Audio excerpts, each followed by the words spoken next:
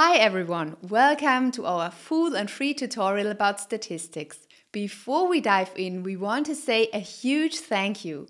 Last year we launched our first ever full course on statistics and the response was absolutely amazing. We are on track to reach 1 million views within just 1 year. Wow! This inspired us to create a revised version for 2025. It was a big project, but there it is. Thank you for being such an amazing community. So let's start.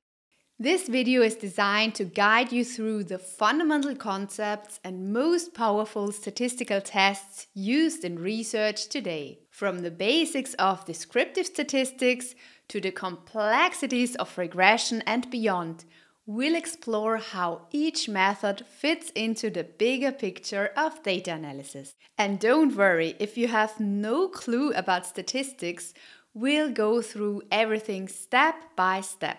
If you like, you can find all topics in our book as well. The link is in the video description. So what is the outline of the video? Our video has 3 major parts.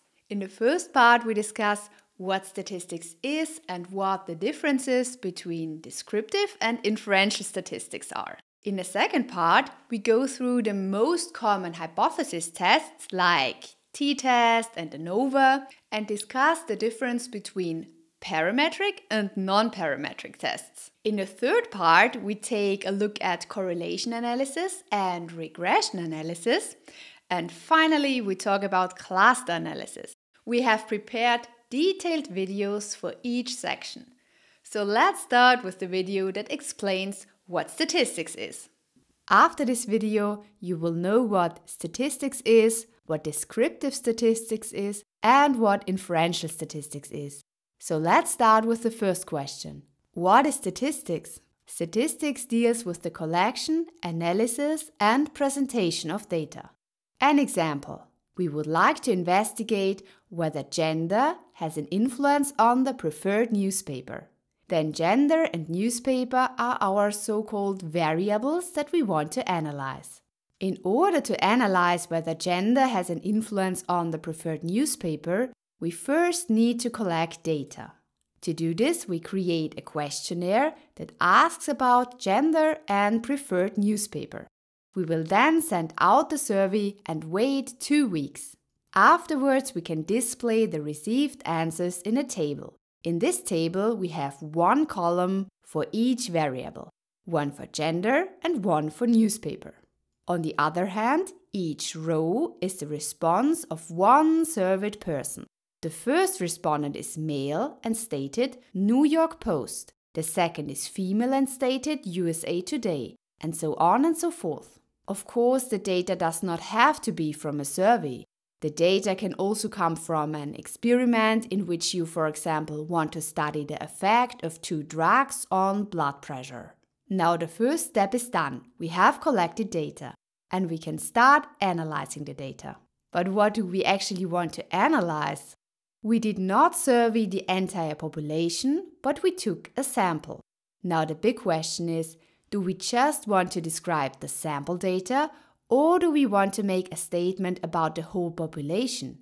If our aim is limited to the sample itself, i.e. we only want to describe the collected data, we will use descriptive statistics. Descriptive statistics will provide a detailed summary of the sample.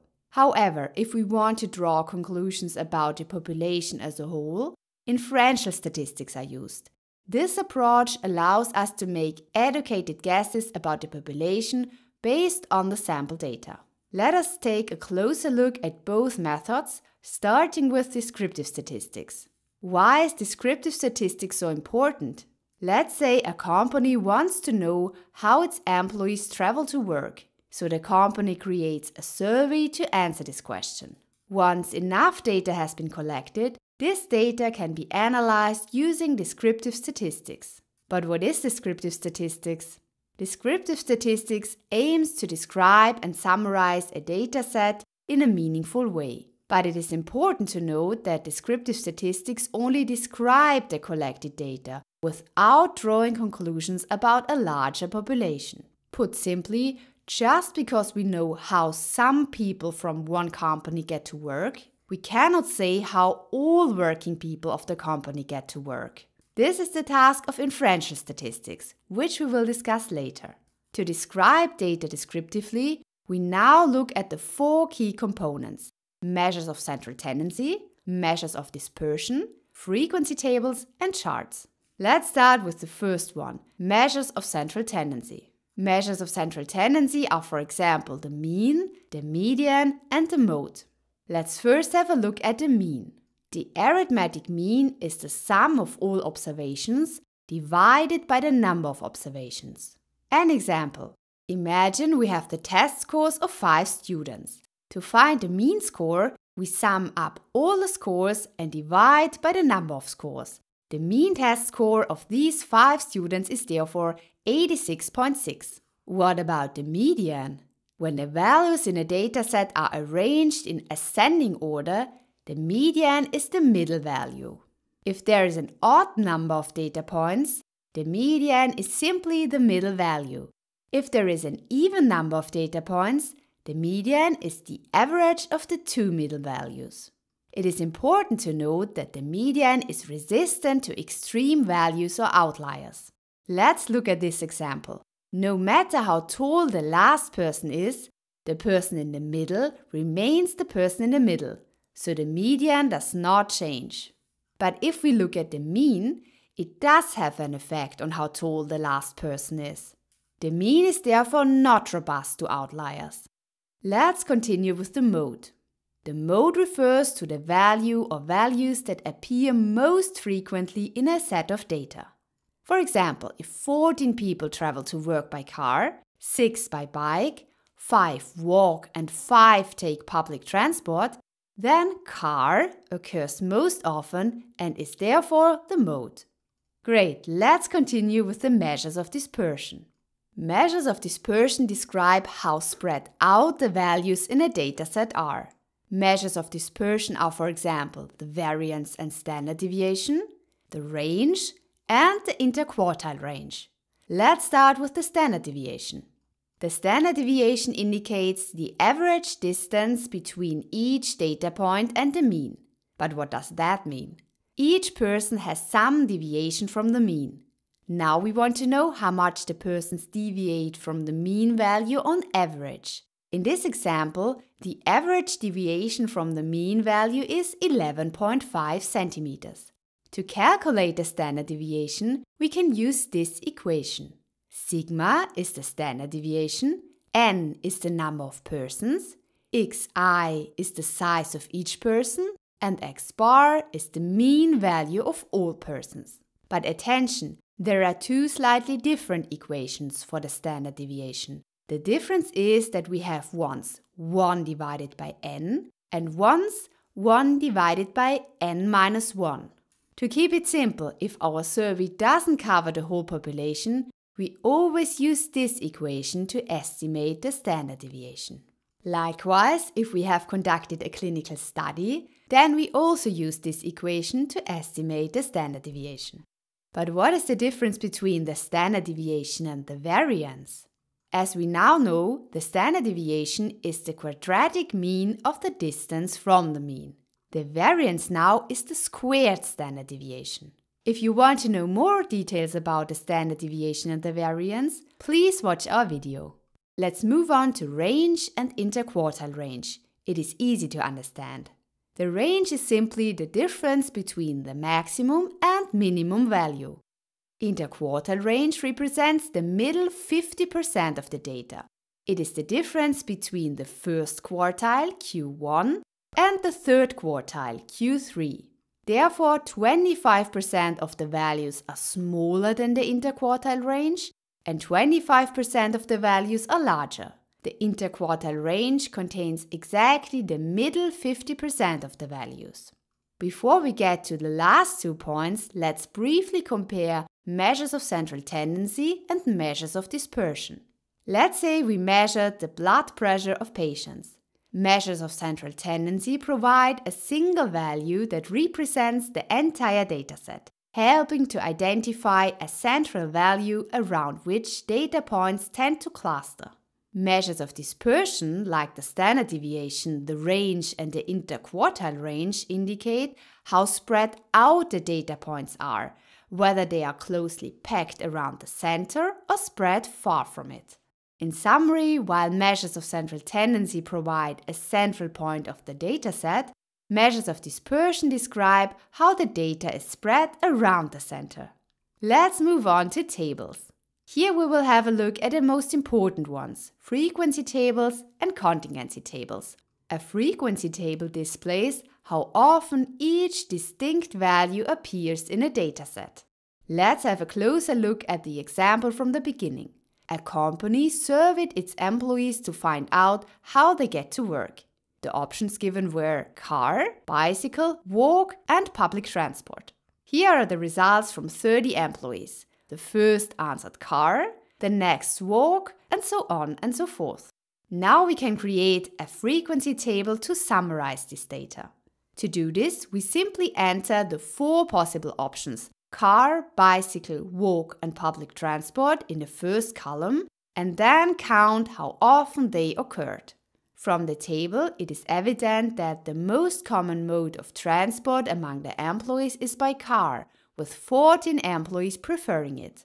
The frequency table thus provides a clear and concise summary of the data. But what if we have not only 1 but 2 categorical variables? This is where the contingency table, also called cross-step, comes in. Imagine the company doesn't have 1 factory but 2. 1 in Detroit and 1 in Cleveland. So we also ask the employees at which location they work. If we want to display both variables, we can use a contingency table. A contingency table provides a way to analyze and compare the relationship between 2 categorical variables. The rows of a contingency table represent the categories of one variable, while the columns represent the categories of another variable. Each cell in the table shows the number of observations that fall into the corresponding category combination. For example, the first cell shows that car and Detroit were answered 6 times. And what about the charts? Let's take a look at the most important ones. To do this, let's simply use datadep.net. If you like, you can load this sample dataset with the link in the video description, or you just copy your own data into this table. Here below you can see the variables distance to work, mode of transport, and site. Datadep gives you a hint about the level of measurement, but you can also change it here. Now, if we only click on mode of transport, we get a frequency table, and we can also display the percentage values. If we scroll down, we get a bar chart and a pie chart. Here on the left, we can adjust further settings. For example, we can specify whether we want to display the frequencies or the percentage values, or whether the bars should be vertical or horizontal. If you also select site, we get a cross table here and a grouped bar chart for the diagrams. Here we can specify whether we want the chart to be grouped or stacked. If we click on distance to work and mode of transport, we get a bar chart where the height of the bar shows the mean value of the individual groups. Here we can also display the dispersion. We also get a histogram, a box plot, a violin plot, and a rainbow plot. If you would like to know more about what a box plot, a violin plot, and a rainbow plot are, take a look at my videos. Let's continue with inferential statistics. At the beginning, we briefly go through what inferential statistics is, and then I'll explain the 6 key components to you. So what is inferential statistics? Inferential statistics allows us to make a conclusion or inference about a population based on data from a sample. What is the population and what is the sample? The population is the whole group we're interested in. If you want to study the average height of all adults in the United States, then the population would be all adults in the United States. The sample is a smaller group we actually study, chosen from the population. For example, 150 adults were selected from the United States. And now we want to use the sample to make a statement about the population. And here are the 6 steps how to do that. Number 1, hypothesis. First, we need a statement, a hypothesis that we want to test. For example, we want to know whether a drug will have a positive effect on blood pressure in people with high blood pressure. But what's next? In our hypothesis, we stated that we would like to study people with high blood pressure. So our population is all people with high blood pressure in, for example, the US. Obviously, we cannot collect data from the whole population, so we take a sample from the population. Now we use this sample to make a statement about the population. But how do we do that? For this, we need a hypothesis test. Hypothesis testing is a method for testing a claim about a parameter in a population using data measured in a sample. Great, that's exactly what we need. There are many different hypothesis tests. And at the end of this video, I will give you a guide on how to find the right test. And of course, you can find videos about many more hypothesis tests on our channel. But how does a hypothesis test work? When we conduct a hypothesis test, we start with a research hypothesis, also called alternative hypothesis. This is the hypothesis we are trying to find evidence for. In our case, the research hypothesis is the drug has an effect on blood pressure. But we cannot test this hypothesis directly with a classical hypothesis test. So we test the opposite hypothesis, that the drug has no effect on blood pressure. But what does that mean? First, we assume that the drug has no effect in a population. We therefore assume that in general, people who take the drug and people who don't take the drug have the same blood pressure on average. If we now take a random sample and it turns out that the drug has a large effect in the sample, then we can ask how likely it is to draw such a sample or one that deviates even more if the drug actually has no effect. So in reality, on average, there is no difference in the population. If this probability is very low, we can ask ourselves, maybe the drug has an effect in the population, and we may have enough evidence to reject the null hypothesis that the drug has no effect. And it is this probability that is called the p-value. Let's summarize this in 3 simple steps. Number 1, the null hypothesis states that there is no difference in the population. Number 2, the hypothesis test calculates how much the sample deviates from the null hypothesis. Number 3, the p-value indicates the probability of getting a sample that deviates as much as our sample or one that even deviates more than our sample, assuming the null hypothesis is true. But at what point is the p-value small enough for us to reject the null hypothesis? This brings us to the next point, statistical significance. If the p-value is less than a predetermined threshold, the result is considered statistically significant. This means that the result is unlikely to have occurred by chance alone, and that we have enough evidence to reject the null hypothesis. This threshold is often 0.05. Therefore, a small p-value suggests that the observed data, our sample, is inconsistent with the null hypothesis. This leads us to reject the null hypothesis in favor of the alternative hypothesis. A large p-value suggests that the observed data is consistent with the null hypothesis, and we will not reject it. But note, there is always a risk of making an error. A small p-value does not prove that the alternative hypothesis is true. It is only saying that it is unlikely to get such a result or a more extreme when the null hypothesis is true. And again, if the null hypothesis is true, there is no difference in the population.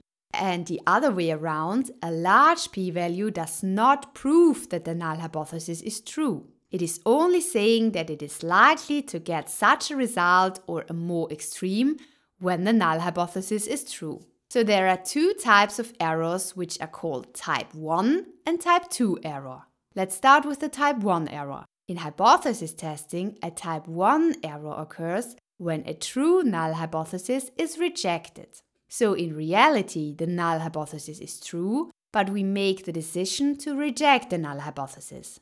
In our example, it means that the drug actually had no effect. So in reality, there is no difference in blood pressure whether the drug is taken or not. The blood pressure remains the same in both cases. But our sample happened to be so far off the true value that we mistakenly thought the drug was working. And a type 2 error occurs when a false null hypothesis is not rejected. So in reality, the null hypothesis is false, but we make the decision not to reject the null hypothesis. In our example, this means the drug actually did work. There is a difference between those who have taken the drug and those who have not, but it was just a coincidence that the sample taken did not show much difference, and we mistakenly thought the drug was not working. And now I'll show you how DataTab helps you to find a suitable hypothesis test and of course calculates it and interprets the results for you. Let's go to datatab.net and copy your own data in here. We will just use this example dataset. After copying your data into the table, the variables appear down here. DataTab automatically tries to determine the correct level of measurement, but you can also change it up here. Now we just click on Hypothesis Testing and select the variables we want to use for the calculation of the hypothesis test. DataTab will then suggest a suitable test. For example, in this case, a chi-square test, or in that case, an analysis of variance. Then you will see the hypotheses and the results. If you're not sure how to interpret the results, click on Summary in Words. Further, you can check the assumptions and decide whether you want to calculate a parametric or a non-parametric test. Now we know the differences between descriptive and inferential statistics. Our next step is to take a closer look at inferential statistics and at choosing the appropriate hypothesis test. Which hypothesis test you can use depends on the level of measurement of your data. There are 4 types of levels of measurement: nominal, ordinal, interval, and ratio. And here is an easy explanation for you. In this video, we are going to explore the 4 levels of measurement: nominal, ordinal, interval, and ratio. Each level gives us important information about the variable and supports different types of statistical analysis. By the end of this video, you will know what the levels of measurement are, and especially you will understand why you need these levels. So whether you are analyzing survey data, optimizing business operations, or studying for a statistics exam, stay tuned. What are levels of measurement? Levels of measurement refer to different ways that variables can be quantified or categorized. If you have a dataset, then every variable in the dataset corresponds to one of the 4 primary levels of measurement. These levels are nominal, ordinal, interval, and ratio. In practice, interval and ratio data are often used to perform the same analysis. Therefore, the term metric level is used to combine these 2 levels. Why do you need levels of measurement? The level of measurement is crucial in statistics for several key reasons. It tells us how our data can be collected, analyzed, and interpreted. Here's why understanding these levels is so important. Different levels of measurement support different statistical analysis. For instance, mean and standard deviation are suitable for metric data. In some cases, it may be suitable for ordinal data, but only if you know how to interpret the results correctly. And it definitely makes no sense to calculate it for nominal data. The level of measurement also tells us which hypothesis tests are possible and determines the most effective type of data visualization. For example, bar charts are great for nominal data, while histograms are better suited for metric data. So each level provides different information and supports various types of statistical analysis. But attention, the level of measurement is mainly relevant at the end of the research process. However, the types of data to be collected and their format are determined at the beginning. Therefore, it is crucial to consider the level of measurement of the data from the start to ensure that the desired tests can be conducted at the end. So let's take a closer look at each level of measurement. What characterizes nominal variables? This is the most basic level of measurement. Nominal data can be categorized, but it is not possible to rank the categories in a meaningful way. Examples of nominal variables are gender with the categories male and female, types of animals with, for example, the categories dog, cat, bird, or preferred newspaper. In all these cases, you can tell whether one value corresponds to the other, so you can distinguish the values, but it is not possible to put the categories in a meaningful order. An example. We would like to investigate whether gender has an influence on the preferred newspaper. Both variables are nominal. So when we create a questionnaire, we simply list the possible answers for both variables. Since there is no meaningful order for nominal variables, it usually does not matter in which order the categories are listed in the questionnaire. Then we can display the collected data in a table, where each row is a person with the respective answer. We can now use our data to create frequency tables or bar charts. But what about the ordinal level of measurement? Ordinal data can be categorized, and in comparison with nominal data, it is possible to have a meaningful ranking of the categories.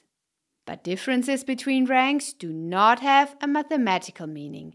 This means the intervals between the data points are not necessarily equal.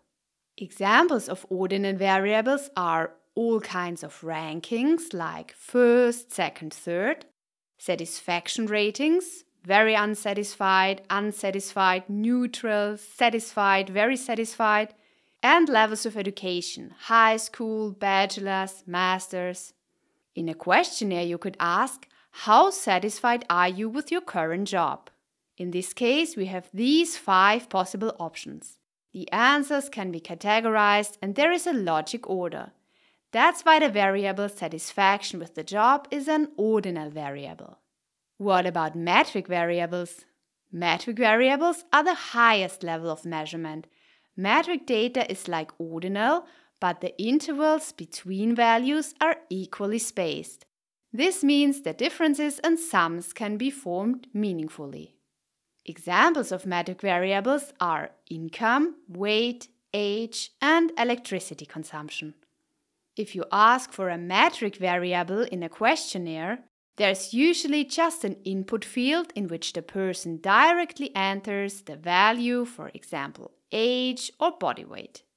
Let's look at what we've learned so far using an example. Imagine you're conducting a survey in a school to understand how pupils get to school. Here are questions you might ask, each corresponding to a different level of measurement. The first question could be, what mode of transportation do you use to get to school? Bus, car, bicycle, walk. This is of course a nominal variable. The answers can be categorized, but there is no meaningful order. This means that bus is not higher than bicycle, walk is not higher than car, and so on and so forth. If you want to analyze the results of this question, you can count how many students use each mode of transportation and present it in a bar chart. Further, you can ask, how satisfied are you with your current mode of transportation? Choices might include very unsatisfied, unsatisfied, neutral, satisfied, very satisfied. This is of course an ordinal variable. You can rank the responses to see which mode of transportation ranks higher in satisfaction, but the exact difference between satisfied and very satisfied, for example, or other options isn't quantifiable. And the last question, how many minutes does it take you to get to school? Minutes to get to school is a metric variable. Here you can calculate the average time to get to school and use all standard statistical measures. We can visualize this data with a histogram showing the distribution of time to get to school. and compare the different transportation modes. So, using nominal data, we can categorize and count responses, but cannot infer any order. Ordinal data allows us to rank responses, but not to measure precise differences between ranks. Metric data enables us to measure exact differences between data points. As already mentioned, metric level of measurement can be further subdivided into interval scale and ratio scale. But what is the difference between interval and ratio level? Let's look at an example. In a marathon, of course, the time of the marathon runners is measured. Let's say the first one took 2 hours and the last one finished the marathon in 6 hours. Here we can say that the fastest runner was 3 times as fast as the slowest. Or to put it the other way around, the slowest one took 3 times as long as the fastest one. This is possible because there is a true 0 point at the beginning of the marathon where all runners start from 0. In this case, we have ratio level of measurement. If, however, the stopwatch is forgotten to start at the beginning of the race and only the differences are measured, starting from the fastest runner, we don't have this true 0. Now the runners cannot be put in proportion. In this case, we can say how big the interval between the runners is. For example, the fastest runner is 4 hours faster than the slowest runner, but we cannot say that the fastest runner was 3 times as fast as the slowest. This is because we don't know the absolute values for both runners. We still have equal intervals. We can say things like runner B finished 1 hour after the fastest runner, and runner C finished 1 hour and 45 minutes after the fastest runner. The time differences are measurable and meaningful. But since there is no true 0 point, we can say the fastest runner was X times as fast as the slowest runner. We only know how much later the other runners finished relative to the fastest runner, but not their total running times. And in this case, we have an interval level of measurement. In summary, while both interval and ratio scales have equal intervals and support similar operations like addition and subtraction, ratio scales have a true 0 point. 0 represents the absence of the quantity being measured. This allows meaningful multiplication and division. And now a little exercise to check whether everything is clear to you. First, we have states of the US, which is a nominal level of measurement. This means the data is used for labeling or naming categories without any quantitative value. In this case, the states are names with no inherent order or ranking. Next, we have product ratings on a scale from 1 to 5. This is an example of ordinal data. Here the numbers do have an order or rank. 5 is better than 1, but the intervals between the ratings are not necessarily equal. Moving on to religious confession. Like the states, this is also nominal. The categories here, such as different religions, are for categorization and do not imply any order. Next, we have CO2 emissions in the year, which is measured on a metric ratio scale. This level allows for the full range of mathematical operations, including meaningful ratios. 0 emissions mean no emissions at all. Then we have telephone numbers. Although telephone numbers are numeric, they are categorized as nominal. They are just identifiers with no numerical value for analysis. Care level of patients is another ordinal example. This might include levels such as low, medium, and high care, which indicate an order, but not the exact difference between these levels. Living space in square meters is measured on a ratio scale. Like CO2 emissions, 0 square meters mean there is no living space, and comparisons like double or half are meaningful. Lastly, we have job satisfaction on a scale from 1 to 4. This is ordinal data. It ranks satisfaction levels, but the difference between each level isn't quantified. Now we know what the level of measurement is, and we can go through the hypothesis tests that are most popular and discuss when to use which test. Let's start with the video on the most common hypothesis test, the t-test. This video is about everything you need to know about the t-test. After this video you know what a t-test is and when you use it, what types of t-tests there are, what the hypotheses and the assumptions are, how a t-test is calculated, and how you interpret the results. Let's start with the first question. What is a t-test? The t-test is a statistical test procedure. And what does the t-test do?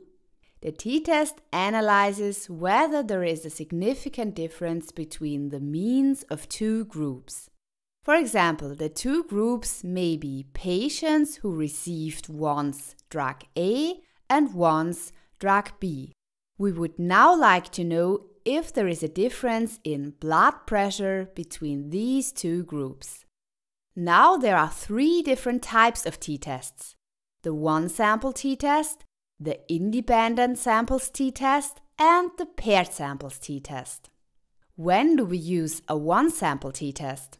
We use the one-sample t-test when we want to compare the mean of a sample with a known reference mean.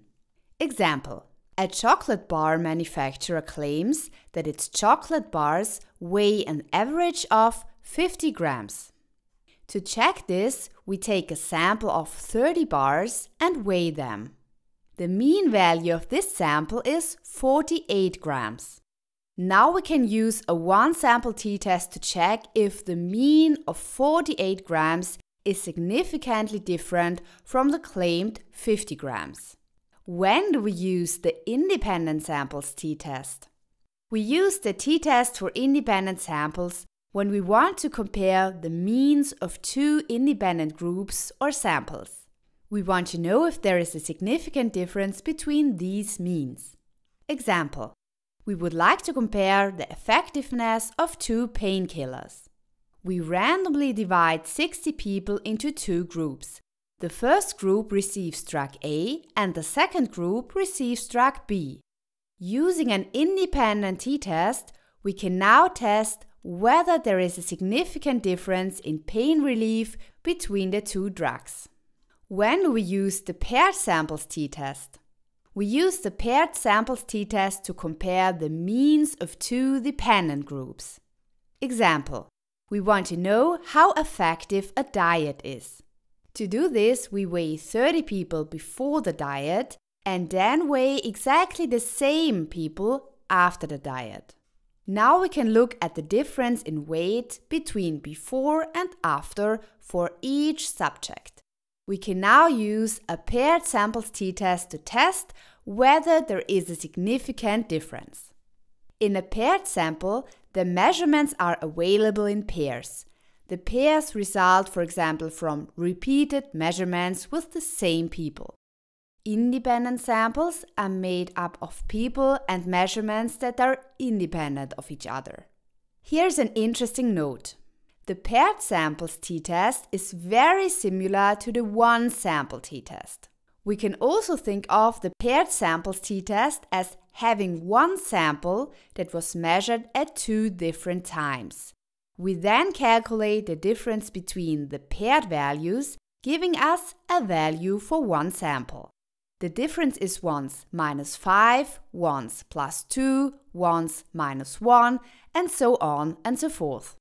Now we want to test whether the mean value of the difference just calculated deviates from a reference value, in this case 0. This is exactly what the one-sample t-test does. What are the assumptions for a t-test? Of course, we first need a suitable sample. In the one-sample t-test, we need a sample and a reference value. In the independent t-test, we need two independent samples. And in the case of a paired t-test, a paired sample. The variable for which we want to test whether there is a difference between the means must be metric. Examples of metric variables are age, body weight, and income. For example, a person's level of education is not a metric variable. In addition, the metric variable must be normally distributed in all 3 t-test variants. To learn how to test if your data is normally distributed, watch my video Test for Normal Distribution. In case of an independent t-test, the variances in the 2 groups must be approximately equal. You can check whether the variances are equal using Levene's test. For more information, watch my video on Levene's test. So, what are the hypotheses of the t-test? Let's start with the one-sample t-test. In the one-sample t-test, the null hypothesis is the sample mean is equal to the given reference value. So there is no difference. And the alternative hypothesis is the sample mean is not equal to the given reference value. What about the independent samples t-test? In the independent t-test, the null hypothesis is the mean values in both groups are the same, so there is no difference between the 2 groups. And the alternative hypothesis is the mean values in both groups are not equal, so there is a difference between the 2 groups. And finally, the paired samples t-test. In a paired t-test, the null hypothesis is the mean of the difference between the pairs is 0. And the alternative hypothesis is the mean of the difference between the pairs is not 0. So now we know what the hypotheses are. Before we look at how the t-test is calculated, let us look at an example of why we actually need a t-test. Let's say there is a difference in the length of study for a bachelor's degree between men and women in Germany. Our population is therefore made up of all graduates of a bachelor who have studied in Germany. However, as we cannot survey all bachelor graduates, we draw a sample that is as representative as possible. We now use the t-test to test the null hypothesis that there is no difference in the population. If there is no difference in the population, we will certainly still see a difference in study duration in the sample. It would be very unlikely that we drew a sample where the difference would be exactly 0.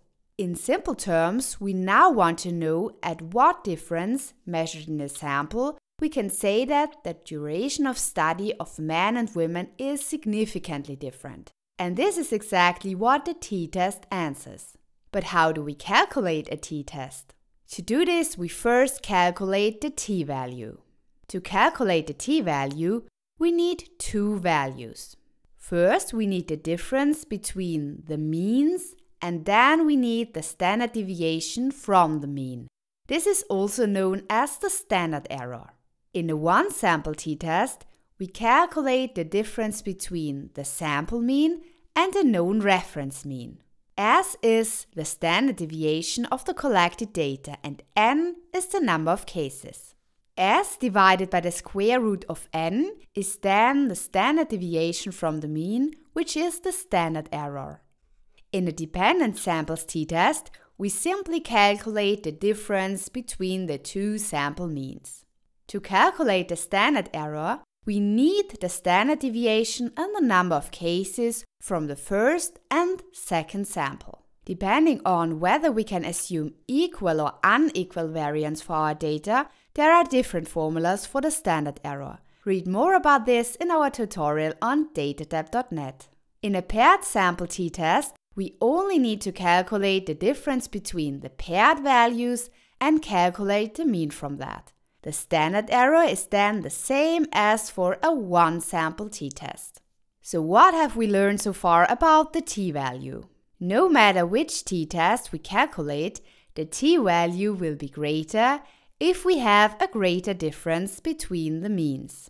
And the t-value will be smaller if the difference between the means is smaller.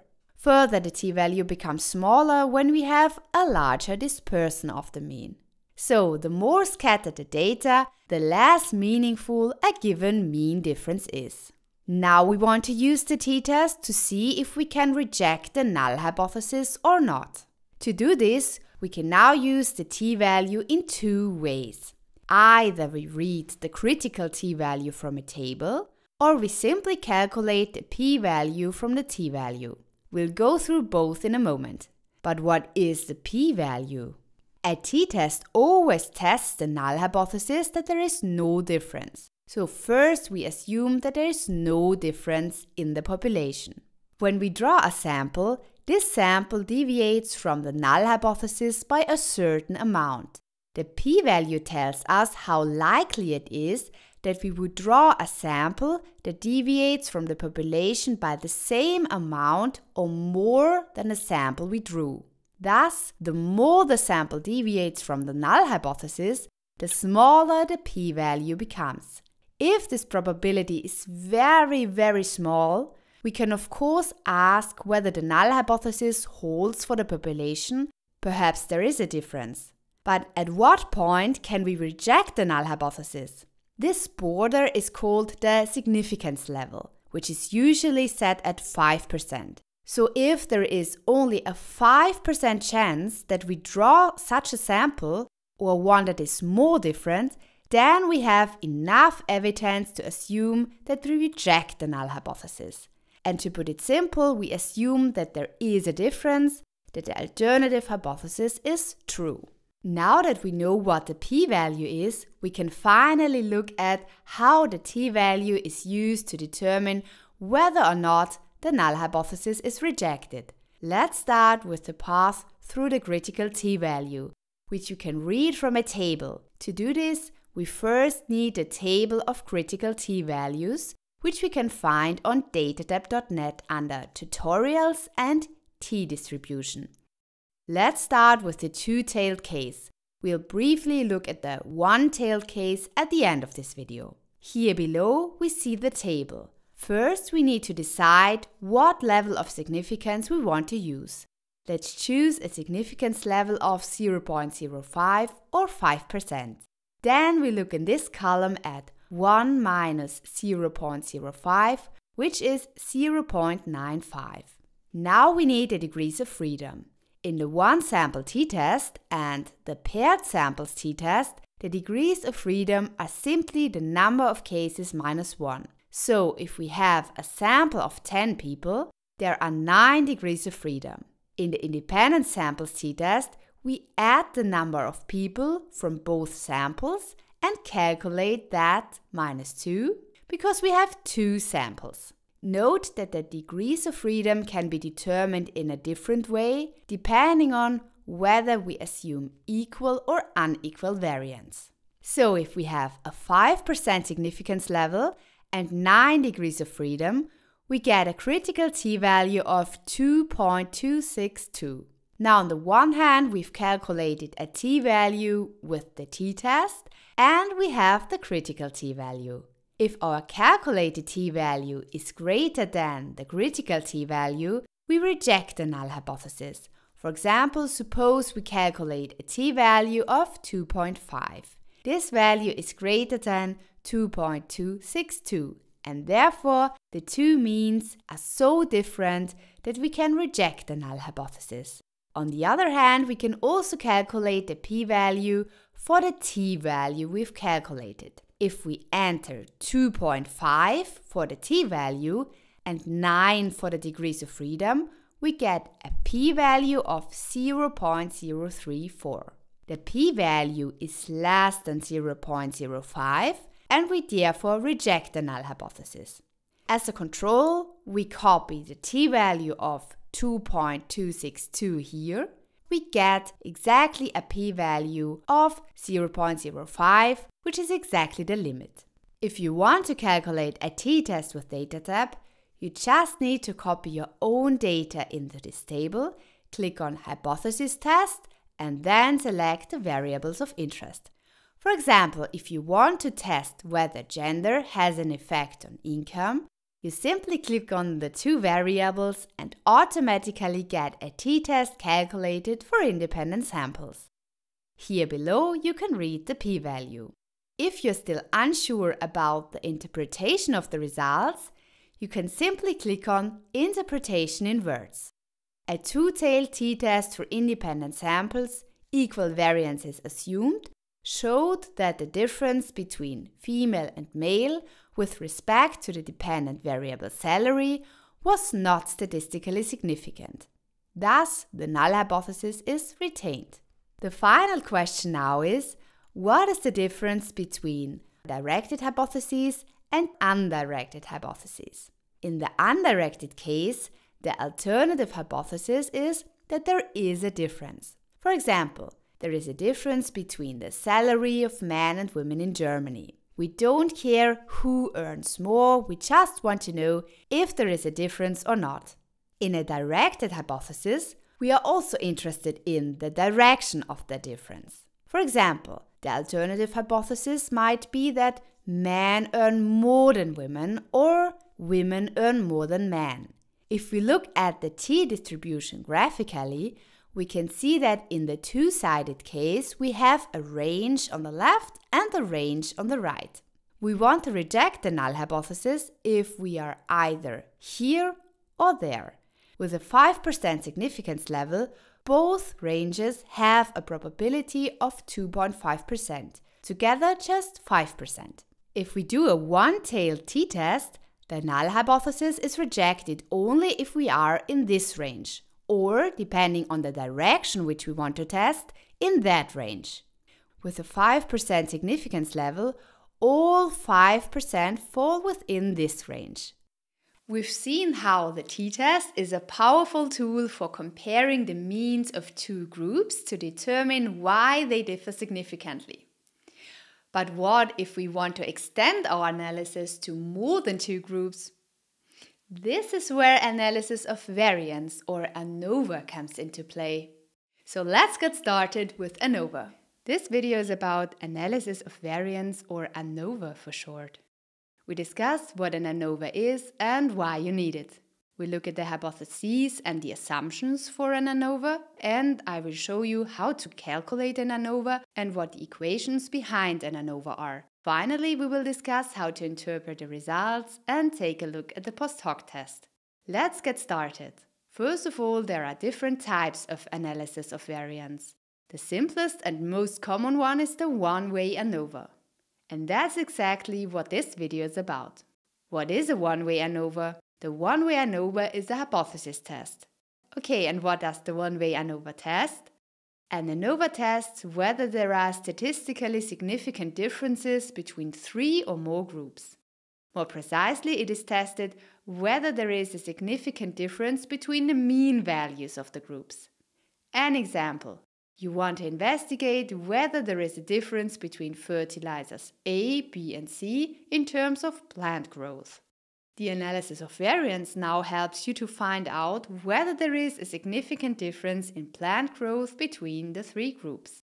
But doesn't the t-test do something similar? That's true, the t-test tests whether there is a difference between two groups. The analysis of variance is now an extension of the t-test, and it tests whether there is a difference between more than two groups. So if you only had two fertilizers, A and B, that you wanted to compare, you would use a t-test. If you have three or more different fertilizers, you would use an ANOVA. Okay, that makes sense. What are the hypotheses tested in an ANOVA? In an ANOVA, the null hypothesis is that the mean values of the groups are equal. Mathematically, this can be expressed as μ1 is equal to μ2 is equal to μk, where μ1 to μk represents the mean values of the different groups. And the alternative hypothesis is that the mean values of the groups are not equal. This can be expressed mathematically as follows. At least one μe is different, where e stands for one of the groups under consideration. What are the assumptions of an ANOVA and how is it calculated? Let's look at this with the help of an example. Let's say you are a researcher and you want to find out whether three different drugs have a different effect on blood pressure. So your research question is, do the three drugs have a different effect on blood pressure? The null hypothesis is, there is no difference between the three drugs in terms of blood pressure. And the alternative hypothesis is, there is a difference between the three drugs in terms of blood pressure. In order to calculate an ANOVA, we of course need data. How do we get the data? We obtain data by taking a sample from the population we need to analyze, for example, all people suffering from high blood pressure. Let's say we took a sample of 24 test subjects. We can then divide these 24 test subjects into 3 groups, with each group receiving a different drug. Okay, but now we still don't have any data, we only have groups for now. That's right, in order to be able to calculate an ANOVA, we have to measure something for each subject, in our case the blood pressure. We measure the blood pressure for each test person once at the beginning and once at the end of the treatment. The difference between the two values tells us how the blood pressure has changed while taking the medication. We have now collected data. But what about the assumptions? We still have to check them, don't we? Exactly, so that you can calculate an ANOVA, these assumptions must be met. Number 1, level of measurement. First, the levels of measurement for your variable must be appropriate for an ANOVA. The independent variable should be nominal, such as the type of medication or the type of fertilizer applied. The dependent variable, on the other hand, must be metric, like blood pressure or plant growth. To summarize, we need a variable that defines the different groups, such as the different medications, and a variable that reflects what is measured in the different groups, for example, blood pressure. But now to the second assumption, independence. The measurements should be independent, i.e. the measured value of one group should not be influenced by the measured value of another group. The third assumption is that of normal distribution. The data within the groups should be normally distributed.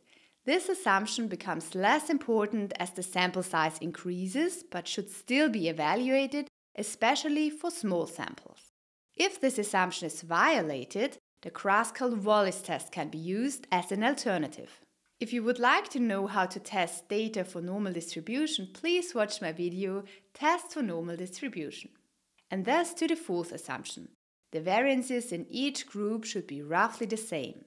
In other words, it should not be the case that we have a very large variance or a very small variance in one group compared to the other group.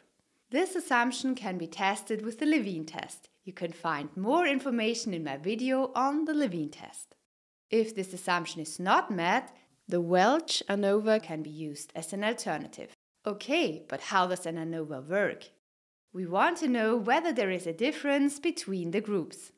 To test whether there is a difference, the ANOVA uses the ratio of the variance between the groups and the variance within the groups. What is the between group variance and what is the within group variance? The variance between the groups measures how much the mean values of the groups differ from each other. In our case, the deviation of the mean values of groups A, B and C. In this case, we would have a big variance, in that case a small one. What is the variance within the groups? The within group variance measures how much the individual data points in each group fluctuate. In this case, we would have a large variance within the groups, in that case a small variance. The ratio between the variance between the groups and the variance within the groups is now the so-called F-value or F-statistic. If the variance between the groups is small and the variance within the groups is large, then we get a small F-value. In this case, it is likely that these deviations or even larger ones occur purely by chance, even if in reality there is no difference between the groups. However, if we have a small spread within the groups and a large spread between the groups, then the F-value is large. It is then very unlikely that such a difference or an even more extreme difference would arise purely by chance. Or to be more precise, it is very unlikely that we will obtain such an F-value or an even larger one. Therefore, to assess whether the differences between the groups are statistically significant, we use the F-value. However, this F-value does not give us a definite answer. To assess the significance of the results more precisely, we need the p-value. So let's calculate the p-value. Let's say this is our data. We have the values from the first, second and third group. So now we start and calculate the variance between the groups and the variance within the groups. First of all, we need the total mean and the mean values of the individual groups. We obtain the total mean by adding up all the values and dividing by the number of values. We have a total of 24 values. This gives us a total mean of 5.3. We get the mean values of the groups by simply adding up all the values of the respective group and dividing by the number of values per group. Now we've calculated all the required mean values and we can calculate the so-called sum of squares between the groups. To do this, we calculate the difference between each group mean and the total mean. Square this and add up the results. N is the number of values in the eth group. So we get 2.5 minus 5.3 squared plus 8 minus 5.3 squared plus 5.5 minus 5.3 squared.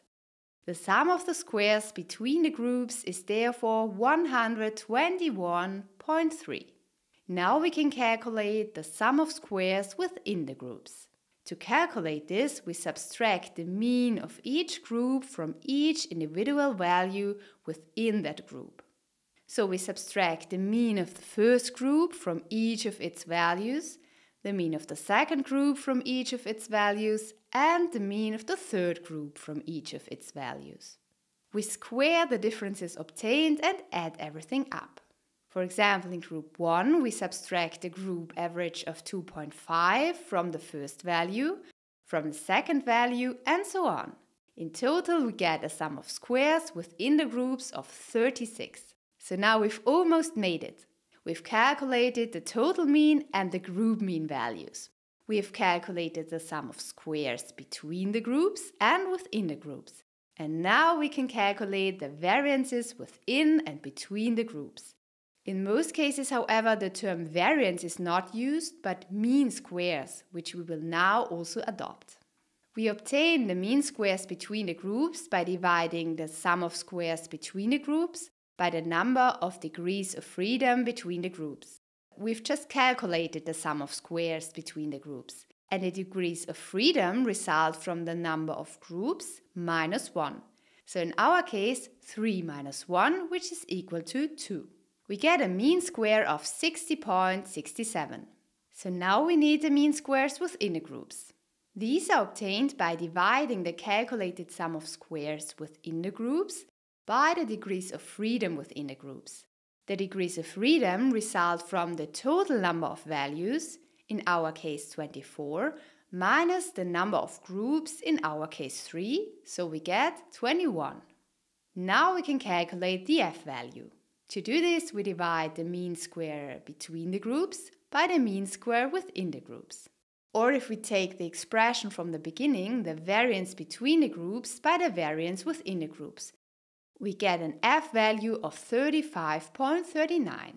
But what about the p-value? We can calculate the p-value with an F distribution. To do this, we simply go to datatab.net.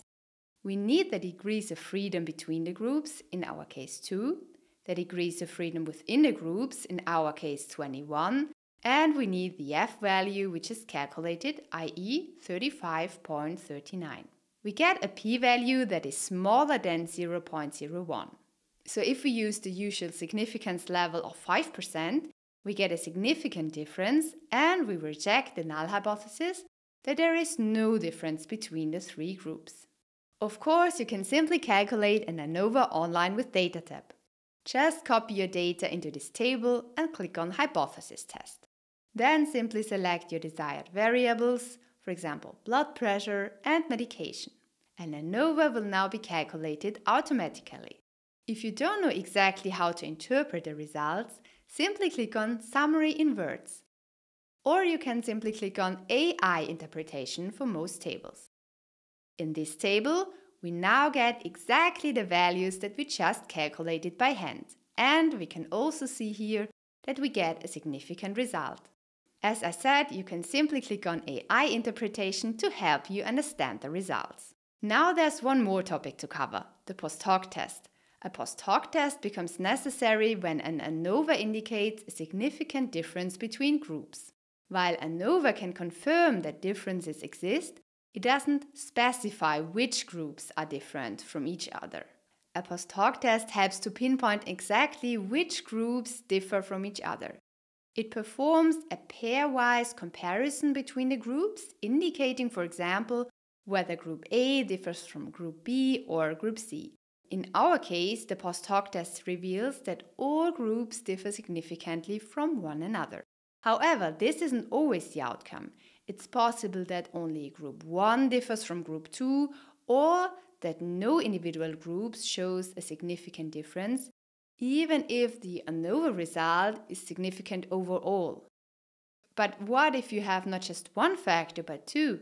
In this case, you will need to perform a two-way ANOVA. Let's explore the two-way ANOVA. What is a two-way ANOVA? A two-way ANOVA is a statistical method used to test the effect of two categorical variables on a continuous variable. The categorical variables are the independent variables, for example, the variable drug type with drug A and B, and gender with female and male. And the continuous variable is the dependent variable, for example, the reduction in blood pressure. So, the two-way ANOVA is the extension of the one-way ANOVA. While a one-way ANOVA tests the effects of a single independent variable on a dependent variable, a two-way ANOVA tests the effects of two independent variables. The independent variables are called factors. But what is a factor? A factor is, for example, gender of a person with the levels male and female, type of therapy with therapy A, B and C, or the field of study with medicine, business administration, psychology and mathematics. In an analysis of variance, a factor is therefore a nominal variable. We use an ANOVA whenever we want to test whether these levels have an influence on the so-called dependent variable. You might want to test whether gender has an effect on salary, whether therapy has an effect on blood pressure, or whether field of study has an effect on length of study.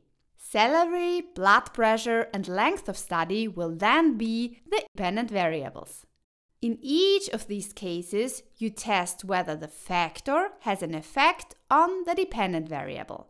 Since you only have one factor in these cases, you would use a one-way ANOVA. Okay, you're right. In the first case, we have a variable with only two categories, so of course we would use the independent samples t-test. But when do we use a two-way ANOVA? We use a two-factor analysis of variance when we have a second factor and we want to know whether this factor also has an effect on the dependent variable. We would also like to know whether, in addition to gender, the highest level of education has an impact on salary. Or we would like to include gender in addition to type of therapy. Or in the third case, we would also like to know whether the university attended, in addition to the field of study, has an influence on the length of study. Now we don't have one factor in all three cases, but two factors in each case. And since we now have two factors, we use a two-way analysis of variance. So in a one-way ANOVA, we have one factor from which we create the groups. If the factor we are looking at has three levels, for example, three different types of drug, we will have three groups to compare. In the case of a two-way analysis of variance, the group results from the combination of the levels of the two factors. If we have one factor with three levels and one with two levels, we have a total of 6 groups to compare. But what kind of statements can we make with a two-way ANOVA? With the help of a two-way ANOVA, we can answer 3 things. Whether the first factor has an effect on the dependent variable, whether the second factor has an effect on the dependent variable, and whether there is an interaction effect between the two factors. But what about the hypotheses in a two-way ANOVA? There are 3 null hypotheses and therefore also 3 alternative hypotheses. The first null hypothesis is there is no significant difference between the groups of the first factor. And the alternative hypothesis, there is a significant difference between the groups of the first factor.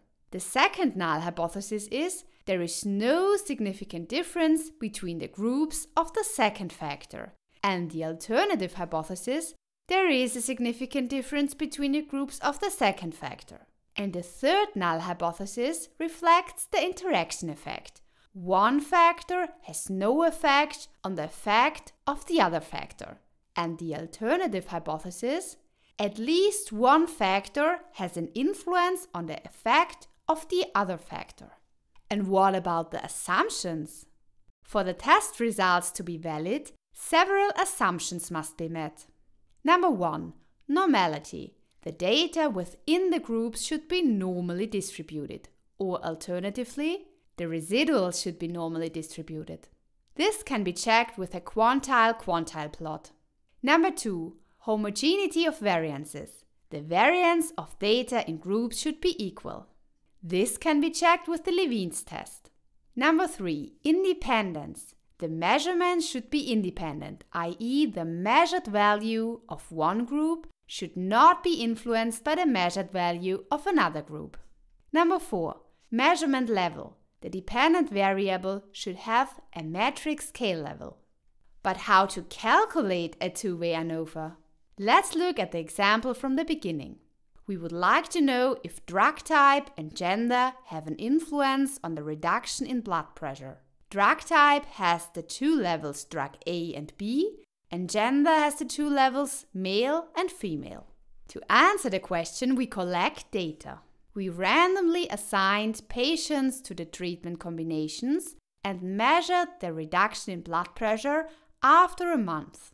For example, the first patient receives drug A, is male, and after 1 month a reduction in blood pressure of 6 was measured. Now let us answer the questions. Is there a main effect of drug type on the reduction in blood pressure? Is there a main effect of gender on the reduction in blood pressure? And is there an interaction effect between drug type and gender on the reduction in blood pressure? For the calculation, we can use either a statistical software like DataTab or do it by hand.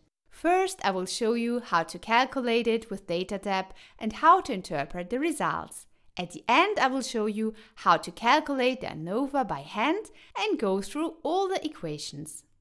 To calculate a two-way ANOVA online, simply visit datatab.net and copy your data into this table.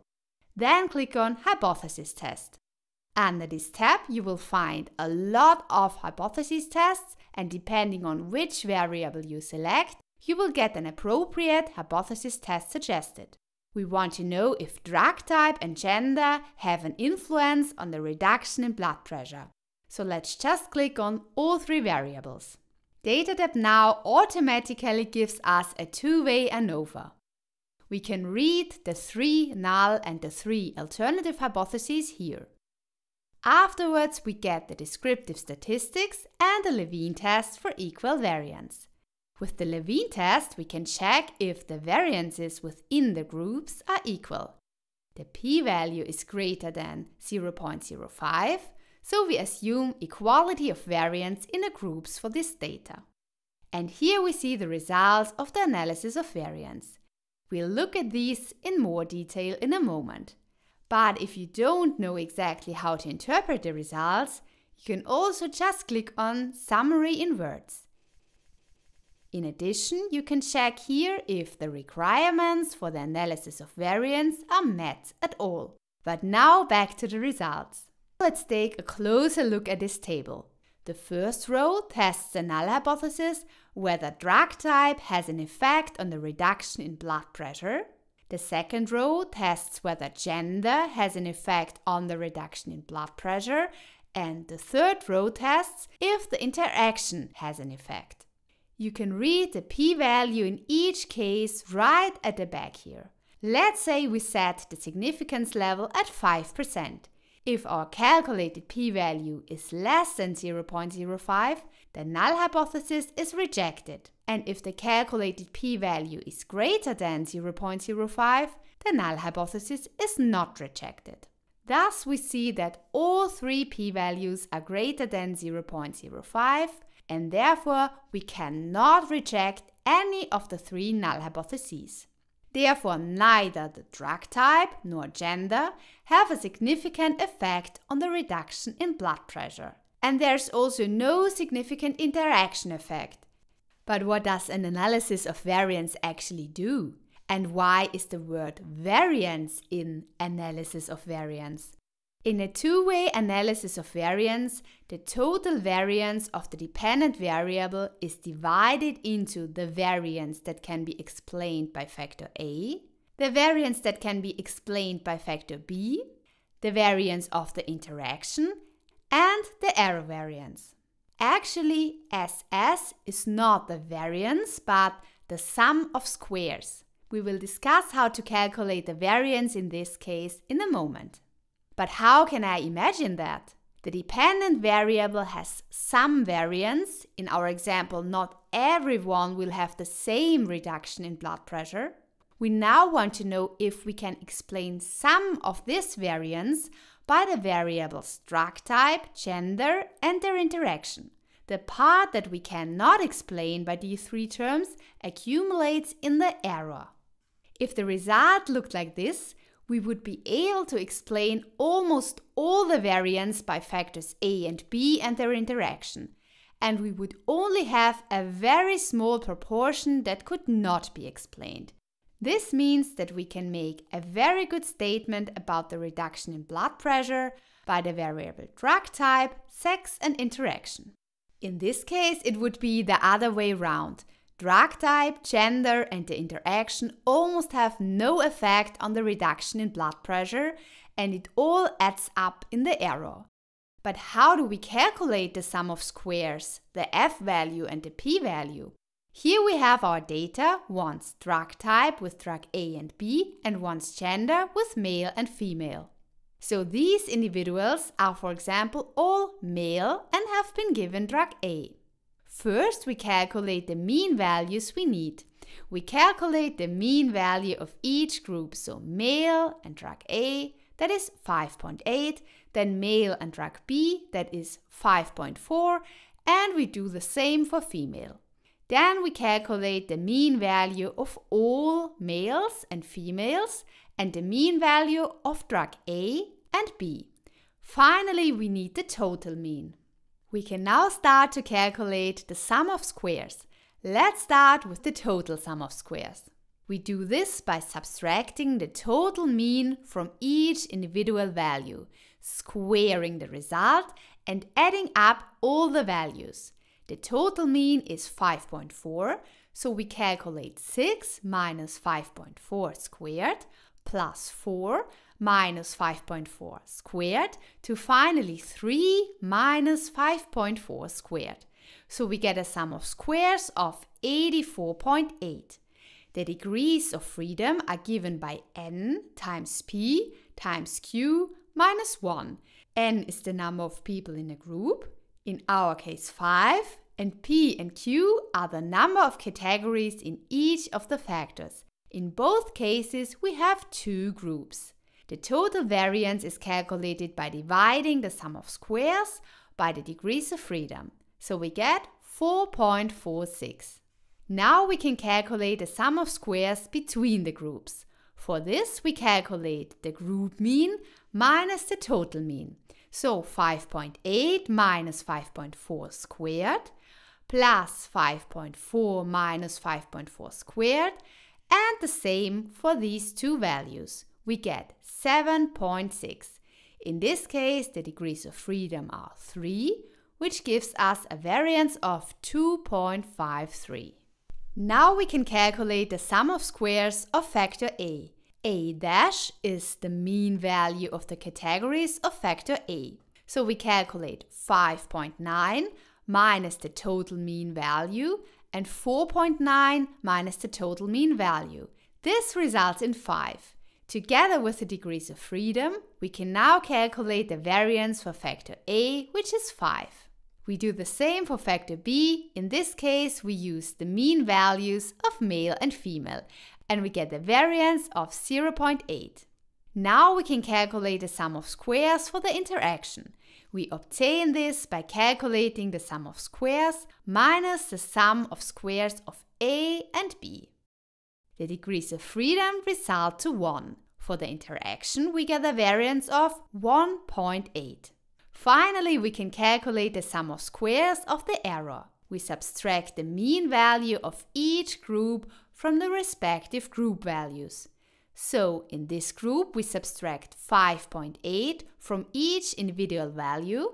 In this group, we subtract 5.4. Here we subtract 6. And then we subtract 4.4. This gives us a sum of squares of 77.2. The degrees of freedom are 16, and we get a variance of 4.83. And now we calculate the F values. These are obtained by dividing the variance of factor A, B, or the interaction by the error variance. So we get the F value for factor A by dividing the variance of factor A by the error variance, which is equal to 1.04. We can now do exactly the same for FB and FAB. To verify, we get exactly the same values with data-tab: 1.04, 0.17 and 0.37. For the calculation of the p-value, you need the degrees of freedom and the F distribution. So with these three values, you can either read the critical p-value in a table, or as usual, you just use a software to calculate the p-values. You can find a table of critical F values on data-tab. E.g., for a significance level of 5%, you can use this table. If the red value is greater than the calculated F value, the null hypothesis is rejected, otherwise not.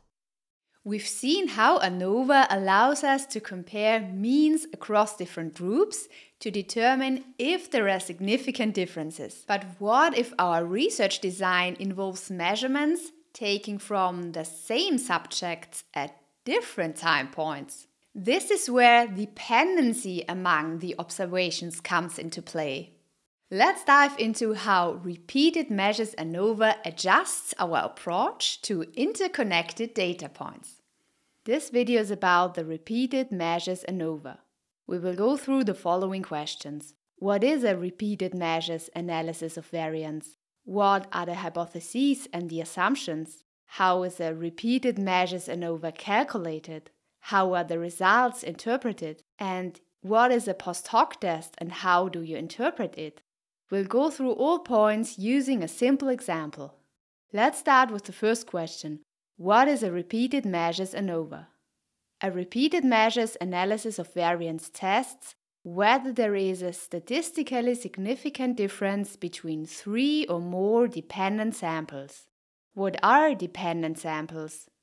In a dependent sample, the same participants are measured multiple times under different conditions or at different time points. We therefore have several measurements from each person involved. Let's take a look at an example. Let's say we want to investigate the effectiveness of a training program. For this, we've started looking for volunteers to participate. In order to investigate the effectiveness of the program, we measure the physical fitness of the participants at several points in time, before the training program, immediately after completion, and 2 months later. So for each participant, we have a value for physical fitness before the program, a value immediately after completion, and a value 2 months later. And since we are measuring the same participants at different points in time, we are dealing with dependent samples. Now, of course, it doesn't have to be about people or points in time. In a generalized way, we can say, in a dependent sample, the same test units are measured several times under different conditions. The test units can be people, animals, or cells, for example, and the conditions can be time points or treatments, for example. But what is the purpose of repeated measures ANOVA? We want to know whether the fitness program has an influence on physical fitness. And it is precisely this question that we can answer with the help of an ANOVA with repeated measures. Physical fitness is therefore our dependent variable, and time is our independent variable, with time points as levels. So the analysis of variance with repeated measures checks whether there is a significant difference between the different time points. But isn't that what the paired samples t-test does? Doesn't it also test whether there is a difference between dependent samples? That's correct. The paired samples t-test evaluates whether there is a difference between two dependent groups. The repeated measures ANOVA extends this concept, allowing you to examine differences among 3 or more dependent groups. What are the hypotheses for repeated measures ANOVA?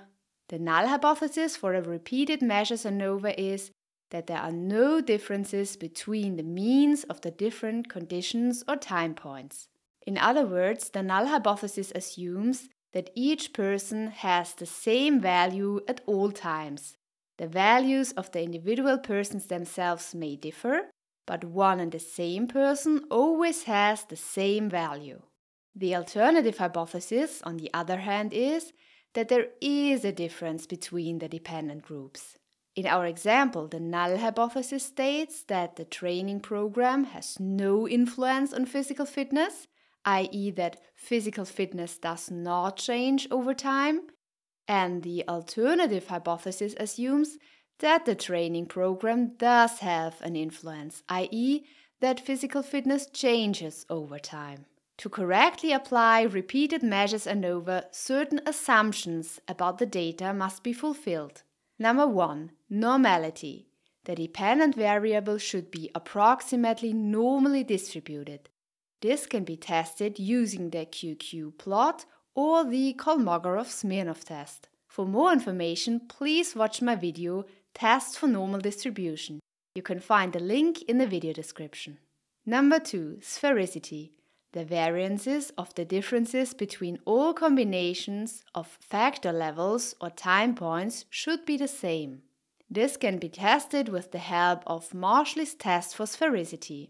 If the resulting p-value is greater than 0.05, we can assume that the variances are equal and the assumption is not violated. In this case, the p-value is greater than 0.05. Therefore, this assumption is fulfilled. If the assumption is violated, adjustments such as Greenhouse-Geiser or Hein-Feld can be made. Now I'll show you how to calculate and interpret an analysis of variance online with DataTab. And then we'll go through the formulas to explain how to calculate the analysis of variance with repeated measures by hand. To calculate an ANOVA online, you simply go to datatab.net and copy your own data into this table. I use this example dataset. You can find a link to load this example dataset in the video description. Make sure that your data is structured correctly, i.e. one row per participant and one column per condition or time. Now we click on the Hypothesis Test tab. At the bottom, we see the 3 variables before, in the middle and end from the dataset. If we now click on all of them, a repeated measures ANOVA is automatically calculated. Firstly, we can check the assumptions. Here we see that the Marshall's test for sphericity results in a p-value of 0.357. This value is greater than 0.05 and thus the assumption is fulfilled. If this is not the case, you can tick sphericity correction. I will explain how to test the normal distribution in a separate video. In our example now, we will assume normal distribution with a lot of gnashing of teeth. If the assumption is not fulfilled, you can simply calculate the non-parametric counterpart to the repeated measures ANOVA, the Friedman test. This does not require your data to be normally distributed. First of all, if you do not know exactly how to interpret the individual tables in your analysis, you can simply click on Summary in Words or on AI interpretation for the tables. But now back to the results. First we see the null and the alternative hypothesis. The null hypothesis is that there is no difference between the dependent variables before, in the middle and end. And the alternative hypothesis is that there is a difference. At the end of the test, we can say whether we reject this null hypothesis or not. Now we see the descriptive statistics and a box plot. We then get the results of the ANOVA with repeated measures.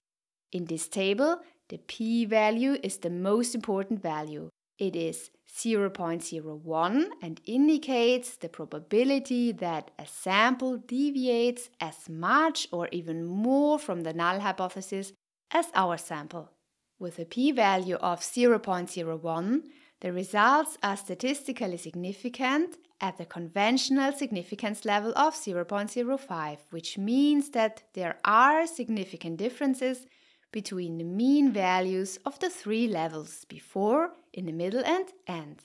This rejects the null hypothesis and we assume that there is a difference between the groups and that the training program or therapy has a significant effect. If you want an interpretation of the other values in this table, simply click on AI interpretation. Finally, here is the table for the Bonferroni post-hoc test. Since the p-value of the analysis of variance is smaller than 0.05, we know that there is a difference between one or more groups. With the post-hoc test, we can now determine between which groups this difference exists. We see that there is a significant difference between before and end, and in the middle and end. Both have a p-value of less than 0.05. How do you calculate an analysis of variance with repeated measures by hand? Let's say this is our data. We have 5 people, each of whom we measured at 3 different points in time. Now we can calculate the necessary mean values. First, we calculate the mean value of all the data, which is 5.4. Then we calculate the mean value of the 3 groups. For the first groups, we get a mean value of 5. For the second, a value of 6.1, and for the third, a value of 5.1. And finally, we can calculate the mean value of the 3 measurements for each person. So for the first person, for example, we have an average value of 8 over the 3 measurements, and for the last person, we have an average value of 5. Now that we have all the mean values, we need to calculate the required sums of squares. But note, our goal is the so-called f-value and subsequently calculate a p-value from it. There are different ways for getting this f-value. I will demonstrate one common way how to do this. Depending on which statistics textbook you use, you may come across a different formula. But back to the calculation. Let's start with the sum of squares within the subjects. We obtain this by calculating each individual value xmi minus the mean value of the respective subject, squaring this and adding it up. So we start with 7 minus 8 squared plus 9 minus 8 squared until finally 3 minus 5 and 7 minus 5. We can then calculate the sum of squares of the treatment, i.e. the sum of squares of the 3 points in time. We obtain this by subtracting the total mean value from each group mean value, squaring it and adding it up. N is the number of people in a group. So we get 5 minus 5.4 squared plus 6.1 minus 5.4 squared plus 5.1 minus 5.4 squared. Now we can calculate the sum of squares of the residual. We get this by simply calculating the sum of squares within the subjects minus the sum of squares of the treatment. Alternatively, we can also use this formula. Here, xmi is again the value of each individual person, ai is the mean value of the respective group, pm is the mean value of the respective person of the 3 points in time, and g is the total mean value. We can then calculate the mean squares. To do this, we divide the respective sum of squares by the degrees of freedom. The mean square of the treatment is therefore calculated by dividing the sum of squares of the treatment by the degrees of freedom of the treatment. The degrees of freedom of the treatment are the number of factor levels minus 1. So we have 3 time points minus 1, which is 2. The mean square of the residual is obtained in the same way. Here the degrees of freedom are the number of factor levels minus 1 times the number of subjects minus 1. We get 2 times 7, which is equal to 14. Now we calculate the F value, which is done by dividing the mean square of the treatment by the mean square of the residual or error. Finally, we calculate the p-value using the F value and the degrees of freedom from the treatment and residual. To calculate the p-value, you can simply go to this page on Data tab. The link can be found in the video description. Here you can enter your values. Our F value is 1.69, the numerator degree of freedom, i.e. that of the treatments, is 2, and the denominator degree of freedom, i.e. that of the error, is 14.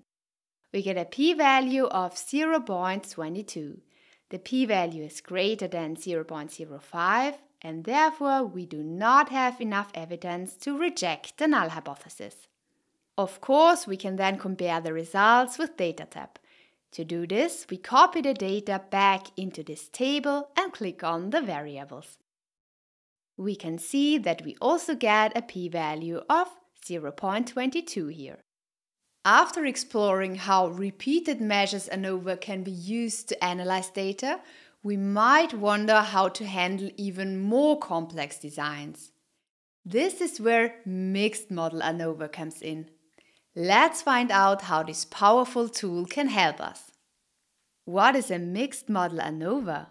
What are the hypotheses and assumptions? And how to interpret the results of a mixed model ANOVA? This is what we discuss in this video. Let's start with the first question. What is a mixed model ANOVA? A mixed model ANOVA is a statistical method used to analyze data that involves both between subject factors and within subject factors. But what are between subject factors and within subject factors? Let's look at an example.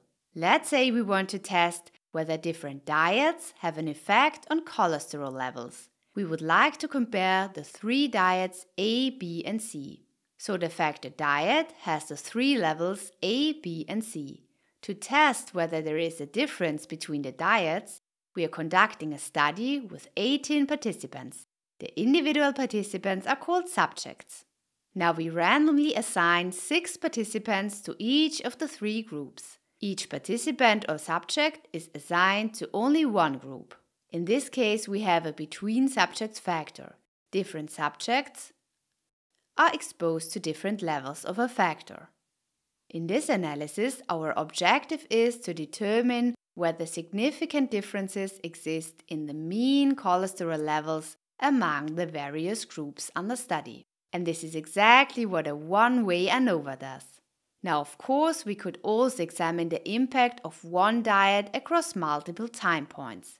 We could measure the cholesterol levels at each participant at the start of the diet, after 2 weeks and after 4 weeks.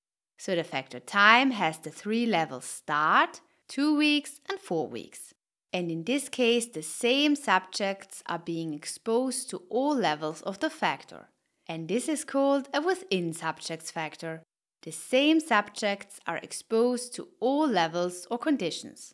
In this case, we want to know if there is a difference in the mean value of the cholesterol levels between the different points in time. And this is exactly what a repeated measures ANOVA does. Therefore, in a repeated measures ANOVA, we have within subject factors.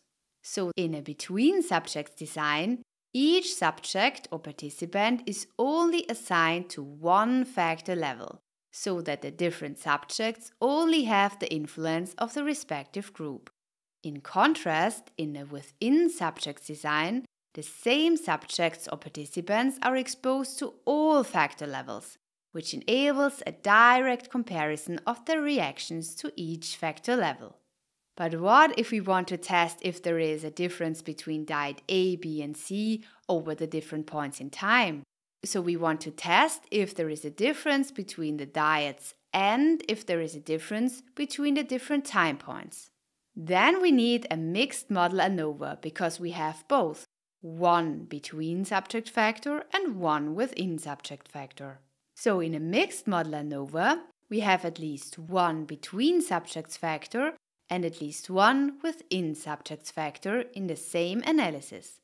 Note, a mixed model ANOVA is also called a two-way ANOVA with repeated measures, because there are two factors and one of them results from repeated measures. Therefore, the mixed model ANOVA tests whether there is a difference between more than two samples which are divided at least between two factors. One of the factors is a result of measurement repetition. With the help of a mixed model ANOVA, you can now answer three things. First, whether the within subject factor has an effect on a dependent variable. Second, whether the between subject factor has an effect on a dependent variable. And third, whether there is a so-called interaction effect between the two factors. This gives us a good transition to the hypotheses. The first null hypothesis is the mean values of the different measurement times do not differ. There are no significant differences between the groups of the within subject factor. Then, of course, there is the second. The means of the different groups of the between subject factor do not differ. And the third null hypothesis reflects the interaction effect. One factor has no effect on the effect of the other factor.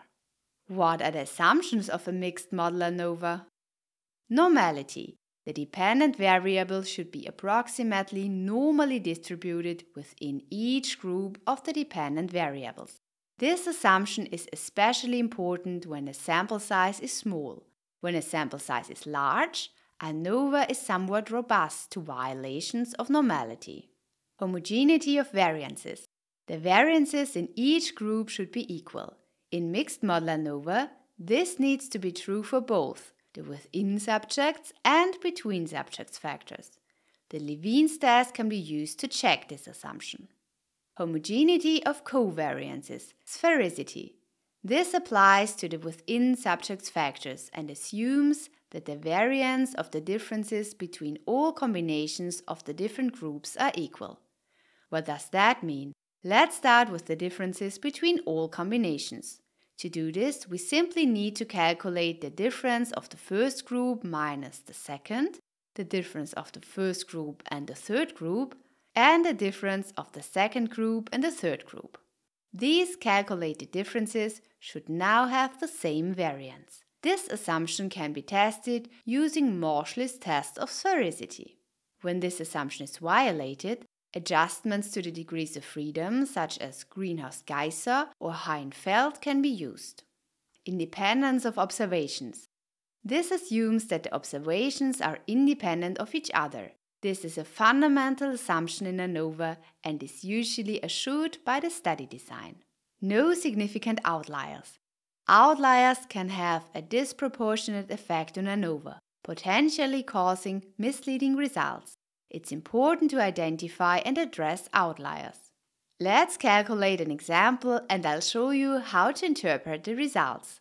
Let's say this is our data that we want to analyze. We want to know whether therapy A, B, and C and 3 different time points have an effect on cholesterol levels. Each row is one person. The therapy is the between subject factor and the time with the levels before the therapy in the middle and at the end of the therapy is the within subject factor. So the first patient on therapy A had a cholesterol level of 165 before therapy, a cholesterol level of 145 in the middle, and a cholesterol level of 140 at the end. Let's first calculate the example online with DataTab and then discuss how to interpret the results. To calculate an ANOVA online, simply go to datatab.net and copy your data into this table. You can also load this example dataset using the link in the video description. Then click on Hypothesis Testing. Under this tab, you will find a lot of hypothesis tests, and depending on which variable you click on, you will get an appropriate hypothesis test suggested. If you copy your data up here, the variables will appear down here. If the correct scale level is not automatically detected, you can simply change it under Variables view. For example, if we click on Before, Middle and End, a repeated measures ANOVA is automatically calculated. But we also want to include the therapy, so we just click on Therapy. Now we get a mixed model ANOVA. We can read the 3 null and the 3 alternative hypotheses here. Then we get the descriptive statistics output. And here we see the results of the analysis of variance and also the post-hoc test. We'll look at these again in detail in a moment. But if you don't know exactly how to interpret the results, you can also click on Summary in Words. But now back to the results. Most important in this table are these 3 rows. With these 3 rows you can check if the 3 null hypotheses we stated before are rejected or not. The first row tests your null hypothesis, whether cholesterol level changes over time, so whether the therapies have an effect on cholesterol level. The second row tests whether there is a difference between the respective therapy forms with respect to cholesterol level. And the last row checks if there is an interaction between the 2 factors. You can read the p-value in each case right at the back here. Let's say we set the significance level at 5%.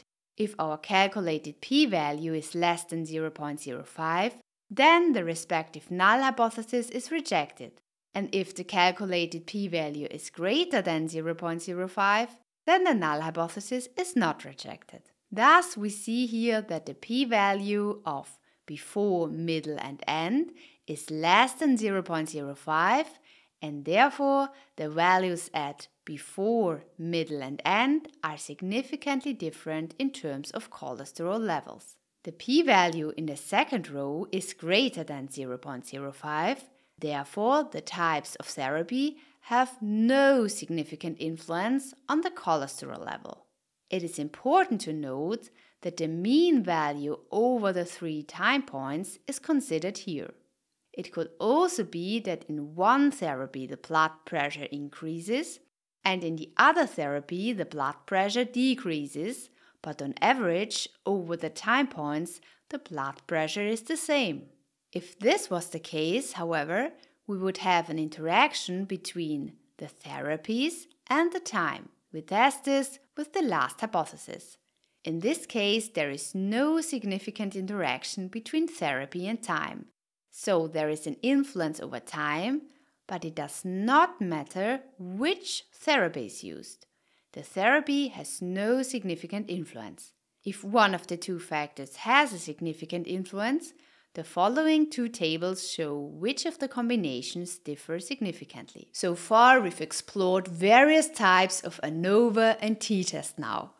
These are all so-called parametric tests and require certain assumptions about the data, like normality. But what happens if our data doesn't meet these assumptions? This is where non-parametric tests come into play.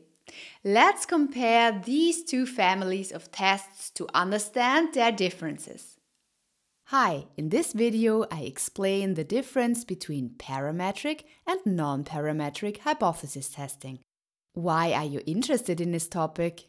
You want to calculate a hypothesis test, but you don't know exactly what the difference is between a parametric and a non-parametric test, and you're wondering when to use which test. If you want to calculate a hypothesis test, you must first check the assumptions for the test. One of the most common assumptions is that your data is normally distributed. In simple terms, if your data is normally distributed, parametric tests are used, such as the t-test, analysis of variance, or Pearson correlation. If your data is not normally distributed, non-parametric tests are used, such as Mann-Whitney U-Test or Spearman's correlation. What about the other assumptions? Of course, you still need to check whether there are other assumptions for the test. In general, however, non-parametric tests make fewer assumptions than parametric tests. So why use parametric tests at all? Parametric tests are generally more powerful than non-parametric tests. What does that mean? Here's an example. You have formulated your null hypothesis: men and women are paid equally. Whether this null hypothesis is rejected depends on the difference in salary, the dispersion of the data, and the sample size. In a parametric test, a smaller difference in salary or a smaller sample is usually sufficient to reject the null hypothesis. If possible, always use parametric tests. What is the structural difference between parametric and non-parametric tests? Let's take a look at Pearson correlation and Spearman's rank correlation, as well as a t-test for independent samples and the Mann-Whitney U-Test. Let's start with the Pearson and Spearman correlation. The Spearman's rank correlation is the non-parametric counterpart to the Pearson correlation. What is the difference between the two correlation coefficients? Spearman correlation does not use raw data, but the ranks of the data. Let's look at an example. We measure the reaction time of 8 computer players and ask their age. When we calculate a Pearson correlation, we simply take the two variables reaction time and age and calculate the Pearson correlation coefficient. However, we now want to calculate Spearman's rank correlation. So first we assign a rank to each person for reaction time and age. The reaction time is already sorted by size. 12 is the smallest value, so gets rank 1. 15 the second smallest, so gets rank 2, and so on and so forth. We are now doing the same with age. Here we have the smallest value, there the second smallest, here the third smallest, fourth smallest, and so on and so forth. Let's take a look at this in a scatter plot. Here we see the raw data of age and reaction time. But now we would like to use the rankings. So we form ranks from the variables age and reaction time. Through this transformation, we have now distributed our data more evenly. To get Spearman's correlation, we simply calculate Pearson correlation from the ranks. So Spearman correlation is equal to Pearson correlation, only that the ranks are used instead of raw values. What about a t-test for independent samples and the Mann-Whitney U-Test? The t-test for independent samples and the Mann-Whitney U-Test check whether there is a difference between two groups. An example: is there a difference between the reaction time of men and women? The Mann-Whitney U-Test is the non-parametric counterpart to the t-test for independent samples. But there is an important difference between the two tests.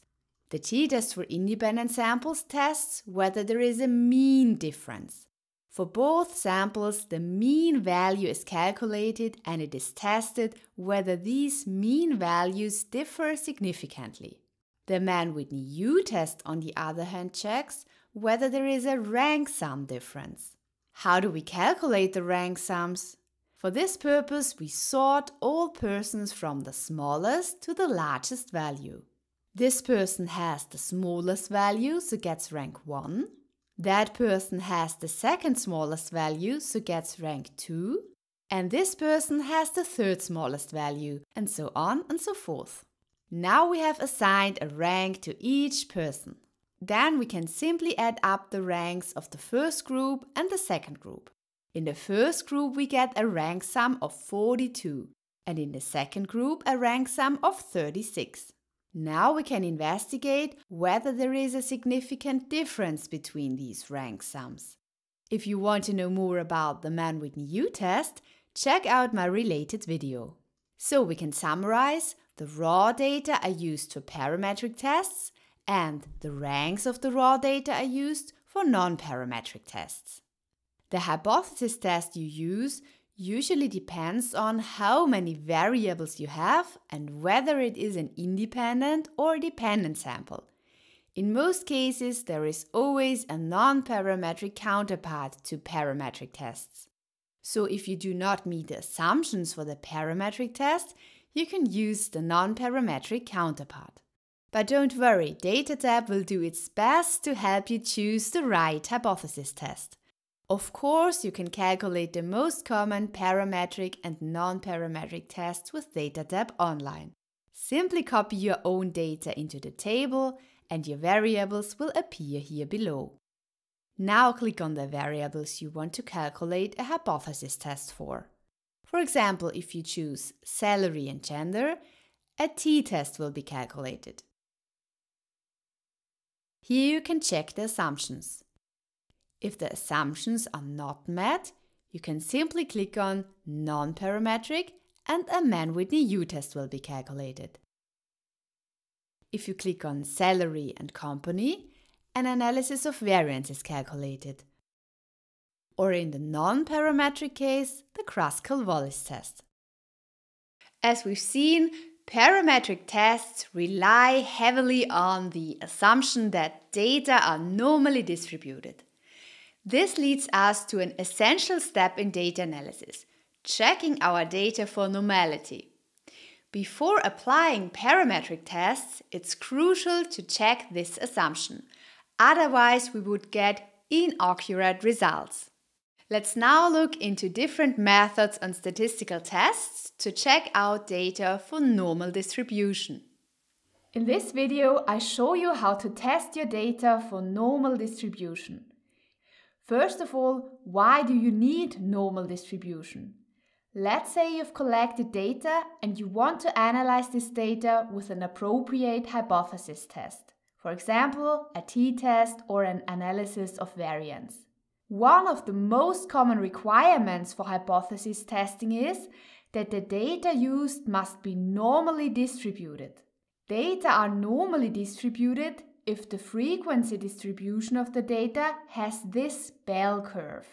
Now, of course, the big question is, how do you know if your data is normally distributed or not? Or how can you test that? There are two ways.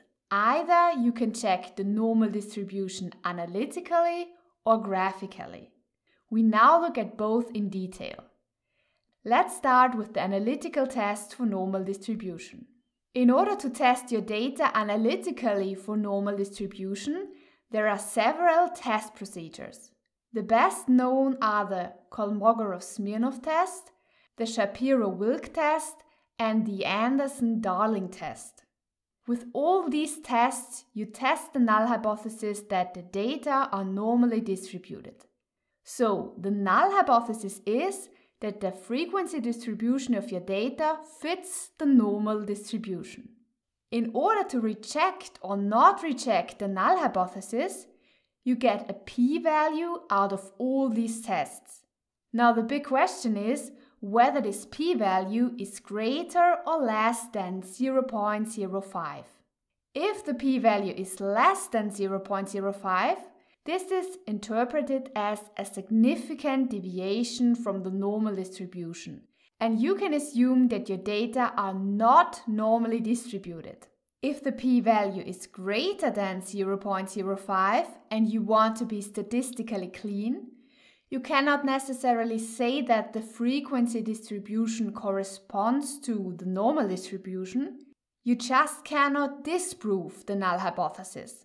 In practice, however, values greater than 0.05 are assumed to be normally distributed.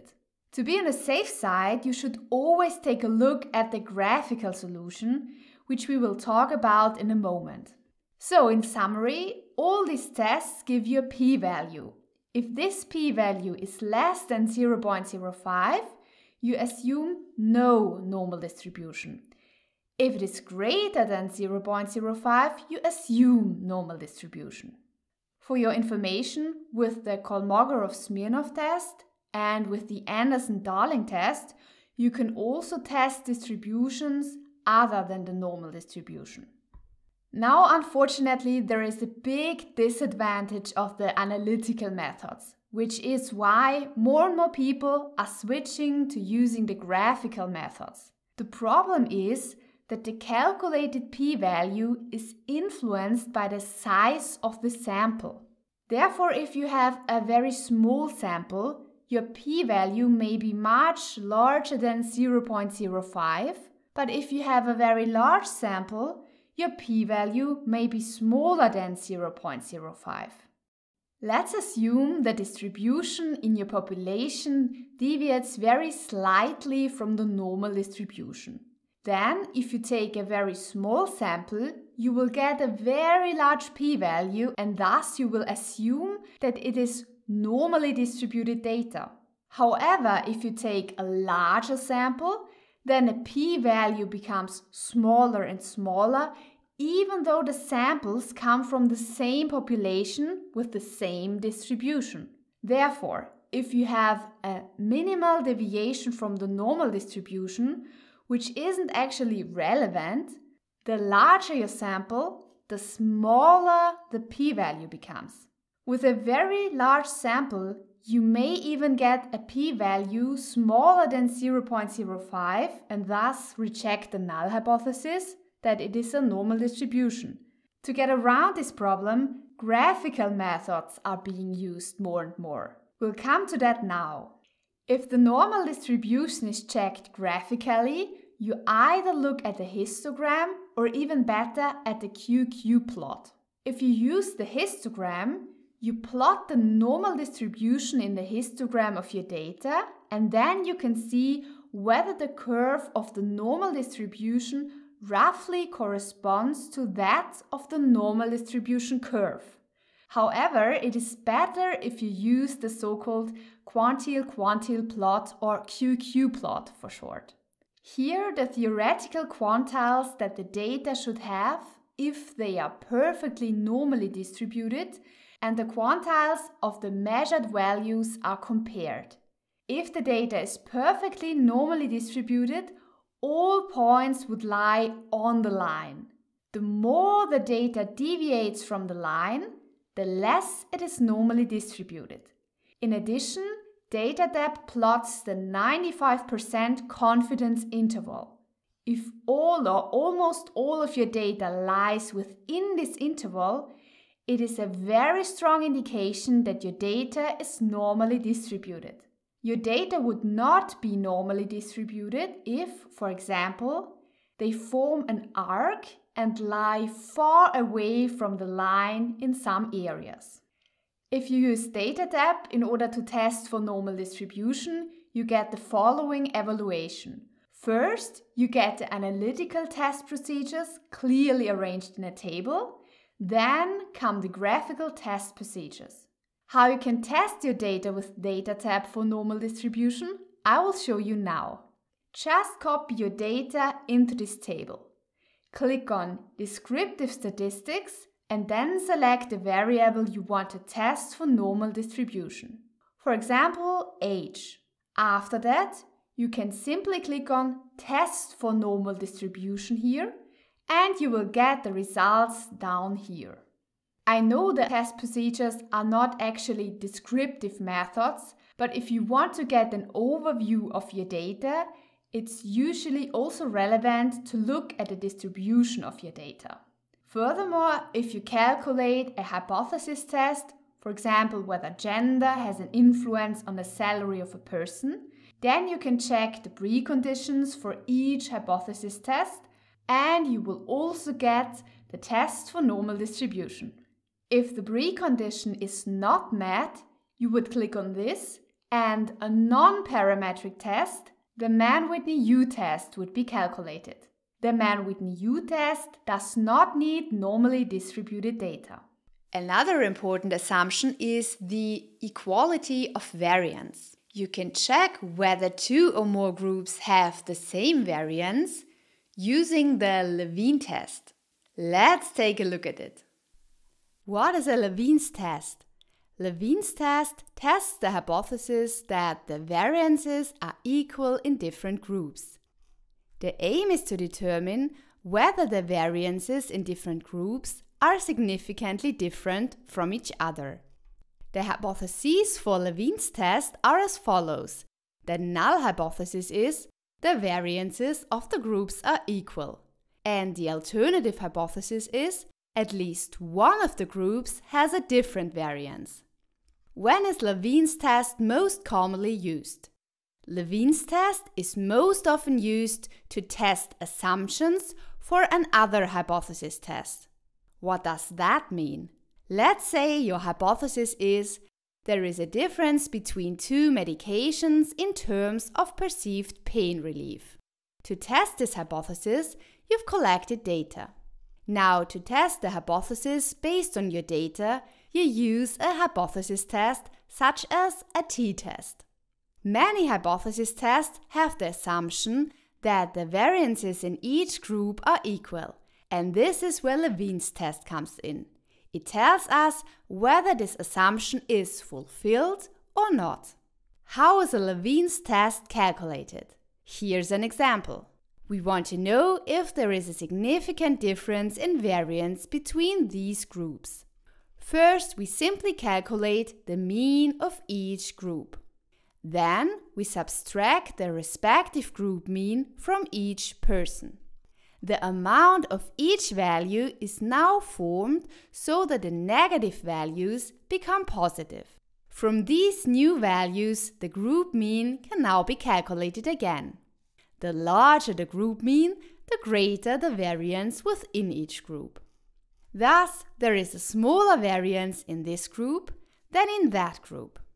In addition, we can calculate the total mean value. Now we can calculate the squared deviations of the group means from the overall mean and sum them up. And then we can calculate the squared deviation of the individual values from the respective group mean and add them up. We can now compare the two calculated sums. And that is exactly what Levene's test does. The test statistic of Levene's test is obtained with this equation. N is the number of cases, and I the number of cases in the ith group, Zi is the mean value of the ith group, Z is the overall average, Zij is the respective value in the groups, and K is the number of groups. The calculated test statistic L is equal to the F statistic. Therefore, with the F value and the degrees of freedom, the P value can be calculated. The degrees of freedom result with number of groups minus 1 and number of cases minus number of groups. If the P value is greater than 0.05, the null hypothesis that the variances are equal is not rejected. Thus, equality of variance can be assumed. If you use Data tab and calculate an analysis of variance, you can find Levene's test under Test Assumptions. In an independent t-test, you will find Levene's test at the bottom of the results. If equality of variance is not given, you can use the t-test for unequal variance. Now that we understand the importance of testing for normal distribution, we might find ourselves in situations where these assumptions are not met. In this case, we turn to non-parametric methods that are less sensitive to the distribution of data. We will discuss various kinds of tests for this purpose, like Mann-Whitney U-Test, Kruskal-Wallis-Test, Wilcoxon signed rank test, and Friedman Test. Let's start with the non-parametric counterpart to the t-test for independent samples, the Mann-Whitney U-Test. What is a Mann-Whitney U-Test and how is it calculated? That's what we will discuss in this video. Let's start with the first question. What is a Mann-Whitney U-Test? A Mann-Whitney U-Test tests whether there is a difference between two independent samples. An example, is there a difference between the reaction time of women and men? But the t-test for independent samples does the same. It also tests whether there is a difference between two independent samples. That's right, the Mann-Whitney U-Test is the non-parametric counterpart to the t-test for independent samples. But there is an important difference between the two tests. The t-test for independent samples tests whether there is a mean difference. For both samples, the mean value is calculated and it is tested whether these mean values differ significantly. The Mann-Whitney U-Test, on the other hand, checks whether there is a rank sum difference. How do we calculate the rank sum? For this purpose, we sort all persons from the smallest to the largest value. This person has the smallest value, so gets rank 1. This person has the second smallest value, so gets rank 2. And this person has the third smallest value, and so on and so forth. Now we have assigned a rank to each person. Then we can simply add up the ranks of the first group and the second group. In the first group we get a rank of 42 and in the second group a rank of 36. Now we can investigate whether there is a significant difference between these rank sums, but more on that later. The advantage of taking the rank sums rather than the difference in means is that the data need not to be normally distributed. So in contrast to the t-test, the data in the Mann-Whitney U-Test do not have to be normally distributed. What are the hypotheses of the Mann-Whitney U-Test? The null hypothesis is, in the two samples, the rank sums do not differ significantly. The alternative hypothesis is, in the two samples, the rank sums do differ significantly. Now let's go through everything with an example. First we calculate the example with datatab, and then we see if we can get the same results by hand. If you like, you can load the sample dataset to follow the example. You can find a link in the video description. We simply click on datatab.net and open the statistics calculator. I've already loaded the data from the link here. You can also copy your own data into this table. Then all you have to do is click on the Hypothesis Test tab and then simply select the desired variables. We measure the reaction time of a group of men and women and want to know if there is a difference in reaction time. So we click on Response Time and Gender. We don't want to calculate a t-test for independent samples, but a Mann-Whitney U-Test. So let's just click on Non-Parametric Test. Here we see the results of the Mann-Whitney U-Test. If you're not sure how to interpret the results, just click on Summary in Words. For the given data, a Mann-Whitney U-Test showed that the difference between female and male with respect to the dependent variable response time was not statistically significant. Thus, the null hypothesis is not rejected. So we now calculate the Mann-Whitney U-Test by hand. For this, we have plotted the values in a table. On one side, we have gender with female and male, and on the other side, the values for reaction time.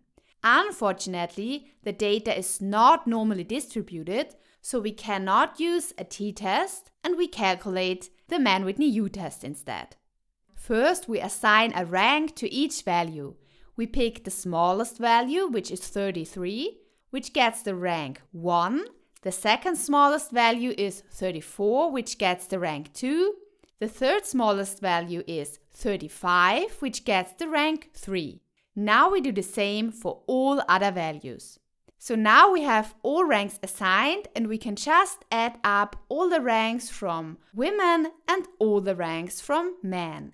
The rank sum is abbreviated with T and we get T1 for female with 2 plus 4 plus 7 plus 9 plus 10 plus 5, which is 37. Now we do the same for male. Here we get 11 plus 1 plus 3 plus 6 plus 8, which is 29. Again, our null hypothesis is that both rank sums are equal. Now we want to calculate the p-value for this.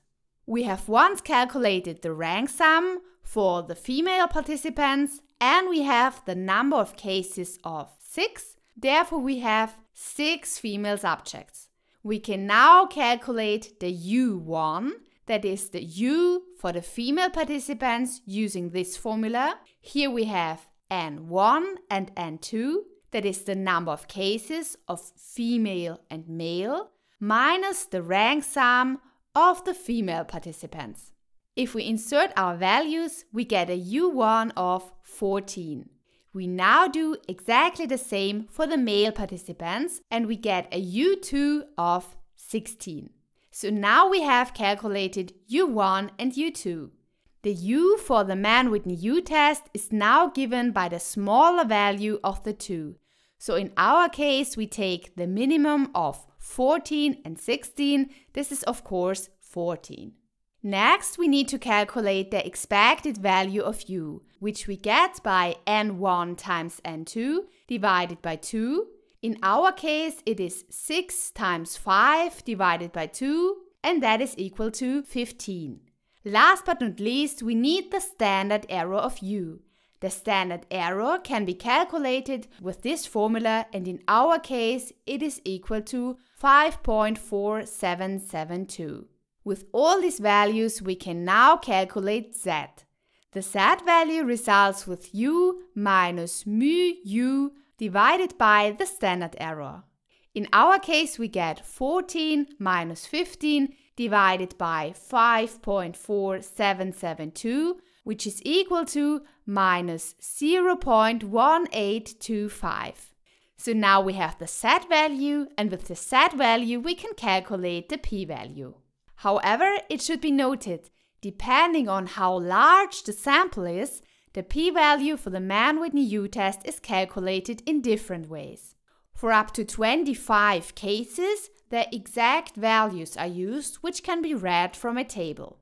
For large samples, the normal distribution of the U value can be used as an approximation. In our example, we would actually use the exact values, nevertheless we assume a normal distribution. For this, we can simply go to Data tab and calculate the p-value for a given Z value. The p-value of 0.855 is significantly greater than the significance level of 0.05, and thus the null hypothesis cannot be rejected based on this sample. How to calculate the Mann-Whitney U-Test on tied ranks you can learn in our tutorial on datatab.net. You find the link in the video description. But what if we want to compare two dependent samples and need a non-parametric test? Let's take a look at the Wilcoxon signed rank test. In this video, I will explain the Wilcoxon test to you. We will go through what Wilcoxon test is, what the assumptions are, and how it is calculated. And at the end, I will show you how you can easily calculate the Wilcoxon test online with DataTab. And we get started right now.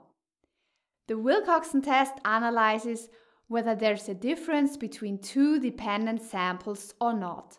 Therefore, if you have two dependent groups, you want to test whether there is a difference between these two groups, then you can use the Wilcoxon test.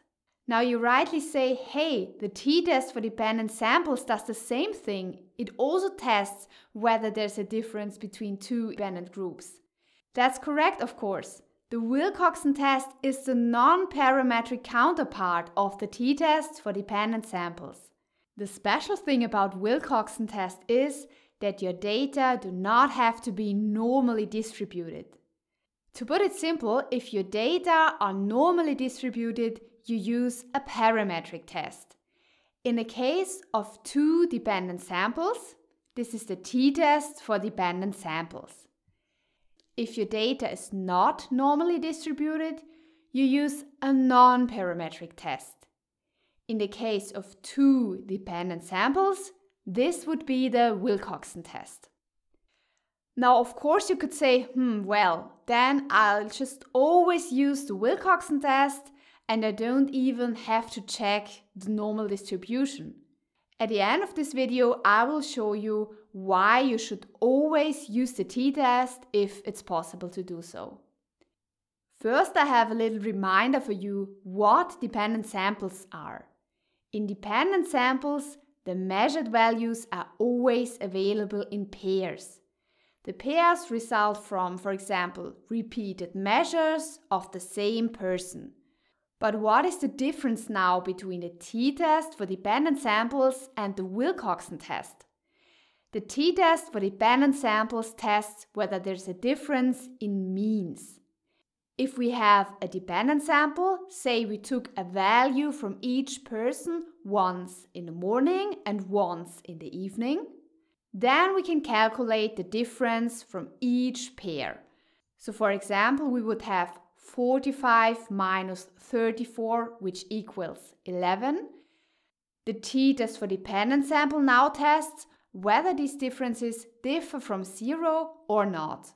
In the Wilcoxon test, we don't use the differences of means, but we form ranks and then we compare these ranks with each other.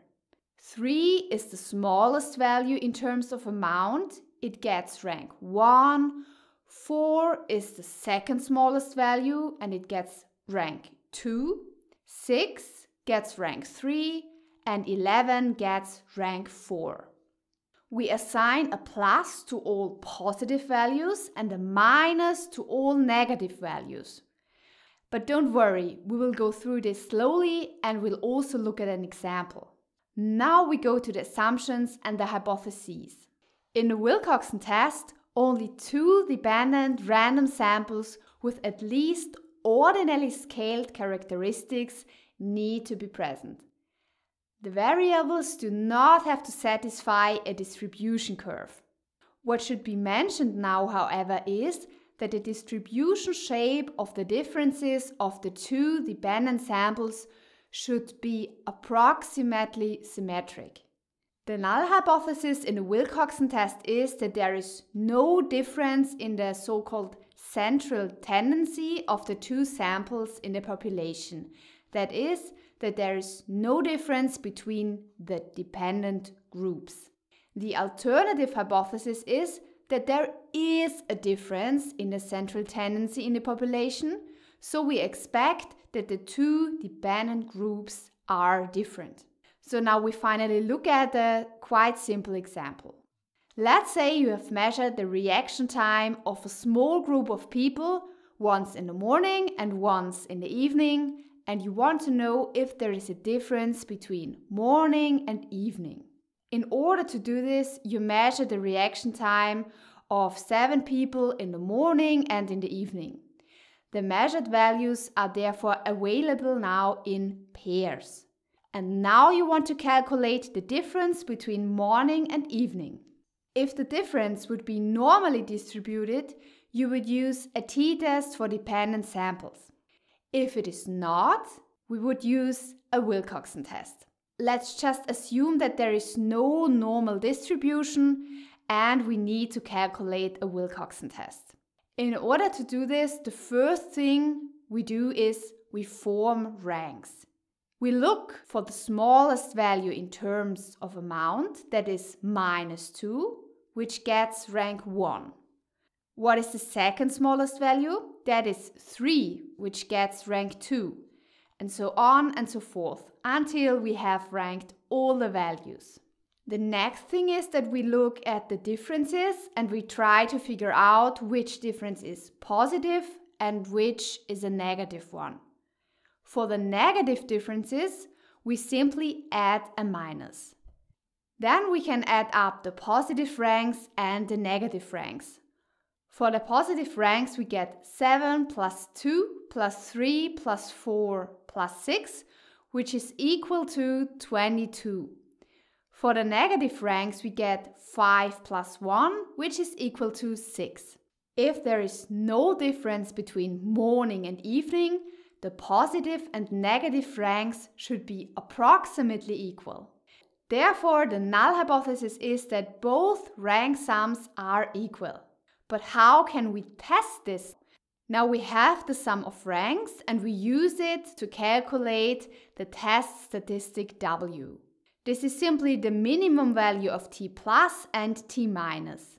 In our case, it is the minimum value of 22 and 6, and therefore the test statistic W in our case is 6. Now we can further calculate the value for T or W that we would expect if there was no difference between morning and evening. In this case, we would get a value of 14. Therefore, if there is no difference between morning and evening, we would actually expect a value for T plus and T minus of 14. And thus, W would also be 14. Further, we can calculate the standard deviation.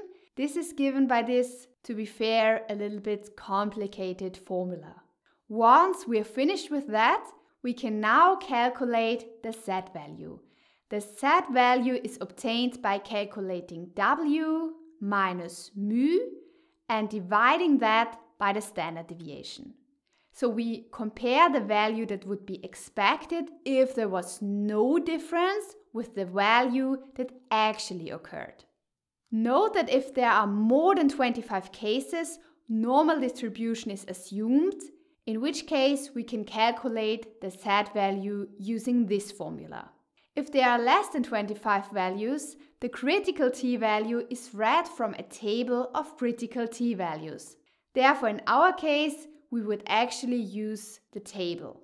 Now I will show you how you can easily calculate the Wilcoxon test online. And then I will go into why you should always prefer the dependent t-test to the Wilcoxon test if it's possible. In order to calculate the Wilcoxon test, simply go to datadep.net. You will also find the link in the video description, and you copy your own data into this table.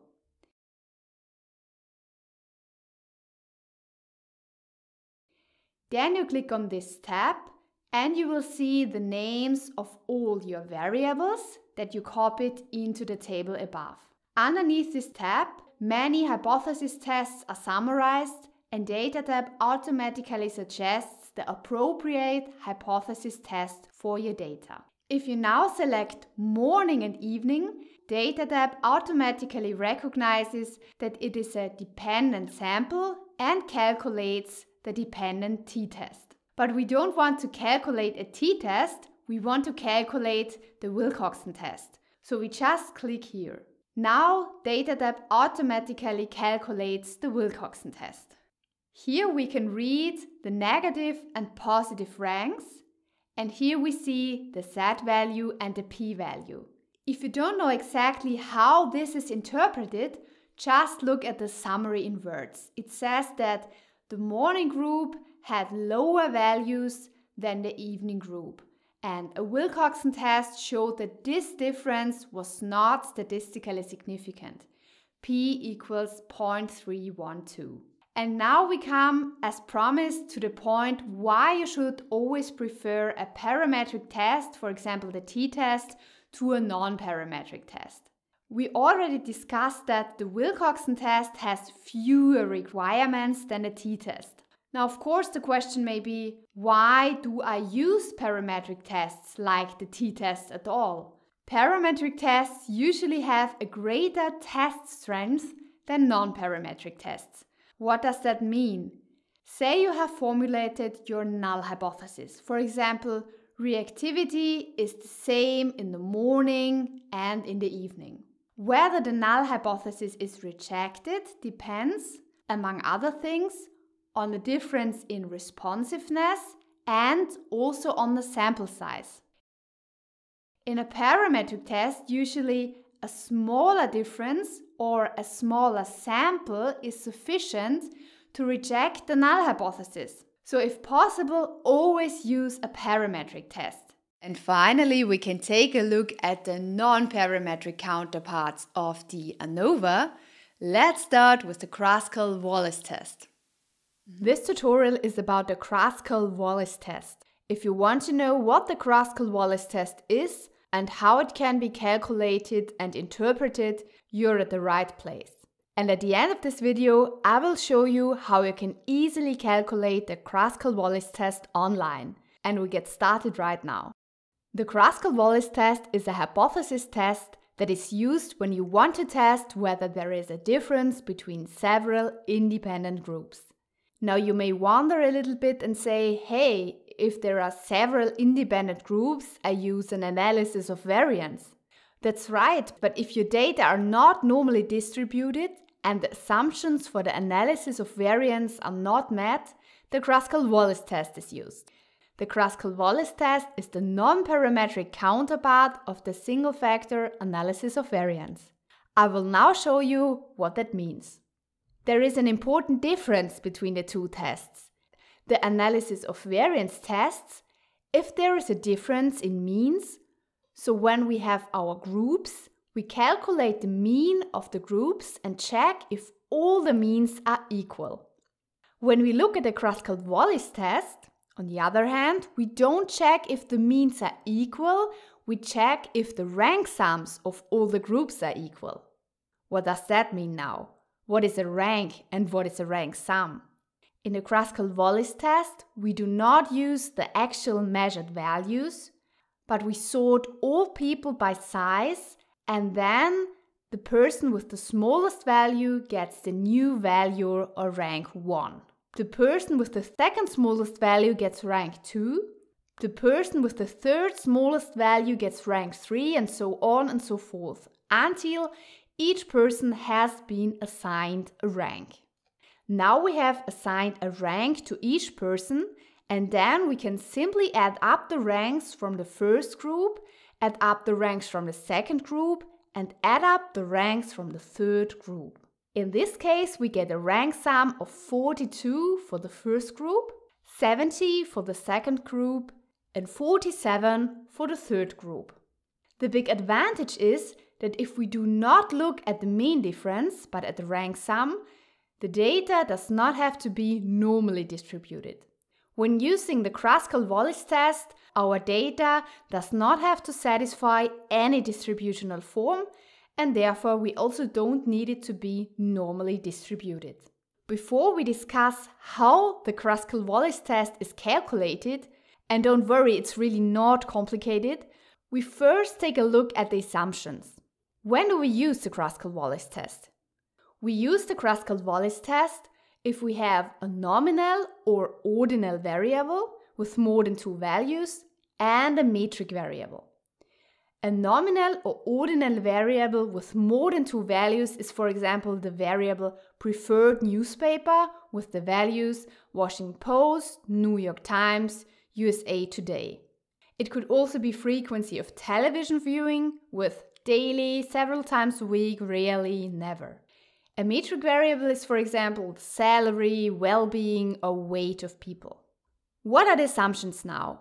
Only several independent random samples with at least ordinally scaled characteristics must be available. The variables do not have to satisfy a distribution curve. So the null hypothesis is the independent samples all have the same central tendency and therefore come from the same population. Or in other words, there's no difference in the rank sums.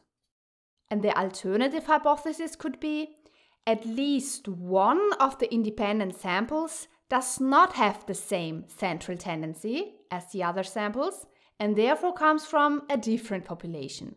Or to say it in other words again, at least one group differs in rank sums. So the next question is, how do we calculate a Kruskal-Wallis test? It's not difficult.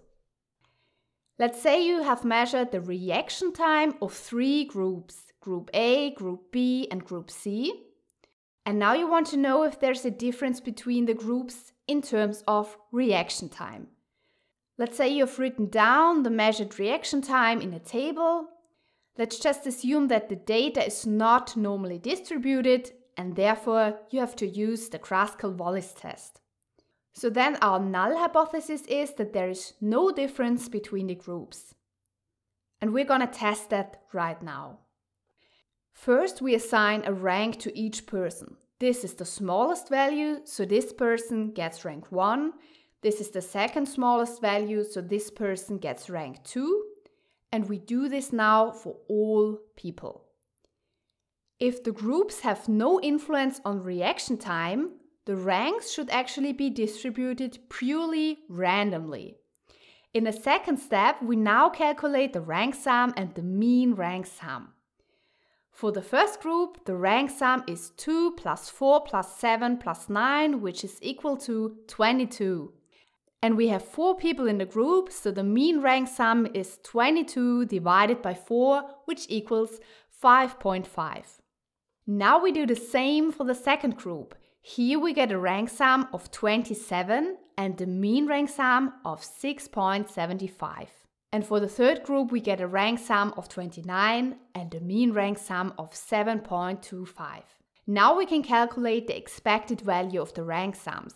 The expected value, if there is no difference in the groups, would be that each group would have a rank sum of 6.5. We've now almost got everything we need. We interviewed 12 people, so the number of cases is 12. The expected value of the ranks is 6.5. We've also calculated the mean rank sums of the individual groups. The degrees of freedom in our case are 2, and these are simply given by the number of groups minus 1, which makes 3 minus 1. Last, we need the variance. The variance of ranks is given by n to the power of 2 minus 1 divided by 12. N is again the number of people, so 12, so we get a variance of 11.92. Now we've got everything we need. With these values, we can now calculate our test value h. The test statistic h corresponds to the chi-square value and is given by this formula. N is the number of cases, R bar is the mean rank sum of the individual groups, and ER is the expected value of the ranks. Sigma squared is the variance of the ranks. In our case, the number of cases is 12. We always have 4 people per group, so we can pull out the NE. 5.5 is the mean rank of group A, 6.75 is the mean rank of group B, and 7.25 is the mean rank of group C. This gives us a rounded H value of 0.5. As we just said, this value corresponds to the chi-square value, so now we can easily read the critical chi-square value in the table of critical chi-square values. You find this table on datatab.net.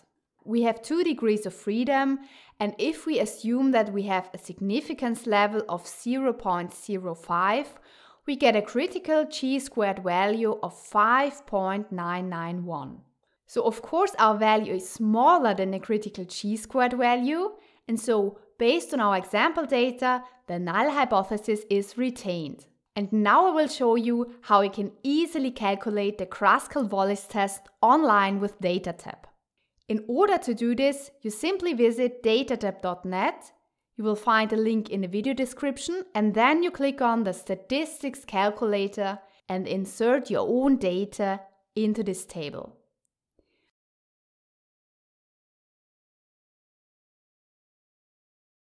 Further, you click on this tab, and under this tab you will find many hypothesis tests, and when you select the variables you want to test, Datatab will suggest the appropriate test.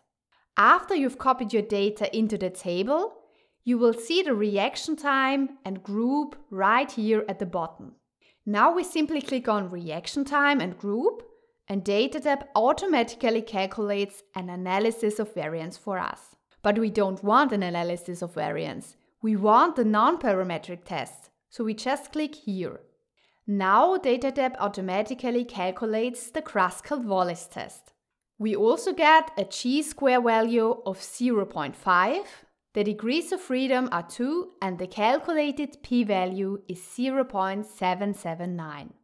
And here below you can read the interpretation in words. A Kruskal-Wallis-Test showed that there is no significant difference between the categories. P makes 0.779. Therefore, with the data used, the null hypothesis is not rejected. If we have 3 or more dependent samples, we can use the Friedman test as a non-parametric alternative to the repeated measures ANOVA. This video is about the Friedman test. And we start right away with the first question: what is the Friedman test? The Friedman test analyzes whether there are statistically significant differences between 3 or more dependent samples. What is a dependent sample again? In a dependent sample, the measured values are linked. For example, if a sample is drawn of people who have knee surgery, and these people are interviewed before the surgery and 1 and 2 weeks after the surgery, it is a dependent sample. This is the case because the same person was interviewed at multiple time points. Now you might rightly say that the analysis of variance with repeated measures tests exactly the same thing, since it also tests whether there is a difference between 3 or more dependent samples. That is correct. The Friedman test is the non-parametric counterpart of the analysis of variance with repeated measures. But what is the difference between the two tests? The analysis of variance tests the extent to which the measured values of the dependent sample differ. In the Friedman test, on the other hand, it is not the actual measured values that are used, but the ranks. The time where a person has the highest value gets rank 1, the time with the second highest value gets rank 2, and the time with the smallest value gets rank 3. This is now done for all people or for all rows.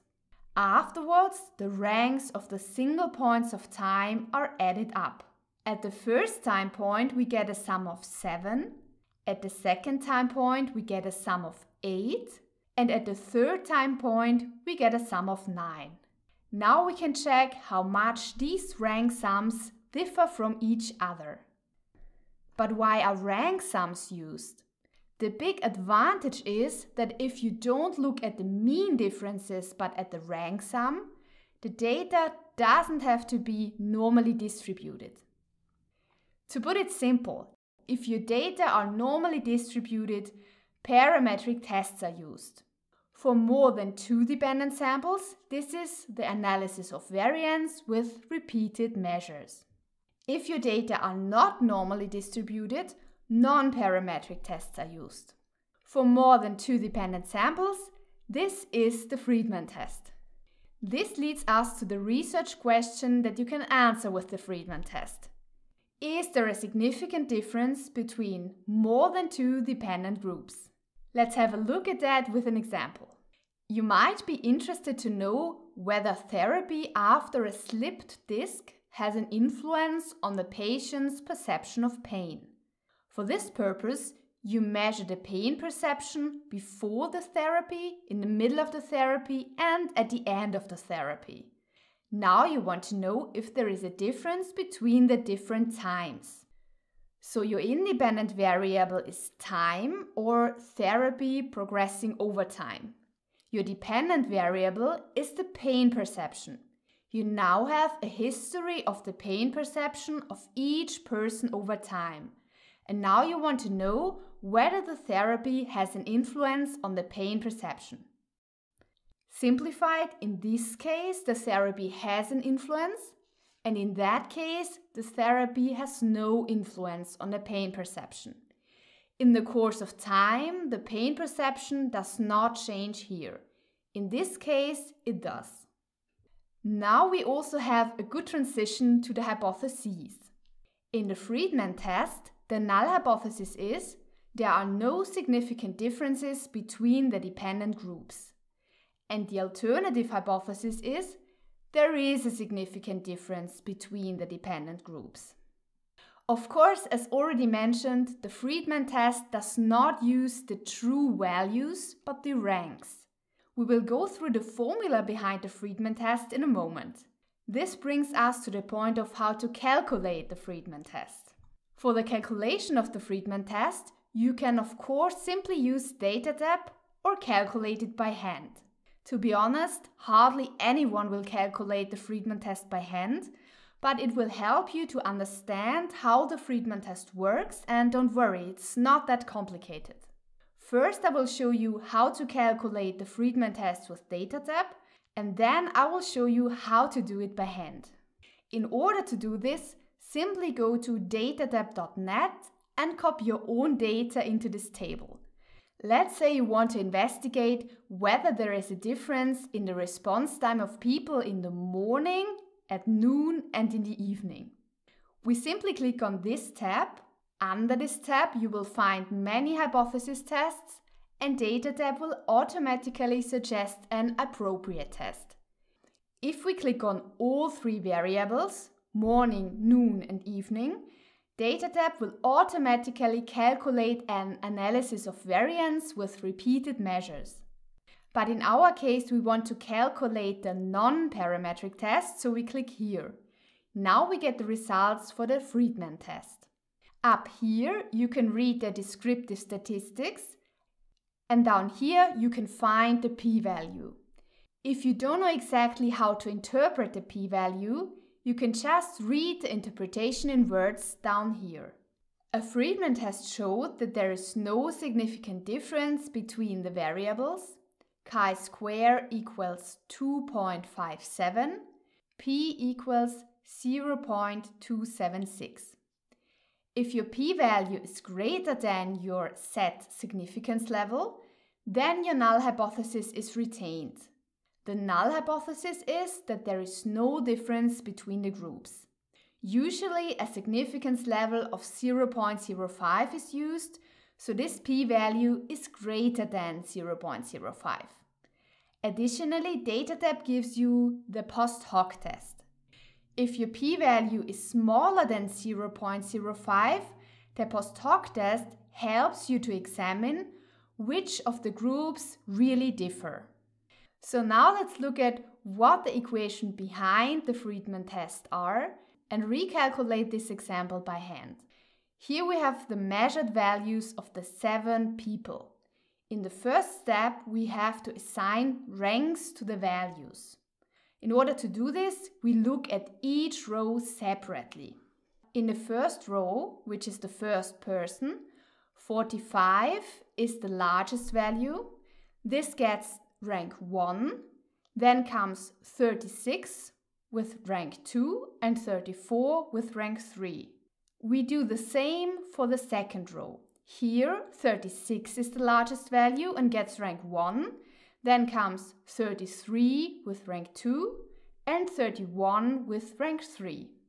Now we do this for each row, so for all people.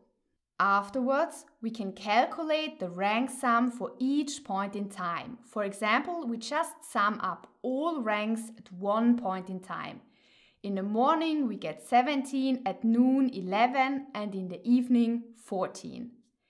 If there were no differences between the different time points in terms of reaction time, we would expect the expected value at all time points.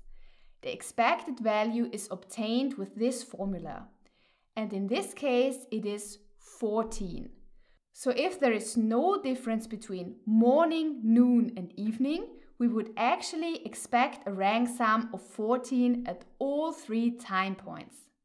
Next, we can calculate the chi-square value. We get it with this formula.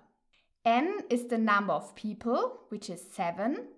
K is the number of time points, so 3, and the sum of r squared is 17 squared plus 11 squared plus 14 squared. So we get a chi-square value of 2.57. Now we need the number of degrees of freedom. This is given by the number of time points minus 1, so in our case 2. Finally, we can read the critical chi-square value in the table of critical chi-square values. For this, we take the predefined significance level, let's say it is 0.05, and the number of degrees of freedom. Here we can read that the critical chi-square value is 5.99. This is greater than our calculated value.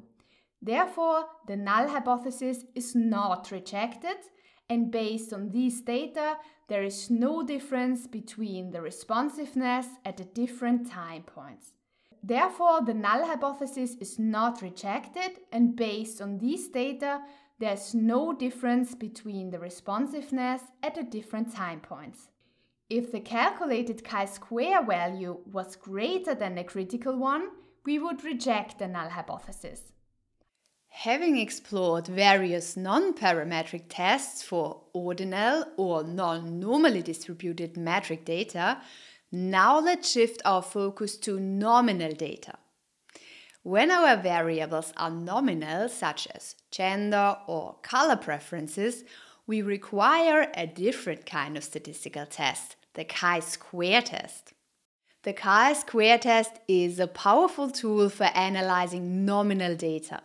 Let's get started. What is the chi-square test and how is the chi-square test calculated? That's what we will discuss in this video. Let's start with the first question. What is a chi-square test? The chi-square test is a hypothesis test that is used when you want to determine if there is a relationship between two categorical variables. What are categorical variables again? Categorical variables are, for example, gender with the categories male and female, the preferred newspaper with the categories USA Today, the Wall Street Journal, the New York Times, and so on, or the highest educational level with the categories without graduation, college, bachelor's degree, master's degree. So gender, preferred newspaper, and highest educational level are all categorical variables. For example, no categorical variables are the weight of a person, the salary of a person, or the power consumption. If we now have two categorical variables and we want to test whether there is a relationship, we use a chi-square test. For example, is there a relationship between gender and the preferred newspaper? We have two categorical variables, so we use a chi-square test. Another example, is there a relationship between preferred newspaper and highest educational level? Here again we have two categorical variables, so we use a chi-square test. However, there are two things to note. First, the assumption for the chi-square test is that the expected frequencies per cell are greater than 5. We'll go over what that means in a moment. Second, the chi-square test uses only the categories and not the rankings. However, in the case of the highest educational level, there is a ranking of categories. If you want to account for rankings, check out our tutorials on Spearman correlation, Mann-Whitney U-Test, or Kruskal-Wallis-Test. But how do we calculate the chi-square test? Let's go through that with an example. We would like to investigate whether gender has an influence on the preferred newspaper. So our question is there a relationship between gender and the preferred newspaper? Our null hypothesis is there is no relationship between gender and the preferred newspaper. And our alternative hypothesis is there is a relationship between gender and the preferred newspaper. So first we create a questionnaire that asks about gender and the preferred newspaper. We will then send out the questionnaire. The results of the survey are displayed in a table. In this table, we see one respondent in each row. The first respondent is male and stated New York Post. The second respondent is female and stated USA Today. We can now copy this table into a statistics software like DataTab. DataTab then gives us the so-called contingency table. In this table you can see the variable newspaper and the variable gender. The number of times each combination occurs is plotted in the cells. For example, in this survey there are 16 people who stated New York Post and male, or 13 people who stated female and New York Post. Now we want to know if gender has an influence on the preferred newspaper. Or put another way, is there a relationship between gender and the preferred newspaper? Now to answer this question, we use the chi-square test. There are two ways we can calculate the chi-square test. Either we use a statistical software like DataTab, or we calculate the chi-square test by hand. We start with the uncomplicated variant and use DataTab. If you like, you can load the sample dataset for calculation. You can find the link in the video description. To calculate a chi-square test online, simply copy your own data into this table or use the link to load this dataset. Then the variables gender and newspaper appear here below. Now we click on Hypothesis Test. Here you will find a variety of tests and DataTab will help you to choose the right one. For example, if we click on Gender and Newspaper, the chi-square test will be automatically calculated. Now we get the results for the chi-square test. Above we see the contingency table for the variables gender and newspaper. The contingency table shows us how often the respective combinations occur in our survey. Female and USA Today, for example, occurs 6 times. In the second table, we can see what the contingency table should actually look like if the two variables were perfectly independent. That is, if gender had no influence on the preferred newspaper. Here it is important to note that all of the frequencies should be larger than 5 so that the assumptions of the chi-square test are fulfilled. But this is the case here. The chi-square test now compares this table with that table. And here we see the results. The p-value is 0.91, which is much higher than our significance level of 0.05, and therefore we keep the null hypothesis. If you don't know exactly how to interpret the results, just click on Summary in Words. A chi-square test was performed between gender and newspaper. All expected cell frequencies were greater than 5, thus the assumptions for the chi-square test were met. There was no statistically significant relationship between gender and newspaper. This results in a p-value of 0.918, which is above the defined significance level of 5%. The chi-square test is therefore not significant and the null hypothesis is not rejected. If you're unsure what exactly the p-value means, just watch our video about the p-value. And now we come to the question how to calculate the chi-square test by hand. And we go through the formulas needed. Don't worry, it's not difficult. We need the contingency table with the observed frequencies, the contingency table with the expected frequencies. That is, those frequencies that would occur with perfectly independent variables. You can find how to calculate the expected frequencies on DataTab in the tutorial on the chi-square test. We can now calculate the chi-square with this formula. The index k stands for the respective cell, OK is the observed frequency, EK is the expected frequency. So we get 6 minus 6.08 squared divided by 6.08 plus the next cell, 7 minus 6.92 squared divided by 6.92. If we do this for all cells and sum them up, we get a chi-square of 0.504. So this results in a chi-square value of 0.504. Now we would like to calculate the critical chi-square value. What do we need it for? If we use a statistical software, we simply get a p-value displayed. If the value is smaller than the significance level, for example 0.05, the null hypothesis is rejected, otherwise not. In our example case, the null hypothesis is not rejected. By hand, however, you can't really calculate the p-value. Therefore, you read off in a table which chi-square value you would get with a p-value of 0.05. This chi-square value is called the critical chi-square value. In order to calculate the critical chi-square value, we need the degrees of freedom. These are obtained by taking the number of rows minus 1 times the number of columns minus 1.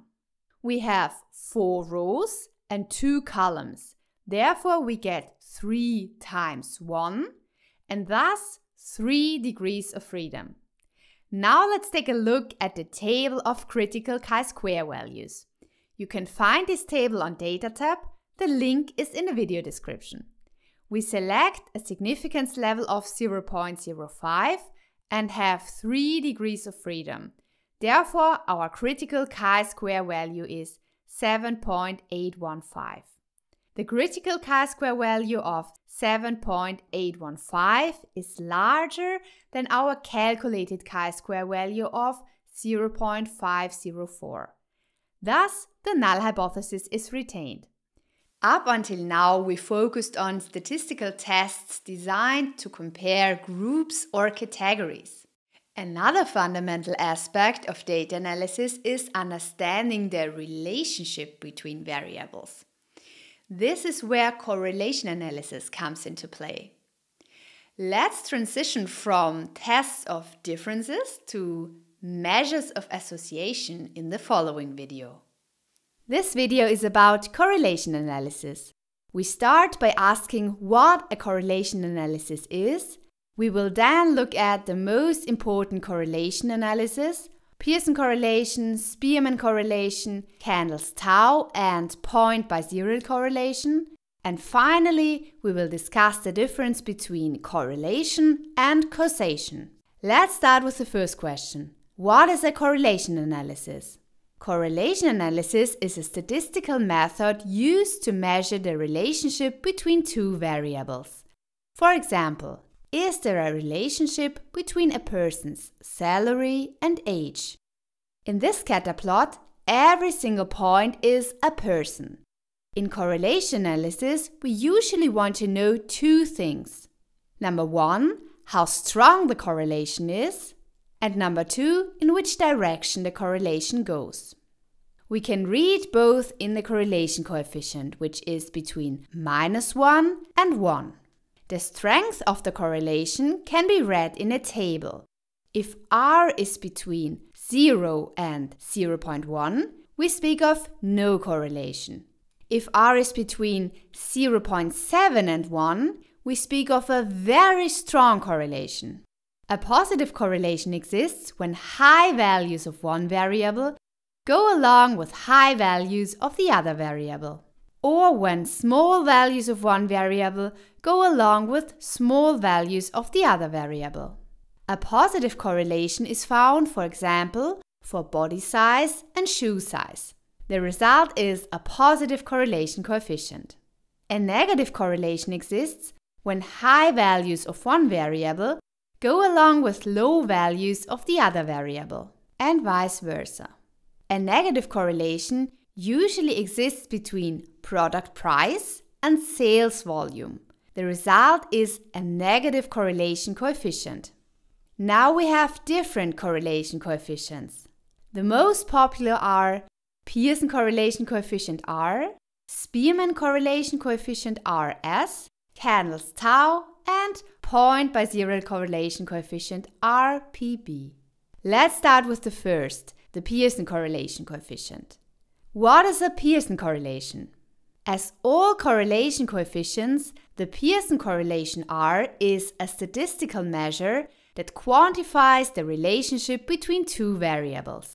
In the case of Pearson correlation, the linear relationship of metric variables is measured. More about metric variables later. So with the help of Pearson correlation, we can measure the linear relationship between two variables. And of course, the Pearson correlation coefficient R tells us how strong the correlation is and in which direction the correlation goes. How is Pearson correlation calculated? The Pearson correlation coefficient is obtained via this equation, where R is the Pearson correlation coefficient, xi are the individual values of one variable, for example age, yi are the individual values of the other variable, for example salary, x dash and y dash are respectively the mean values of the two variables. In the equation, we can see that the respective mean value is first subtracted from both values. So in our example, we calculate the mean values of age and salary. We then subtract the mean values from each person's age and salary. Then we multiply both values and we sum up the individual results of the multiplication. The expression in the denominator ensures that the correlation coefficient is scaled between -1 and 1. If we now multiply two positive values, we get a positive value. So all values that lie in this area have a positive influence on the correlation coefficient. If we multiply two negative values, we also get a positive value. Minus times minus is plus. So all values that lie in this area also have a positive influence on the correlation coefficient. If we multiply a positive value and a negative value, we get a negative value. Minus times plus is minus. So all values that lie in these ranges have a negative influence on the correlation coefficient. Therefore, if our values are predominantly in these two areas, we get a positive correlation coefficient and thus a positive relationship. If our values are predominantly in these two areas, we get a negative correlation coefficient and thus a negative relationship. If the points are distributed over all four areas, the positive terms and the negative terms cancel each other out and we get a very small or no correlation. But now there's one more thing to consider. The correlation coefficient is usually calculated with data taken from a sample. However, we often want to test a hypothesis about the population. In the case of correlation analysis, we then want to know if there is a correlation in the population. For this, we check whether the correlation coefficient in the sample is statistically significantly different from 0. The null hypothesis in the Pearson correlation is the correlation coefficient does not differ significantly from 0. There is no linear relationship. And the alternative hypothesis is the correlation coefficient differs significantly from 0. There is a linear relationship. Attention! It is always tested whether the null hypothesis is rejected or not. In our example, the research question is there a correlation between age and salary in the British population? To find out, we draw a sample and test whether in this sample the correlation coefficient is significantly different from 0. The null hypothesis then is there is no correlation between salary and age in the British population. And the alternative hypothesis, there is a correlation between salary and age in the British population. Whether the correlation coefficient is significantly different from 0 based on the sample collected can be checked using a t-test, where R is the correlation coefficient and N is the sample size. A p-value can then be calculated from the test statistic t. If the p-value is smaller than the specified significance level, which is usually 5%, then the null hypothesis is rejected. Otherwise, it is not. But what about the assumptions for a Pearson correlation? Here we must distinguish whether we just want to calculate the Pearson correlation or whether we want to test a hypothesis. To calculate the Pearson correlation coefficient, only two metric variables need to be present. Metric variables are, for example, a person's weight, a person's salary, or electricity consumption. The Pearson correlation coefficient then tells us how large the linear relationship is. If there is a non-linear relationship, we cannot tell from the Pearson correlation coefficient. However, if we want to test whether the Pearson correlation coefficient is significantly different from 0, the two variables must always be normally distributed. If this is not given, the calculated test statistic t or the p-value cannot be interpreted reliably. Let's continue with the Spearman correlation. The Spearman rank correlation is the non-parametric counterpart of the Pearson correlation. But there is an important difference between both correlation coefficients. Spearman correlation does not use the raw data, but the ranks of the data. Let's look at this with an example. We measure the reaction time of 8 computer players and ask their age. When we calculate a Pearson correlation, we simply take the two variables reaction time and age and calculate the Pearson correlation coefficient. However, we now want to calculate the Spearman rank correlation. So first we assign a rank to each person for reaction time and age. The reaction time is already sorted by size. 12 is the smallest value, so gets rank 1. 15, the second smallest value, so gets rank 2, and so on and so forth. We are now doing the same with age. Here we have the smallest value, there the second smallest, there the third smallest, fourth smallest, and so on and so forth. Let's take a look at this in the scatter plot. Here we see the raw data of age and reaction time. But now we would like to use the rankings. So we form ranks from the variables age and reaction time. Through this transformation, we have now distributed the data more evenly. To calculate the Pearson correlation, we simply calculate the Pearson correlation from the ranks. So the Spearman correlation is equal to the Pearson correlation, only that the ranks are used instead of the raw values. Let's have a quick look at that in Data tab.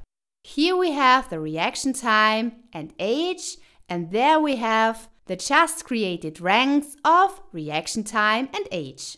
Now we can either calculate Spearman correlation of reaction time and age, where we get a correlation of 0.9. Or we can calculate Pearson correlation from the ranks, where we also get 0.9, so exactly the same as before. If you like, you can download the dataset. You can find the link in the video description. If there are no rank ties, we can also use this equation to calculate the Pearson correlation. RS is the Spearman correlation, N is the number of cases, and D is the difference in ranks between the two variables. Referring to our example, we get the different D's with this. 1 minus 1 is equal to 0, 2 minus 3 is minus 1, 3 minus 2 is 1, and so on. Now we square the individual D's and add them all up. So the sum of Di squared is 8. N, which is the number of people, is 8. If you put everything in, we get a correlation coefficient of 0.9. Just like the Pearson correlation coefficient R, Spearman correlation coefficient RS also varies between -1 and 1. Let's continue with Candle's tau. Candle's tau is the correlation coefficient and is thus a measure of the relationship between two variables. But what is the difference between Pearson correlation and Candle's rank correlation? In contrast to Pearson correlation, Candle's rank correlation is a non-parametric test procedure. Thus, for the calculation of Candle's tau, the data need not be normally distributed and the variables need only have ordinal scale levels. Exactly the same is true for the Spearman rank correlation, right? That's right! Candle's tau is very similar to Spearman's rank correlation coefficient. However, Candle's tau should be preferred over Spearman's correlation if very few data with many rank ties are available. But how is Candle's tau calculated? We can calculate Candle's tau with this formula, where C is the number of concordant pairs and D is the number of discordant pairs. What are concordant and discordant pairs? We will now go through this with an example. Suppose two doctors are asked to rank 6 patients according to their physical health. One of the two doctors is now defined as a reference and the patients are sorted from 1 to 6. Now the sorted ranks are matched with the ranks of the other doctor. E.g., the patient who is in 3rd place with the reference doctor is in 4th place with the other doctor. Now using Kendall's tau, we want to know if there is a correlation between the two rankings. For the calculation of Kendall's tau, we only need these ranks. We now look at each individual rank and note whether the values below are smaller or greater than itself. So we start at the first rank 3. 1 is smaller than 3, so gets a minus. 4 is greater, so gets a plus. 2 is smaller, so it gets a minus. 6 is greater, so it gets a plus. And 5 is also greater, so it also gets a plus. Now we do the same for 1. Here, of course, each subsequent rank is greater than 1. So we have a plus everywhere. At rank 4, 2 is smaller and 6 and 5 are greater. Now we do this for rank 2 and rank 6. Then we can easily calculate the number of concordant and discordant pairs. We get the number of concordant pairs by counting all the plus. In our example, we have 11 plus in total. We get the number of discordant pairs by counting through all the minus. In our example, we have a total of 4 minus. C is thus 11 and D is 4. Kendall's tau now is 11 minus 4 divided by 11 plus 4. And we get a Kendall's tau of 0.47. We get an alternative formula for Kendall's tau herewith. S is C minus D, therefore 7. N is the number of cases, i.e. 6. If we insert everything, we also get 7 divided by 15. Just like the Pearson correlation coefficient R, Kendall's tau also varies between -1 and +1. We have again calculated the correlation coefficient using data from a sample. Now we can test if the correlation coefficient is significantly different from 0. Thus, the null hypothesis is the correlation coefficient tau is equal to 0, there is no relationship. And the alternative hypothesis is the correlation coefficient tau is unequal to 0, there is a relationship. Therefore, we want to know if the correlation coefficient is significantly different from 0. You can analyze this either by hand or with a software like DataTab. For the calculation by hand, we can use the set distribution as an approximation. However, for this we should at least have 40 cases, so the 6 cases from our example are actually too few. We get the set value with this formula. Here we have tau, and n is the number of cases. This brings us to the last correlation analysis, the point-by-zerial correlation. Point-by-zerial correlation is a special case of Pearson correlation and examines the relationship between a dichotomous variable and a metric variable. What is a dichotomous variable and what is a metric variable? A dichotomous variable is a variable with two values, for example, gender with male and female, or smoking status with smoker and non-smoker. A metric variable is, for example, the weight of a person, the salary of a person, or the electricity consumption. So, if we have a dichotomous variable and a metric variable, and we want to know if there is a relationship, we can use a point-by-zerial correlation. Of course, we need to check the assumptions beforehand, but more about that later. How is the point-by-zerial correlation calculated? As stated at the beginning, the point-by-zerial correlation is a special case of the Pearson correlation. But how can we calculate the Pearson correlation when a variable is nominal? Let's look at this with an example. Let's say we are interested in investigating the relationship between the number of hours studied for a test and the test result, passed, failed. We've calculated data from a sample of 20 students where 12 students passed the test and 8 students failed. we have recorded the number of hours each student studied for the test. To calculate the point-by-zero correlation, we first need to convert the test result into numbers. We can assign a score of 1 to students who passed the test and a score of 0 to students who failed the test. Now we can either calculate the Pearson correlation of time and test result, or we use the equation for the point-by-zero correlation. x1 dash is the mean value of the people who have passed, and x2 dash is the mean value of the people who failed. n1 is the number of people who passed, and n2 the number of people who failed, and n is the total number. But whether we calculate the Pearson correlation or we use the equation for the point-by-zero correlation, we get the same result both times. Let's take a quick look at this in Data tab. Here we have the learning hours, the test result with passed and failed, and there the test result with 0 and 1. We define the test result with 0 and 1 as metric. If we now go to correlation and calculate the Pearson correlation for these two variables, we get a correlation coefficient of 0.31. If we calculate the point-by-zero correlation for learning hours and exam result with passed and failed, we also get a correlation of 0.31. Just like the Pearson correlation coefficient R, the point-by-zero correlation coefficient RPB also varies between -1 and 1. If we have a coefficient between -1 and less than 1, there is a negative correlation, thus a negative relationship between the variables.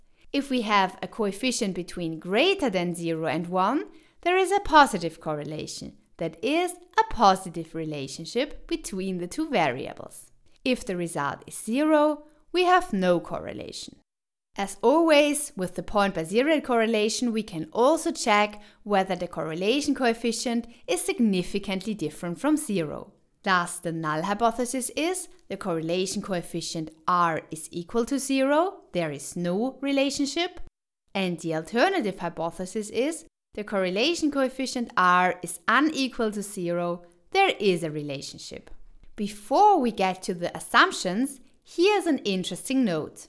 When we compute a point-by-zero correlation, we get the same p-value as when we compute a t-test for independent samples for the same data. So, whether we test a correlation hypothesis with the point-by-zero correlation or a difference hypothesis with the t-test, we get the same p-value. Now, if we compute a t-test in Data tab with these data and we have the null hypothesis, there is no difference between the groups failed and passed in terms of the variable learning hours, we get a p-value of 0.179. And also, if we calculate a point-by-zero correlation and have the null hypothesis, there is no correlation between learning hours and test result, we get a p-value of 0.179. In our example, the p-value is greater than 0.05, which is most often used as a significance level, and thus the null hypothesis is not rejected. But what about the assumptions for a point-by-zero correlation? Here we must distinguish whether we just want to calculate the correlation coefficient or whether we want to test a hypothesis. To calculate the correlation coefficient, only one metric variable and one dichotomous variable must be present. However, if we want to test whether the correlation coefficient is significantly different from 0, the one metric variable must also be normally distributed. If this is not given, the calculated test statistic t, or the p-value, cannot be interpreted reliably. This brings us to the last question. What is causality? And what is the difference between causality and correlation? Causality is the relationship between a cause and an effect. In a causal relationship, we have a cause and a resultant effect. An example: coffee contains caffeine, a stimulating substance. When you drink coffee, the caffeine enters the body, affects the central nervous system, and leads to increased alertedness. Drinking coffee is the cause of the feeling of alertedness that comes afterwards. Without drinking coffee, the effect, i.e. the feeling of alertedness, would not occur. But causality is not always so easy to determine. Clear requirements must be met in order to speak of a causal relationship. But more about that later. So, what is the difference between correlation and causality? A correlation tells us that there is a relationship between two variables. Example, there is a positive correlation between ice cream sales and the number of sunburns. However, an existing correlation cannot tell us which variable influences which, or whether a third variable is responsible for the correlation. In our example, both variables are influenced by a common cause, namely sunny weather. On sunny days, people buy more ice cream and spend more time outdoors. This can lead to an increased risk of sunburns. Causality means that there is a clear cause-effect relationship between two variables. Causality exists when you can say with certainty which variable influences which. However, a common mistake in the interpretation of statistics is that a correlation is immediately assumed to be a causal relationship. Here is an example. The American statistician Darrell Huff found a negative correlation between the number of head lice and the body temperature of the inhabitants of an island. A negative correlation means that people with many head lice generally have a lower body temperature, and people with few head lice generally have a higher body temperature. The islanders concluded that head lice were good for health because they reduced fever. So their assumption was that head lice have an effect on the temperature of the body. In reality, the correct conclusion is the other way around. In an experiment, it was possible to prove that high fever drives away the lice. So the high body temperature is the cause, not the effect. What are the conditions for talking about causality? There are two conditions for causality. Number one, there is a significant correlation between the variables. This is easy to check. We simply check whether the correlation coefficient is significantly different from 0. Number two, the second condition can be met in three ways. First, chronological sequence. There is a chronological sequence and the results of one variable occurred before the results of the other variable. Second, experiment. A controlled experiment was conducted in which the two variables can be specifically influenced. And number three, theory. There is a well-founded and plausible theory in which direction the causal relationship goes. If there is only a significant correlation, but none of the other three conditions are met, we can only speak of correlation, never of causality. After examining how correlation analysis helps us to determine the extent to which variables are related, we now move on into the field of regression. First, we'll start with an overview of regression analysis, where we will break down the fundamentals and explore its real-world application. Next, we'll dive into simple linear regression, where you will learn how to model the relationship between two variables. Then we will move on to the multiple linear regression, where we extend the model to include multiple predictors, making our predictions more powerful. And finally, we'll cover logistic regression, which is essential when working with categorical variables, like predicting whether something will happen or not. So let's get started with the first question. What is a regression analysis? A regression analysis is a method for modeling relationships between variables. It makes it possible to infer or predict a variable based on one or more other variables. Let's say you want to find out what influences a person's salary. For example, you could take the highest level of education, the weekly working hours, and the age of a person. You could now investigate whether these three variables have an influence on the salary of a person. If they do, you can predict a person's salary by taking the highest level of education, the weekly working hours, and a person's age. The variable we want to infer or predict is called the dependent variable. The variables used for prediction are called independent variables.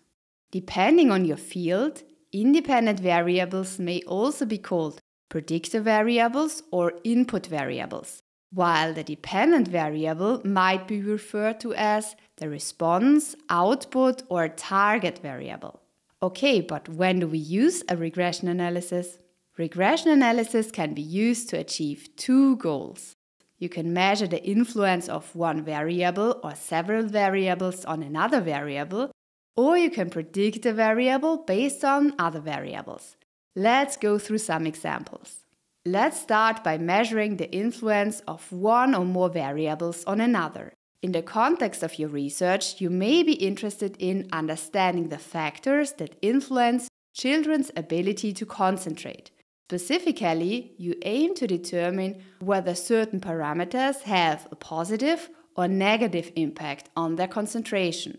But in this case, you're not interested in predicting children's ability to concentrate. Or you could investigate whether the educational level of the parents and the place of residence have an influence on the future educational level of children. This area is therefore very research-based and has many applications in social and economic sciences. The second area, using regression for predictions, is more application-oriented. To get the most out of hospital occupancy, you might be interested in how long a patient will stay in the hospital.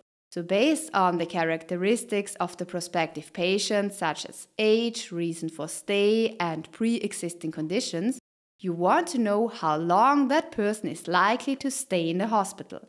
Based on this prediction, bed planning can then be optimized.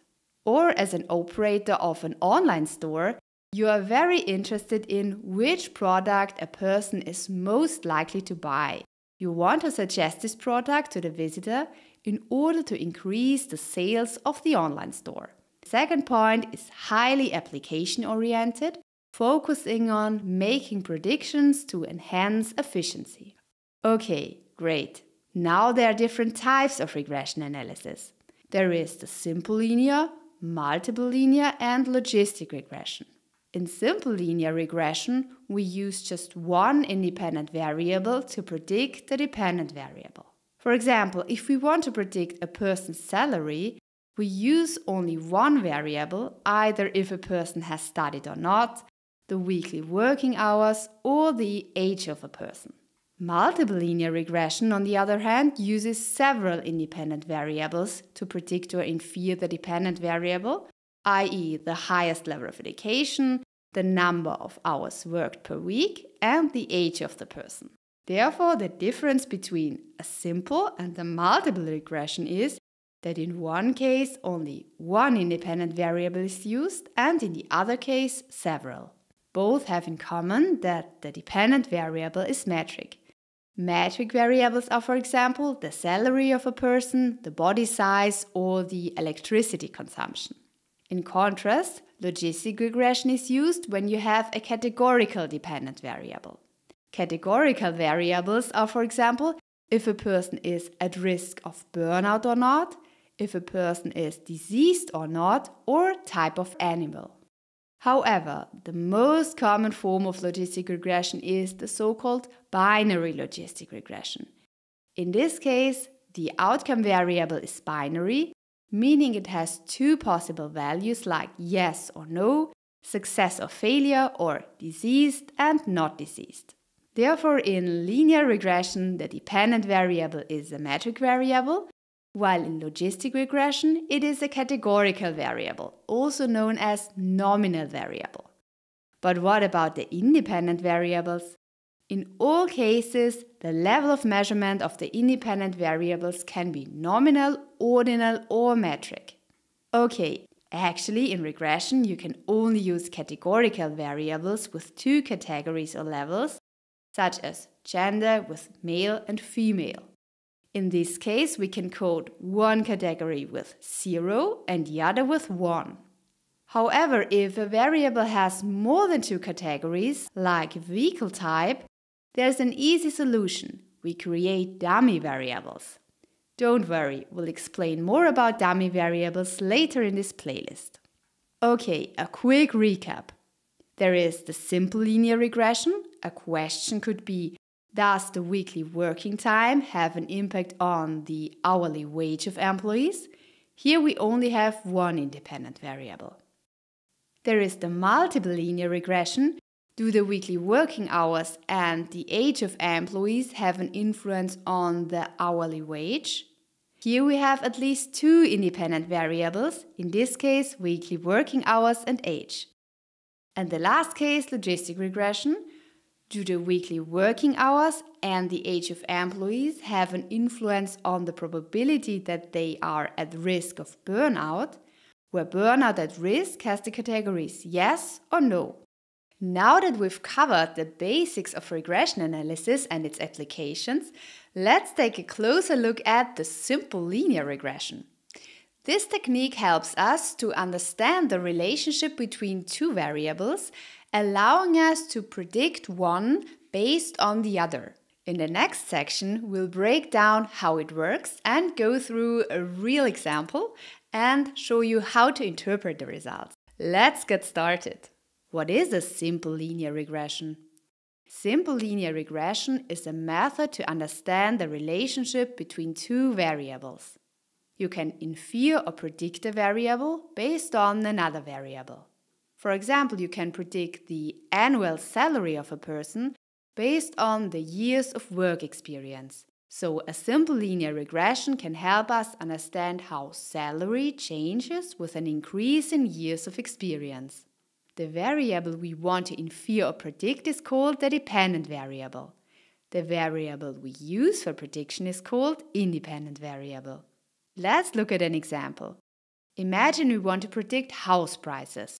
The dependent variable, the one we want to predict, is, of course, the price of the house. The independent variable, the one we use to make the prediction, could be the size of the house in square feet. Of course, you can also use more than one independent variable. For example, the construction year or features like whether the house has a swimming pool, the number of bathrooms, and the house size. But in this case, it would be a multiple linear regression because you have more than one independent variable. More on that in my video about multiple linear regression. Okay, but how do we calculate a simple linear regression? First of all, we need data. So we collect information from 10 houses, including their size in square feet and the price they were sold for. Now we can use this data to calculate our regression model. Here, y is the dependent variable house price and x is the independent variable house size. And we want to use our data to determine the coefficient b and a. But how do we do that? Let's visualize our data using a scatter plot.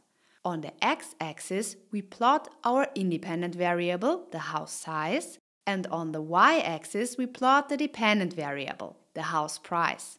Each point is therefore one house with the respective house size and the house price. Okay, now we want to summarize all this data using a simple linear regression. To do this, we draw a straight line through the points on the scatter plot. But the line we draw isn't just any random line. It's the line that tries to minimize the error or the distance between the actual data points and the line itself. If we add up the length of all the red lines, we get the total error. Our goal is to find the regression line that minimizes this error. But how do we actually calculate this line? This is where the equation of the linear regression comes into play. In the equation, b is the slope of the line. The slope shows how much the house price changes if the house size increases by 1 square foot. A is the y-intercept, telling us where the line crosses the y-axis.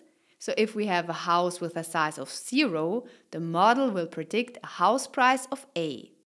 Of course, predicting the price of a house with 0 size doesn't make sense.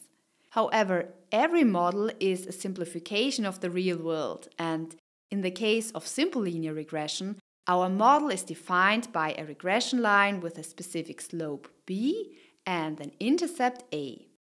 Let's look at this example. In that case, our intercept is 100, so we enter 100 for a. But how do we read the slope? For this, we take a 1-unit step in the independent variable. For example, if we move from 1 to 2, then we observe how much the dependent variable changes with this 1-unit increase. In this case, if the independent variable increases by 1 unit, the dependent variable increases by 50 units. So our b is 50. Okay, but how do we calculate b and a? There are two ways to do this. We can calculate them by hand or using statistical software like DataTab. Let's look at this example. How can we calculate b and a by hand?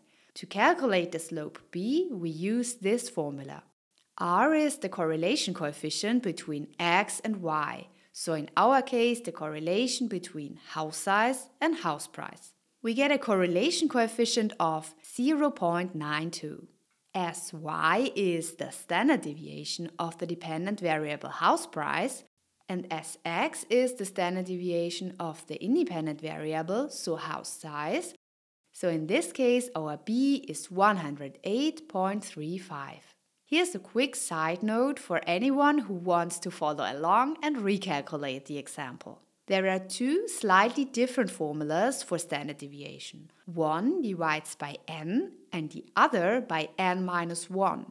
Without diving into the details now, almost all statistical software uses the formula with n minus 1 to calculate the standard deviation. However, for calculating the regression coefficient b, we use the formula that divides by n. If you like a more detailed explanation of the standard deviation, feel free to check out my video on that topic. Alright, once we've calculated b, we can find the intercept a using this formula. Here y bar represents the mean of the house prices, b is the slope which is calculated, and x bar is the mean of the house sizes. Substituting these values, the intercept a comes out to be 60,919.44. So based on this data, we have now calculated the coefficient b and a. If we insert the numbers for b and a, we get this equation. If we enter 0 for x, the house size, we get 60,919.44, which is our intercept. If we increase the house size by 1 square foot each time, we get a house price that is $108.35 higher each time. Okay, before we start with the last important topic, the assumptions for a simple linear regression, let's check the results with DataTab. If you like, you can load this sample dataset, the link is in the video description. We want to calculate a regression, so we click on Regression. Here we can now select our dependent variable, house price, and the independent variable, house size. Now let's look at the results. We will focus on this table, which shows the key information we need. If you're curious about the other tables, you can click on AI interpretation for the corresponding table or check out our video on multiple linear regression, where we explain these details in depth.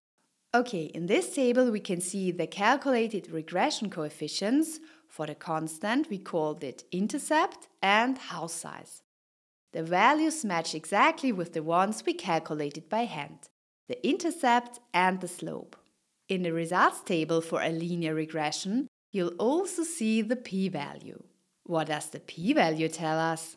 The p-value helps determine whether the relationship between the independent variable and the dependent variable is statistically significant. To test whether the relationship we observe is meaningful or just due to random chance, we start by stating the null hypothesis. There is no relationship between the independent variable and the dependent variable. If the p-value is small, typically smaller than 0.05, we reject the null hypothesis. This is suggesting a significant relationship between the variables. If the p-value is large, typically greater than 0.05, we fail to reject the null hypothesis, indicating the observed data may have occurred by chance with no strong evidence for a relationship. So in our case, the p-value is highly significant, indicating strong evidence of a relationship between house price and size. Alright, in this example it's pretty obvious. A bigger house size typically costs more. However, there are cases where the relationship isn't that clear. And what about the assumptions? Here are the key assumptions. Number 1, linear relationship. In linear regression, a straight line is drawn through the data.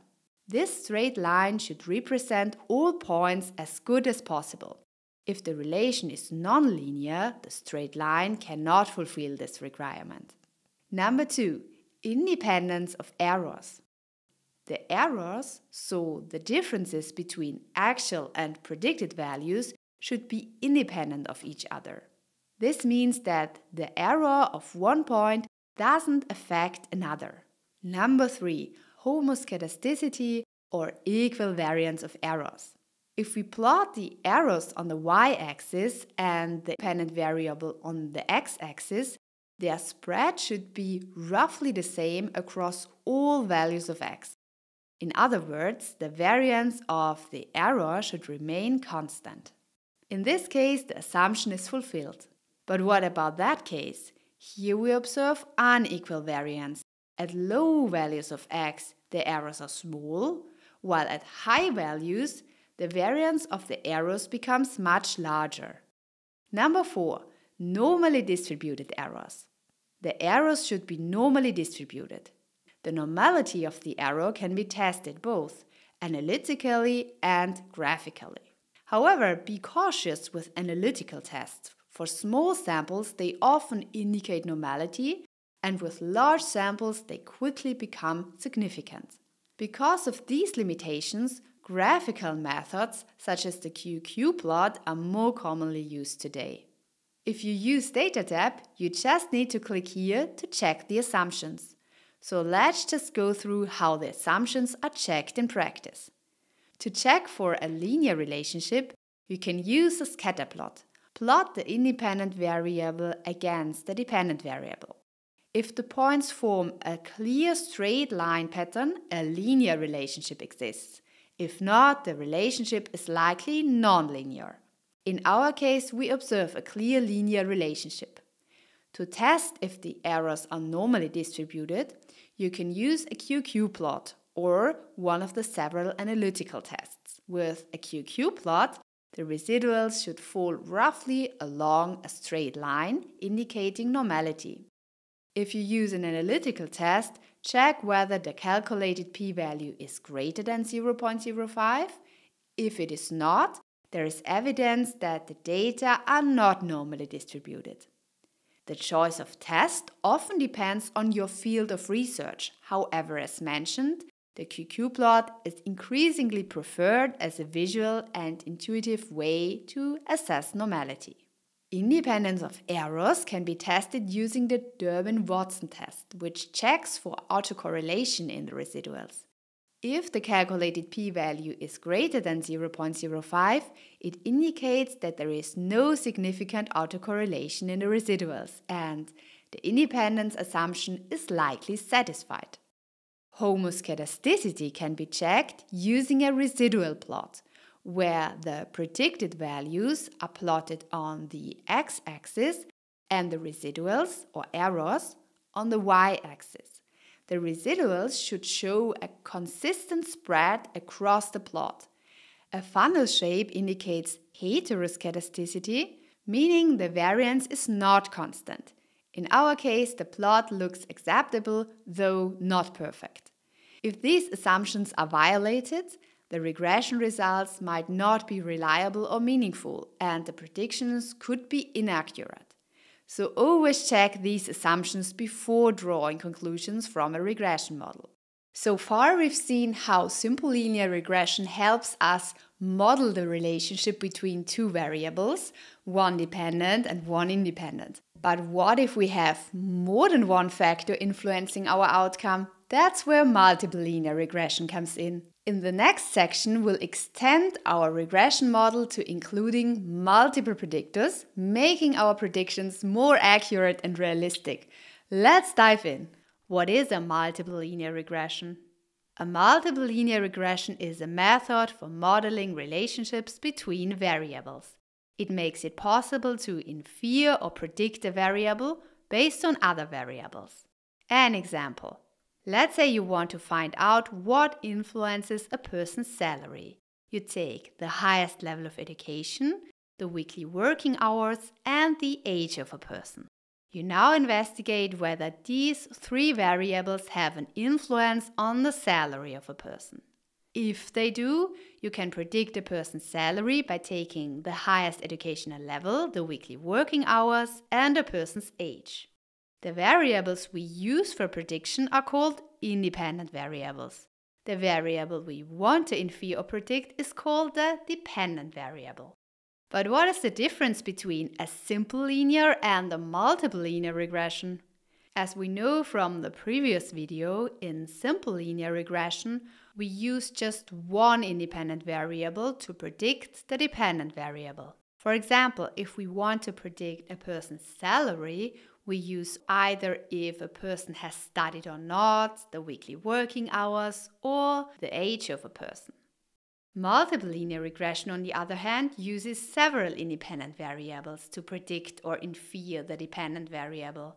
Therefore, the difference between a simple and a multiple linear regression is that in one case only one independent variable is used, and in the other case several.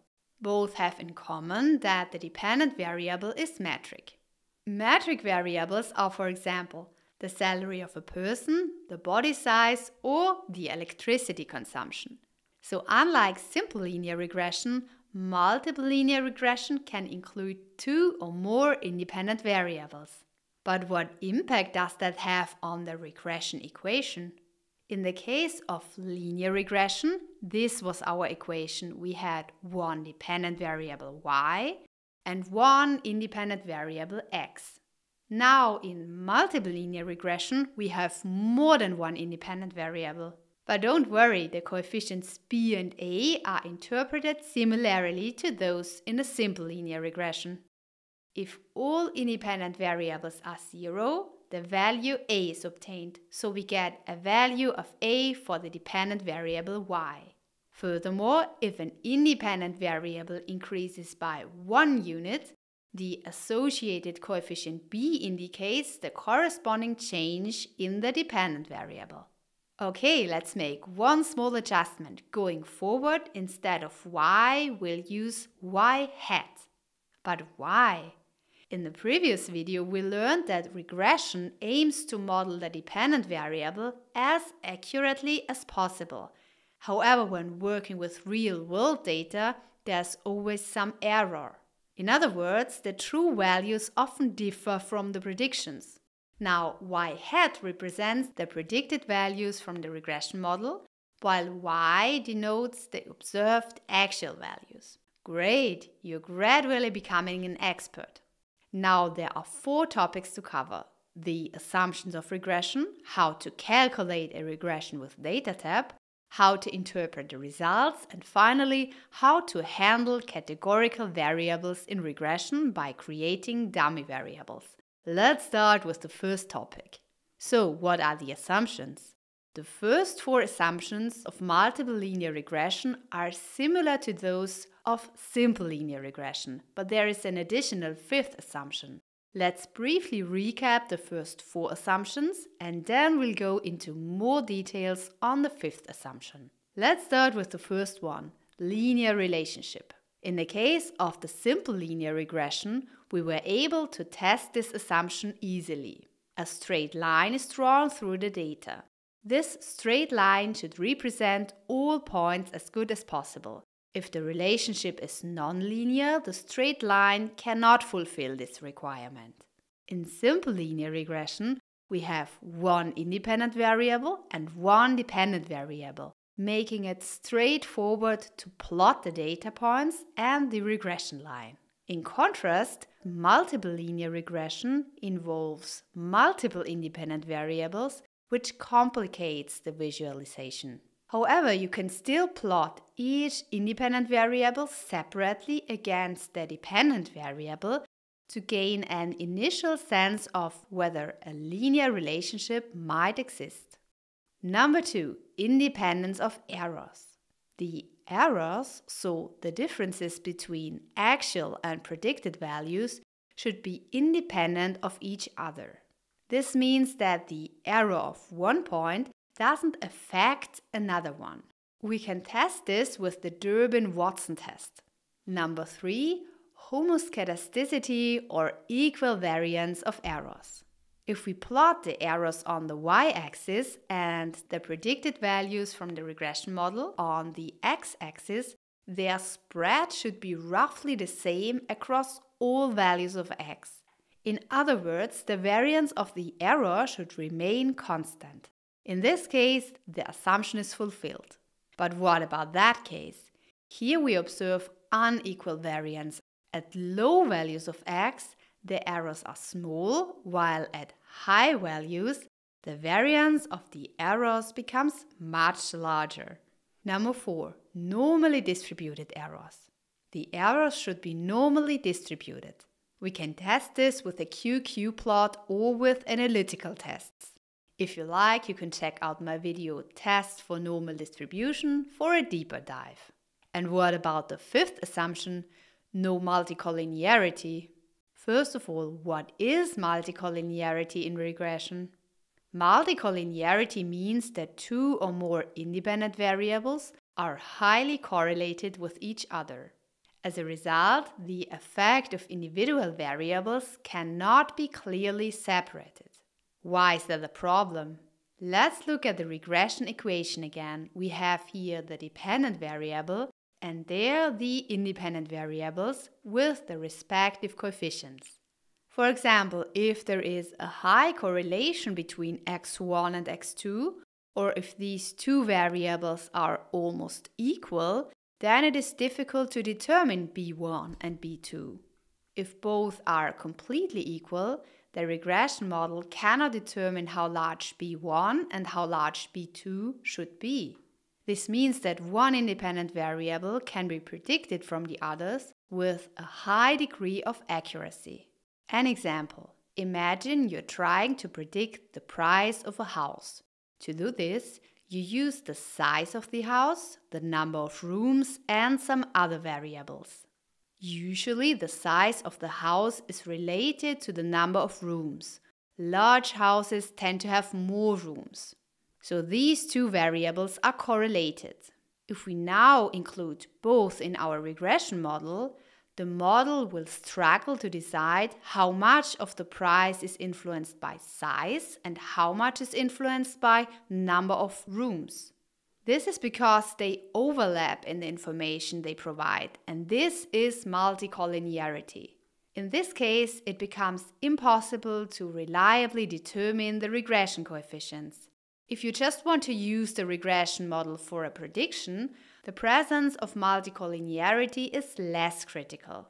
In this context, the focus is on how accurate the prediction is, rather than on understanding the influence of the individual variables.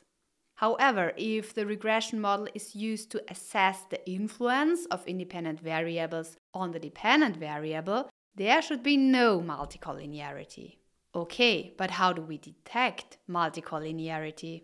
If we look at the regression equation again, we have the variable x1, x2 and up to variable xk.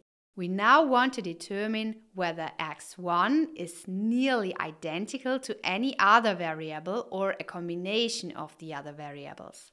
For this, we simply set up a new regression model. In this regression model, we take x1 as the new dependent variable and keep the others as independent variables. If we can predict x1 accurately using the other independent variables, x1 becomes unnecessary. Its information is already captured by the other variables. We can now do this for all other variables. So we estimate x1 by using the other independent variables, we estimate x2 by using the other variables, and we estimate xk by using the other independent variables. Okay, but what is a method to detect multicollinearity? For all k regression models, we calculate r squared, which is the so-called coefficient of determination. What is the coefficient of determination r squared? If x1 is the dependent variable and the other independent variables are used as predictors, r squared explains how well the independent variables explain the variability of the dependent variable. Therefore, a high r squared in this context suggests that x1 is highly correlated with the other independent variables. This is a sign of multicollinearity. Using r squared, we can calculate the tolerance and the variance inflation factor, short VIF. Basically, the VIF is 1 divided by the tolerance. If the tolerance is less than 0.1, it indicates potential multicollinearity and caution is required.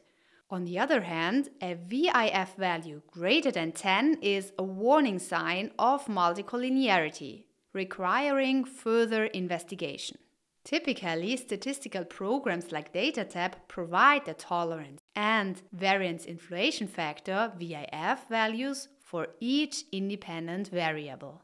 Okay, but how to address multicollinearity? There are two common ways to address multicollinearity. Number 1, remove one of the correlated variables. So choose the variable that is less significant and remove it. Or number 2, combine variables. Create a single variable by combining the correlated variables, e.g. taking an average. If you're using DataTab and calculate a regression, you just need to click on Test Assumptions. Here you can see the table with the tolerance and the VIF. Alright, let's work through an example on how to calculate a multiple linear regression and then look at how to interpret the results. Our goal is to analyze the influence of age, weight, and cholesterol level on blood pressure. So blood pressure is our dependent variable, while age, weight, and cholesterol level are our independent variables. To calculate the regression, we just go to datatab.net and copy our data into the table. If you like, you can load the sample dataset using the link in the video description. We want to calculate a regression, so we click on Regression. Now we simply click on blood pressure under dependent variable and age and weight and cholesterol level under independent variable. Afterwards, we automatically get the results of the regression. We will now discuss how to interpret the individual tables. If you need an interpretation of your individual data, you can just click on AI interpretation at each table and you will get a detailed explanation of your results. And if you want to test assumptions, just click here. But back to the results. Let's start with the most important table, the table with the regression coefficients, and then take a closer look at the model summary table. We will focus on these 3 columns. Here we can see the 3 independent variables, age, weight, and cholesterol. The first row represents the constant. So in our regression equation, let's replace x1, x2, and x3 with their corresponding names. So we want to predict blood pressure based on a person's age, weight, and cholesterol levels. Okay, in the first column, we see the unstandardized regression coefficients. These are our coefficients from the regression equation. Now we can calculate the blood pressure for a given person. Let's say a person is 55 years old, has a weight of 95 kg and a cholesterol level of 180. Then our model would predict a blood pressure of 91. So for example, if we look at the variable age, 0.26 means that for each additional year of age, the blood pressure increases by 0.26 units, assuming other variables remain constant. And what about the standardized coefficients? The standardized coefficient tells us the relative importance of each independent variable after standardizing the variables to the same scale. Why is this useful? Our model includes variables measured in different units, such as age in years, weight in kilograms. Comparing their unstandardized coefficients can be misleading because these coefficients are influenced by the units of measurement. For instance, if weight is measured in tons, the coefficient would be larger. If we measured in grams, it would be smaller. Additionally, the values for age in years are generally smaller than the values for cholesterol, so you cannot directly compare their unstandardized coefficients with each other. In contrast, the standardized coefficient remains consistent regardless of the units. This allows for direct comparison of the relative effects of different variables. For example, we can see that cholesterol level has the largest standardized coefficient, indicating that it has the strongest influence on blood pressure. In our video about simple linear regression, we explained the p-value in detail. The interpretation is similar in multiple linear regression. To summarize, the p-value shows whether the corresponding coefficient is significantly different from 0. In other words, it tells us if a variable has a real influence or if the result could just be due to chance. If the p-value is smaller than 0.05, it means the difference is significant. In our case, all p-values are smaller than 0.05, so all variables have a significant influence. Perfect! Let's move on to the next table, the model summary table. First, we get the multiple correlation coefficient R. R measures the correlation between the dependent variable and the combination of the independent variables. What does that mean? Here we have the equation for linear regression. Once the coefficients are determined, we can sum all up and calculate the predicted values y hat of the dependent variable. So if we use our example data, we have the real blood pressure data and we can predict the blood pressure data with the regression model. The multiple correlation coefficient R is now the correlation between the predicted values y hat and the actual values y. In other words, the multiple correlation coefficient R indicates the strength of the correlation between the actual dependent variable and its estimated values. Therefore, the greater the correlation, the better the regression model. In our case, an R value of 0.27 indicates a strong positive relationship. Okay, and what about R squared? R squared is called the coefficient of determination. R squared indicates the proportion of variance in the dependent variable that is explained by the independent variables. The greater the explained variance, the better the model's performance. For example, an R squared value of 1 would mean that the entire variation in blood pressure can be perfectly explained by the variables age, weight, and cholesterol level. However, in reality, this is rarely the case. An R squared of 0.52 means that 52% of the variation in blood pressure is explained by the model. What is the adjusted R squared? The adjusted R squared accounts for the number of independent variables in the model. This provides a more accurate measure of explanatory power.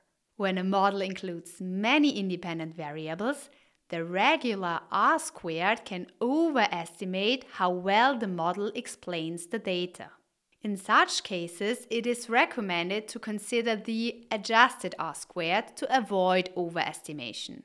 Okay, and what about the standard error of the estimate?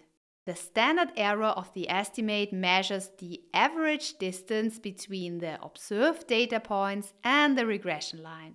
A standard error of the estimate of 6.6 indicates that, on average, the model's predictions deviate from the actual values by 6.6 units. So if we predict a person's blood pressure using their age, weight and cholesterol level, our prediction will, on average, deviate by 6.6 units from the person's actual blood pressure. Okay, if you want an interpretation of the other tables, simply click on AI interpretation. Earlier in this video, I mentioned that independent variables in regression analysis can be nominal. Okay, but what are nominal variables? Nominal variables are variables with different categories like gender with male and female or vehicle type. But how do we use nominal variables in a regression model as independent variables? Let's keep things simple. Let's start with variables with two categories. Imagine we have the variable gender with the categories male and female. Now we can code female as 0 and male as 1. The category coded with 0 is our so-called reference category. Alright, let's take a look at the regression equation. Suppose the variable x1 represents gender, then b1 is the regression coefficient for gender. But how do we interpret b1? We said 0 is female and 1 is male, so let's just insert this for x1. For a female individual, we have 0 multiplied by b1, and for a male individual, we have 1 multiplied by b1. Accordingly, b1 represents the difference between males and females. Now that we've discussed how to handle variables with two values, let's explore how to approach variables with more than two values. Let's say we want to predict the fuel consumption of a car based on its horsepower and vehicle type. To keep it simple, let's say there are only three vehicle types: sedan, sports car and family van. Thus, we have a variable vehicle type with more than two categories. However, as we know in regression, we can only include variables with two categories. So what's the solution? This is where dummy variables come into play.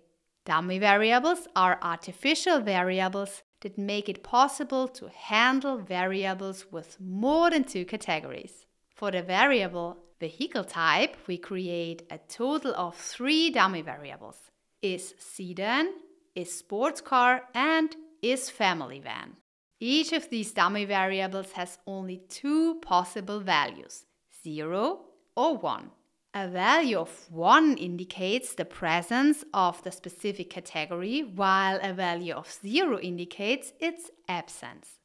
Instead of having one variable with three categories, we now have three variables with two categories each. These newly created dummy variables can be included in the regression model. Okay, but what does this mean for our data preparation? Initially, we have one column labeled vehicle type, where the individual vehicle types from our sample are listed.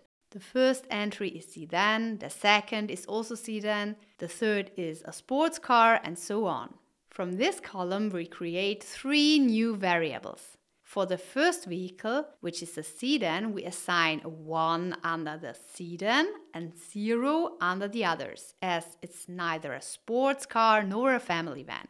Similarly, the second vehicle is also a sedan. The third vehicle, however, is a sports car, so you assign a 1 under sports car and 0 under the others. By doing this, we've successfully created our dummy variables. One important thing to note: the number of dummy variables you create will always be the number of categories minus 1. So in our case, we have three categories, so we basically only need two dummy variables. Why is that the case? If we know a vehicle is a sedan, we automatically know it is neither a sports car nor a family van. Similarly, if we know it's a sports car, we can infer that it's not a sedan or a family van. Finally, if it's neither a sedan nor a sports car, we know it must be a family van. This means we can express the same information with just two variables instead of three. Including all three variables would make the regression model overdetermined. Okay, but don't worry, if you're using DataTab, it will automatically create the dummy variables for you. For example, if we select fuel consumption as the dependent variable and horsepower and vehicle type as the independent variables, we can then see the three categories here and can select which one to use as the reference category. For example, if we choose sedan as the reference, dummy variables will be created for sports car and family van. When we examine the results, we will see the two variables, vehicle type sports car and vehicle type family van, along with horsepower. So far we focused on linear regression, where our goal is to predict a continuous variable like sales or house prices. But what if we need to predict categories instead, like whether a customer will buy a product or not, or whether an email is a spam? That's where logistic regression comes into play. So, in the next section, we'll explore how logistic regression helps us model binary outcomes and make probability-based predictions. Let's jump in. What is a logistic regression? How is it calculated? And most importantly, how are the results interpreted? Let's start with the first question. What is a regression? In a regression analysis, you want to infer or predict an outcome variable based on one or more other variables. Okay, so what about logistic regression? A binary logistic regression is now a type of regression analysis used when the outcome variable is binary, meaning it has two possible values like yes or no, success or failure. Let's look at an example. Let's say we are researchers and we want to know whether a particular medication and a person's age have an influence on whether a person gets a certain disease or not. So the outcome we are interested in is whether the patients developed the disease or did not develop it. And our independent variables are medication and age of a person. Now, with the help of a logistic regression, we want to infer or predict the outcome variable based on the independent variables. Okay, but what is the difference between a linear and a logistic regression? In a linear regression, the dependent variable is a metric variable, e.g. salary or electricity consumption. In a logistic regression, the dependent variable is a binary variable. So, with the help of logistic regression, we can determine what has an influence on whether a certain disease is present or not. For example, we could study the influence of age, gender, and smoking status on that particular disease. In this case, 1 stands for diseased and 0 for not diseased. We now want to estimate the probability that a person is diseased. So our data set might look like this. Here we have the independent variables and there the dependent variable with 0 and 1. We could now investigate what influence the independent variables have on the disease. If there is an influence, we can predict how likely someone is to have a disease. Okay, but why do we need logistic regression in this case? Why can't we just use linear regression? A quick recap. In linear regression, this is our regression equation. We have the dependent variable, the independent variables, and the regression coefficients. However, our dependent variable is now binary, taking on the value of either 0 or 1. Regardless of the values of the independent variables, the outcome will always be 0 or 1. A linear regression would now simply put a straight line through the points. We can now see that in the case of linear regression, values between minus and plus infinity can occur. However, the goal of logistic regression is to estimate the probability of occurrence. The value range for the prediction should therefore be between 0 and 1. So we need a function that only takes values between 0 and 1. And that is exactly what the logistic function does. No matter where we are on the x-axis, between minus and plus infinity, only values between 0 and 1 result. And that is exactly what we want. The equation for the logistic function looks like this. Logistic regression now uses the logistic function. For that, the equation of the linear regression is now simply used. This gives us that equation. This equation gives us the probability of the dependent variable equal 1 given specific values of the independent variables. What does this look like for our example now? In our example, the probability of having a certain disease is a function of age, gender, and smoking status. Next, we need to determine the coefficients that help our model best fit the given data. This is done using the maximum likelihood method. For this, there are numerical methods that can solve the problem effectively. A statistics program such as DataTab therefore calculates the coefficients. Alright, let's work through this example on how to calculate a logistic regression and then look at how to interpret the results. To calculate the regression, we just go to datatab.net and copy our data into this table. If you like, you can load the sample data using the link in the video description. We want to calculate a logistic regression, so we just click on Regression. We choose disease as the dependent variable and age, gender, and smoking status as the independent variables. DataTab now calculates a logistic regression for us. Depending on how our dependent variable is scaled, DataTab will calculate either a logistic or a linear regression under the tab Regression. Since we have two categorical variables, we can set the reference category. We will just use female and non-smoker as reference.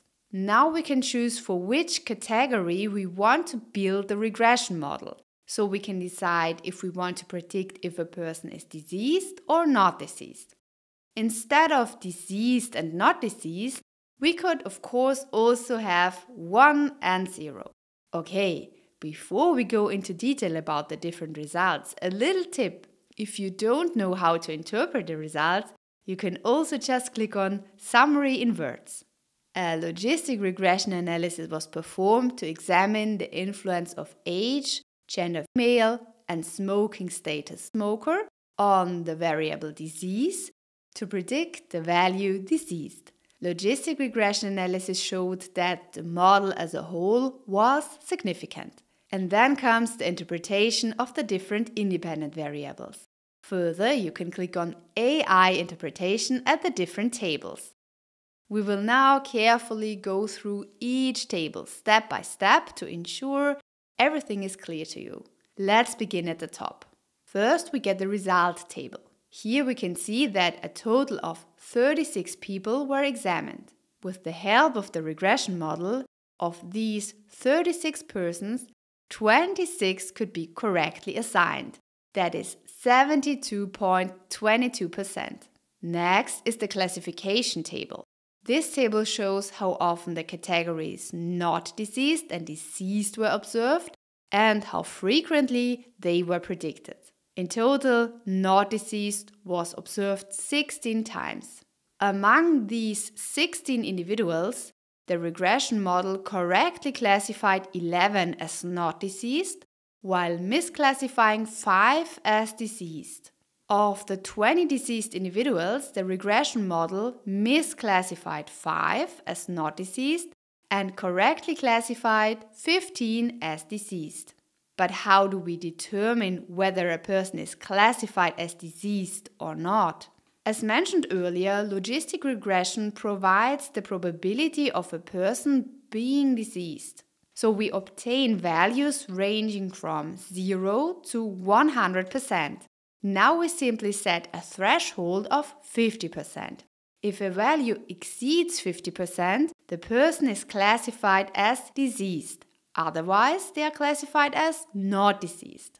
Of course, you can choose a threshold other than 50%.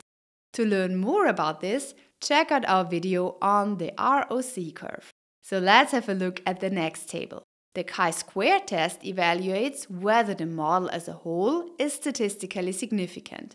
For this, two models are compared. In one model, all independent variables are used, and in the other model, the independent variables are not used. Now we can compare how good the prediction is when the independent variables are used and how good it is when the independent variables are not used. The chi-square test now tells us if there is a significant difference between these two results. The null hypothesis is that both models are the same. If the p-value is less than 0.05, this null hypothesis is rejected. In our example, the p-value is less than 0.05 and we assume that there is a significant difference between the models. Thus, the model as a whole is significant. Next comes the model summary. In this table, we can see on the one hand the -2 log likelihood value, and on the other hand, we are given different coefficients of the determination R².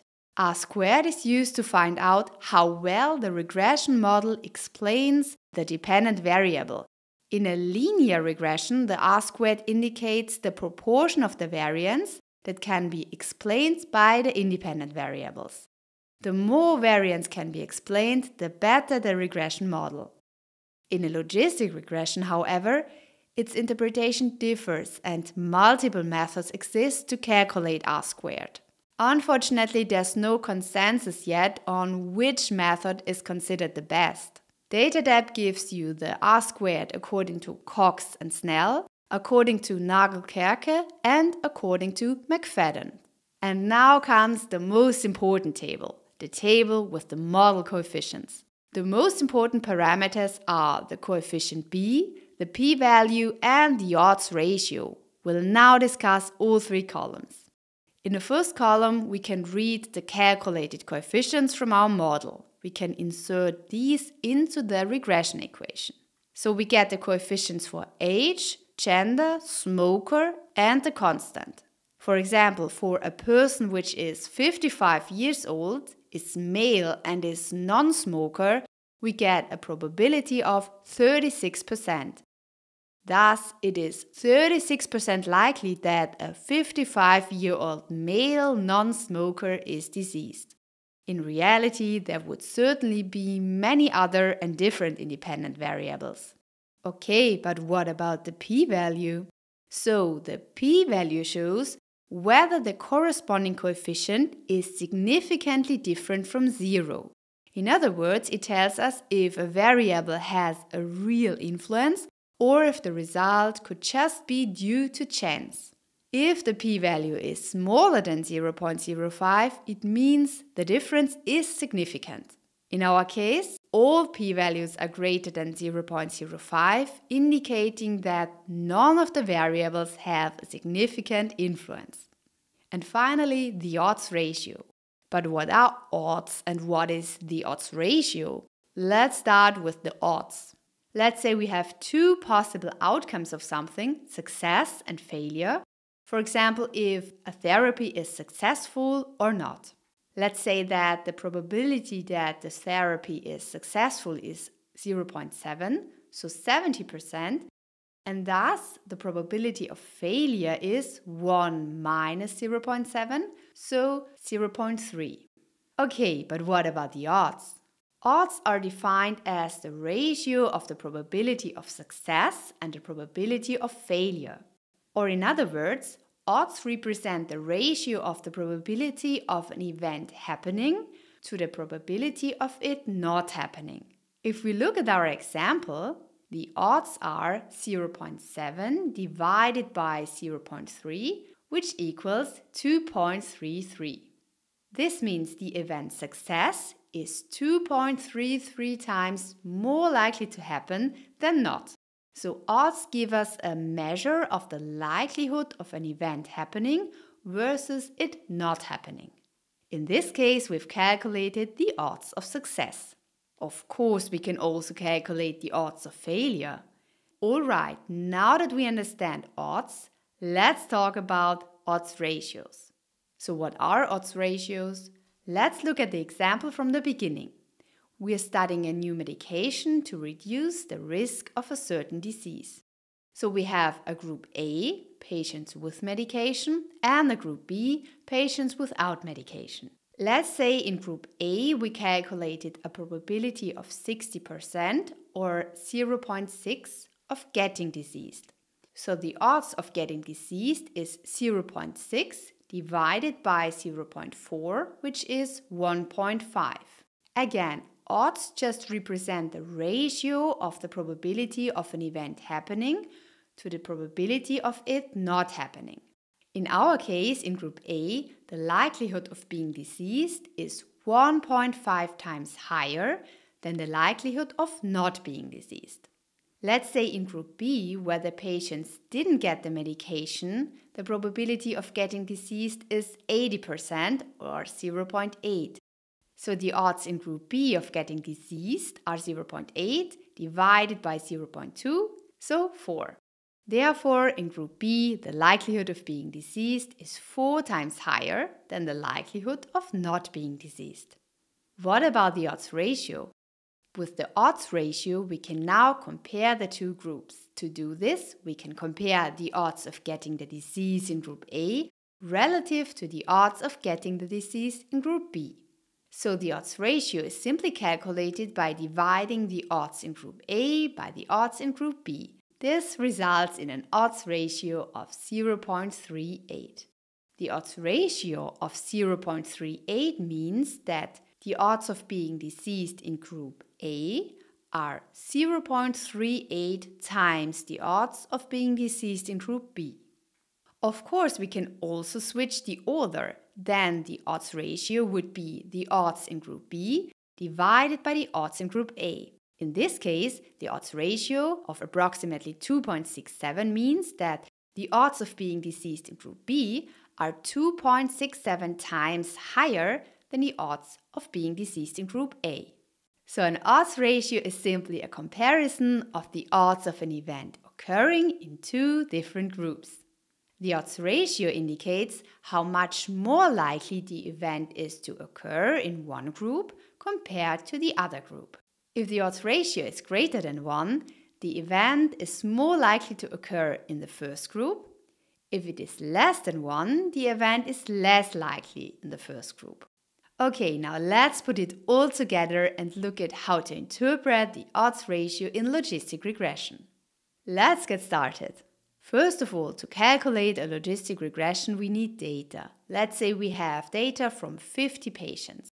Our outcome variable is disease, which is coded as 0 for not diseased and 1 for diseased.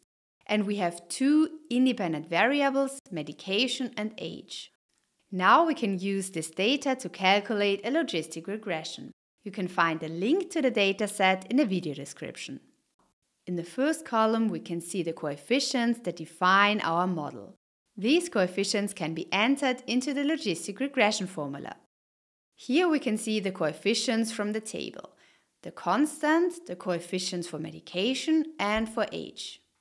Now we just need to enter a value for medication, such as 1, indicating the patient received medication, and a value for age, for example, 50. Then we can calculate the probability. In this case, the probability of being diseased is 0.55 or 55%. So for a patient who took the medication and is 50 years old, the probability of being diseased is 55%. Of course, we can simply use DataTab to calculate this probability. To do this, just enter 1 here and 50 there. We will then also get a probability of 0.55. And DataTab further gives us the odds. As we know, the odds are calculated by the probability that a certain event will happen divided by the probability that the event will not happen. We therefore get 0.55 divided by 1 minus 0.55, which equals 1.22. Okay, but we are not interested in the odds alone. We are interested in the odds ratio. Again, the odds ratio is simply a comparison of the odds of an event occurring in two different groups. The two groups could be persons who took the medication and persons who did not take the medication. Therefore, if we're going back to Data tab, we just need to compare the odds of a person who took the medication with the odds of a person who did not take the medication. So to get the odds ratio, we just need to divide the odds of a person who took the medication by the odds of a person who did not take the medication. This results in an odds ratio of 0.64. And surprise! The calculated value matches the odds ratio listed for the variable medication. The odds ratio of 0.64 for medication indicates that for individuals who took the medication, the odds of the outcome diseased are 0.64 times the odds of those who did not take the medication. Alright, with medication we have two groups to compare. But what about a continuous variable like age? In this case, we simply look at what happens when we increase age by 1 unit. For example, we might compare the odds of the outcome for someone aged 50 versus someone aged 51. This allows us to calculate the odds ratio by comparing the two odds. In this case, we get an odds ratio of 1.04. So for each 1 year increase in age, the odds of the outcome diseased increase by a factor of 1.04. But there's one thing I haven't told you yet. The odds ratio can actually be calculated simply by exponentiating each coefficient. So e to the power of 0.45 is 0.64, which is the odds ratio of medication. And e to the power of 0.04 is 1.04, which is the odds ratio for age. To sum it up, odds are simply the ratio of the probability of an event happening to the probability of it not happening. The odds ratio is now the ratio of the odds that an event occurs in two different groups. We just talked about regression, where we predict values based on known relationships. Let's now shift our focus to discovering hidden patterns in data with no apparent relationship. This brings us to cluster analysis, specifically the k-means clustering technique. K-means clustering is a powerful method used to identify hidden groups or clusters within our data. Let's explore how that works and how it can enhance our understanding of complex datasets. In this video, I will explain to you everything you need to know about cluster analysis. I will start with the question, what is the k-mean cluster? And then I will show you how you can easily calculate it online with Data tab. And now let's start with the question, what is the k-means cluster analysis? The k-means cluster analysis is one of the simplest and most common methods for cluster analysis. By using the k-means method, you can cluster your data by a given number of clusters. So you already need to define beforehand the number of clusters. For example, you have a dataset and you want to cluster your cases into 3 clusters. This can be done with the k-means cluster analysis. For example, you could have a dataset with 15 European countries and you want to cluster them into 3 country groups. So now the question is, how does the k-means cluster analysis work? There are 5 simple steps required. Let's start with the first step. First, you have to define the number of clusters to find the groups or clusters. The number of clusters is the k in k-means. In our case, we simply select 3 clusters, so in this example k was selected equal to 3. The second step now is to set the cluster centers random. Each of the centers now represents 1 cluster. Let's come to step 3. Now we have selected the number of clusters and we set the cluster centers randomly. Now we assign each element to 1 cluster. So for example, we assign each country to 1 cluster. Let's start with 1 element And now the distance from the first element to each of the cluster centroids is calculated. So for example, we calculate the distance from this element to each cluster centroid. Afterwards, each element is assigned to the cluster to which it has the smallest distance. In our example, the distance between this element and the cluster centroid is the smallest. So we will assign this element to the yellow cluster. Now this step is repeated for all further elements. So at the end we have one yellow cluster, one red cluster and one green cluster, and then all points are initially assigned to a cluster.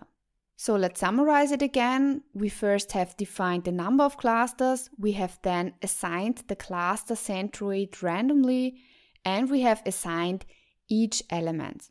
In step 4, we now calculate the center of each cluster. So for the green elements, for the yellow elements and for the red elements, the center of each cluster is calculated. These centers are the new cluster centroids now. This means that we simply shift the centroids into the cluster center, so the cluster centroids are moved to the cluster centers now. In step number 5, we assign the elements to the new clusters, since the centroids now can be located at a different element. Each element is assigned to the cluster that is closest to it. Now we have finished all steps, and from now on, step 4 and 5 are repeated until the cluster solution does not change anymore. Then the clustering procedure is over. One disadvantage of the k-means method is that the final results depends very much on which initial clusters we used. To take this into account, the whole procedure is carried out several times, and different randomly chosen starting points are used for each of the calculations. Each time we use different starting points, it could be that the outcome is different. So we do the whole cluster analysis several times in order to get the best possible result. If you use data tab to calculate the cluster analysis, the analysis is, for example, done 10 times with 10 different randomly chosen starting points. And then at the end, the best cluster solution is chosen. So the next question is, what is the optimal cluster number? With each new cluster, the sum distance in the clusters gets smaller and smaller. So if we have a look at this picture where we have 2 clusters and that picture where we have 3 clusters, for sure these 3 clusters fit the data better than these 2 clusters. The distance between the elements and the clusters is in this case higher than in that case. So the question now is, how many clusters should be used? In order to answer this question, we use the elbow method. With each additional cluster, the summed distance between the elements and the cluster center becomes smaller and smaller. However, there is a cluster number from which each additional cluster reduces the sum distance only slightly. This point is used as the number of clusters. So if we have a look at this plot, we can see that there is a big gap between cluster number 1 and 2, and there's also a big gap between the number of clusters 2 and 3, but there's only a small gap between number of clusters 3 and 4. So in this case, we select a number of clusters of 3 clusters. Now I'd like to show you how you can easily calculate a k-means cluster analysis online with DataTab. To do this, please visit datatab.net and click on the Statistics Calculator. In order to calculate a cluster analysis, you simply choose the tab Cluster. If you want to use your own data, you can clear the table and then copy your own data into this table. I will simply use the example data now. So I want to calculate a k-means cluster analysis. Let's say we want to cluster a group of people by salary and age. First, we can define the number of clusters and we enter the number of clusters. DataTab will now calculate everything for you and you get your results right away. So here you can see the 3 clusters with the centroids, and there you can see the elbow method. In this case, the results indicate that we should use a solution with 2 clusters. We have selected 3 clusters before, so we can change it in order to get the best suitable number of clusters. But let's go through the results now step by step. Here we can see how many elements are assigned to the different clusters. And here we get the plot with the different clusters. Here we can see one cluster, we see one cluster there, and we see another cluster here. Further, we get a table where each element is allocated to a cluster. If we now choose 2 as the number of clusters, we get new results, and we can see them here. In this plot, we have one cluster here and one cluster there. Moreover, we can see that the 2 clusters fit the data quite well. There's one more important concept we need to discuss: confidence intervals. In the next video, we'll break down what confidence intervals are, why they matter in statistical analysis, and how to interpret them properly. Let's dive in. In this video, we'll uncover the true definition of a confidence interval. We will clear up some common misconceptions and explain the difference between the incorrect and the correct interpretation. So let's get started. First of all, why do we need confidence intervals? In statistics, parameters of the population are often estimated based on a sample. Therefore, on the one hand, you have the population, but since in most cases you cannot serve the entire population, you draw a sample. Now we want to use this sample to estimate a parameter of the population. Parameters that can be estimated are, for example, the mean or the variance. Let's look at an example. You want to know the height of all professional basketball players in the US. In order to figure this out, you draw a sample. The mean of the sample is most likely different from the mean of the population. Let's assume that we draw not just one but several samples, which of course you don't actually do in practice. Each sample is likely to show a different mean. So in the first sample we have one mean, in the second sample we most likely have another mean, and again in another sample we have another mean.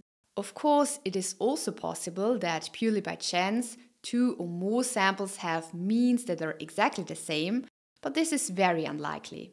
Now it would be extremely valuable to have a range that we expect to capture the true parameter with a certain level of confidence. And this is precisely where the misconception about confidence intervals comes in. In fact, published studies have shown that scientists frequently misinterpret confidence intervals. Let's dive in and break down exactly what a confidence interval means, and just as importantly, what it does not mean. There are 2 common ways to explain the confidence interval. On the one hand, there is a simpler explanation of the confidence interval, but it's not correct when viewed from a frequentist statistics perspective. On the other hand, there's a slightly more complex explanation that is actually true. To make the difference clear, we'll start with the simple but wrong interpretation, then explain why it falls short, and finally lead us to a clearer understanding of the correct interpretation. To keep things simple, let's focus on the 95% confidence interval. But the same goes for the others, of course. So let's address the simple but incorrect interpretation. This interpretation goes like this. There is a 95% chance that the true parameter lies within a calculated confidence interval. So what does this actually mean? Imagine we have a population with a true mean value. This true mean value is the one we want to estimate. Although we don't know this true mean, we can make an educated guess by taking a sample from the population. From this sample, we calculate both the sample mean and the 95% confidence interval. The simplified interpretation is to say the confidence interval provides a range within which the true mean lies with a certain probability. Or in case of the 95% confidence interval, we would say there is a 95% chance that the true value falls within this interval. However, this interpretation isn't accurate. But why? In frequentist statistics, the true parameter, in our case the true mean, is treated as a fixed but unknown quantity. So the true parameter does not move around, it is fixed. If we now draw a sample and calculate the confidence interval, the true value either lies inside the interval or it doesn't. In this case, the confidence interval contains the true value. Therefore, there's no probability associated with the parameter being within this specific interval. But why? Because probabilities in frequentist terms only apply to events that are subject to variability. And again, the true parameter is fixed and cannot change. The only thing that varies is the sample data we collect. Every time we draw a new sample, we have new data and consequently a new mean and confidence interval. So for example, in this sample, the true value falls within the confidence interval. If we take a second sample, maybe the confidence interval will not include the true value. Therefore, there's no probability associated with the parameter being within this specific interval. But why? The reason is that probabilities in frequentist terms only apply to events that are subject to variability. And again, the true parameter is fixed and cannot change. Therefore, you cannot assign a probability to the true parameter being in a given interval. The parameter is either inside the interval or it's not. The only thing that varies is the sample data we collect. Every time we draw a new sample, we have new data and consequently a new mean and confidence interval. So for example, in all these samples, the true value falls within the confidence interval, while in those samples, it doesn't. In summary, you can say that there is a 95% chance that this interval contains the true parameter. Because once the interval is calculated, it either contains the parameter or it doesn't. And there is no probability left to assign in the frequentist sense. But what is the correct interpretation? Let's say we took a lot of random samples and we calculated the mean value and the confidence interval of each sample. The confidence interval can now be interpreted in the following way. If we were to take an extremely large number of random samples and construct a confidence interval for each sample, 95% of those intervals would contain the true value, while 5% would not. In other words, if we were to take 100 random samples, we would expect that on average 95 of the confidence intervals would contain the true value, while 5 would not. You can also see it the other way around. The confidence interval can be defined in terms of probability with respect to a single theoretical sample that has yet to be realized.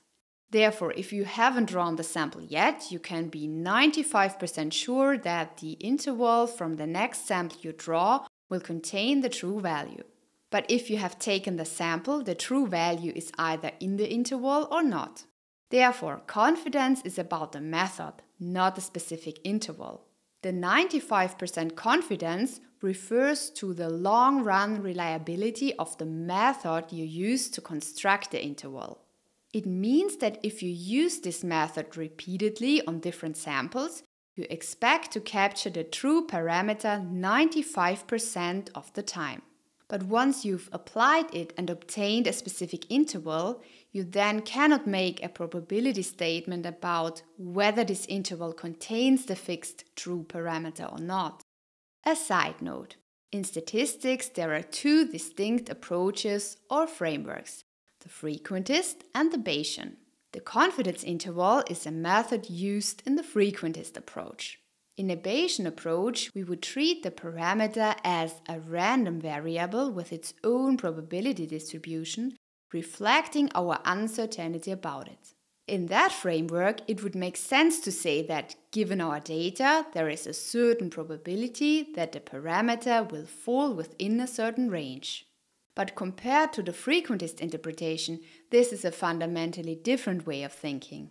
In the Bayesian approach, there is a concept known as the credible interval, which serves as the counterpart to the confidence interval in frequentist statistics. But unfortunately, there's also critics of the Bayesian way. In short, Bayesian statistics require the use of a so-called prior distribution. The main criticism is that credible intervals may not be entirely objective, as they are influenced by the choice of the prior distribution. This makes the results potentially sensitive to subjective inputs. However, this same feature can also be seen as a strength, as it allows for incorporating prior knowledge into the analysis in a principled way. Okay, but now to the easiest part. How is the confidence interval for the mean calculated? If your data are normally distributed, the confidence interval for the mean can be calculated with this formula. The confidence interval Ci is x bar plus or minus z times s divided by the root of n. Here x bar is the mean, z is the z value for the respective confidence level, n is the sample size, and s is the standard deviation. Plus minus results from the fact that we have once the upper limit with plus and once the lower limit with minus. Where do we obtain the z value? The z value for a given confidence interval can be found in a standard normal distribution table, which lists z values corresponding to the different confidence levels. For example, at a 95% confidence level, the z value is 1.96. Using this, the confidence interval can be expressed as the sample mean plus minus 1.96 times the standard deviation divided by the square root of the sample size. The confidence interval can of course be calculated for many statistical parameters, not only for the mean value. Thanks for watching, and I hope you enjoyed the video. Bye!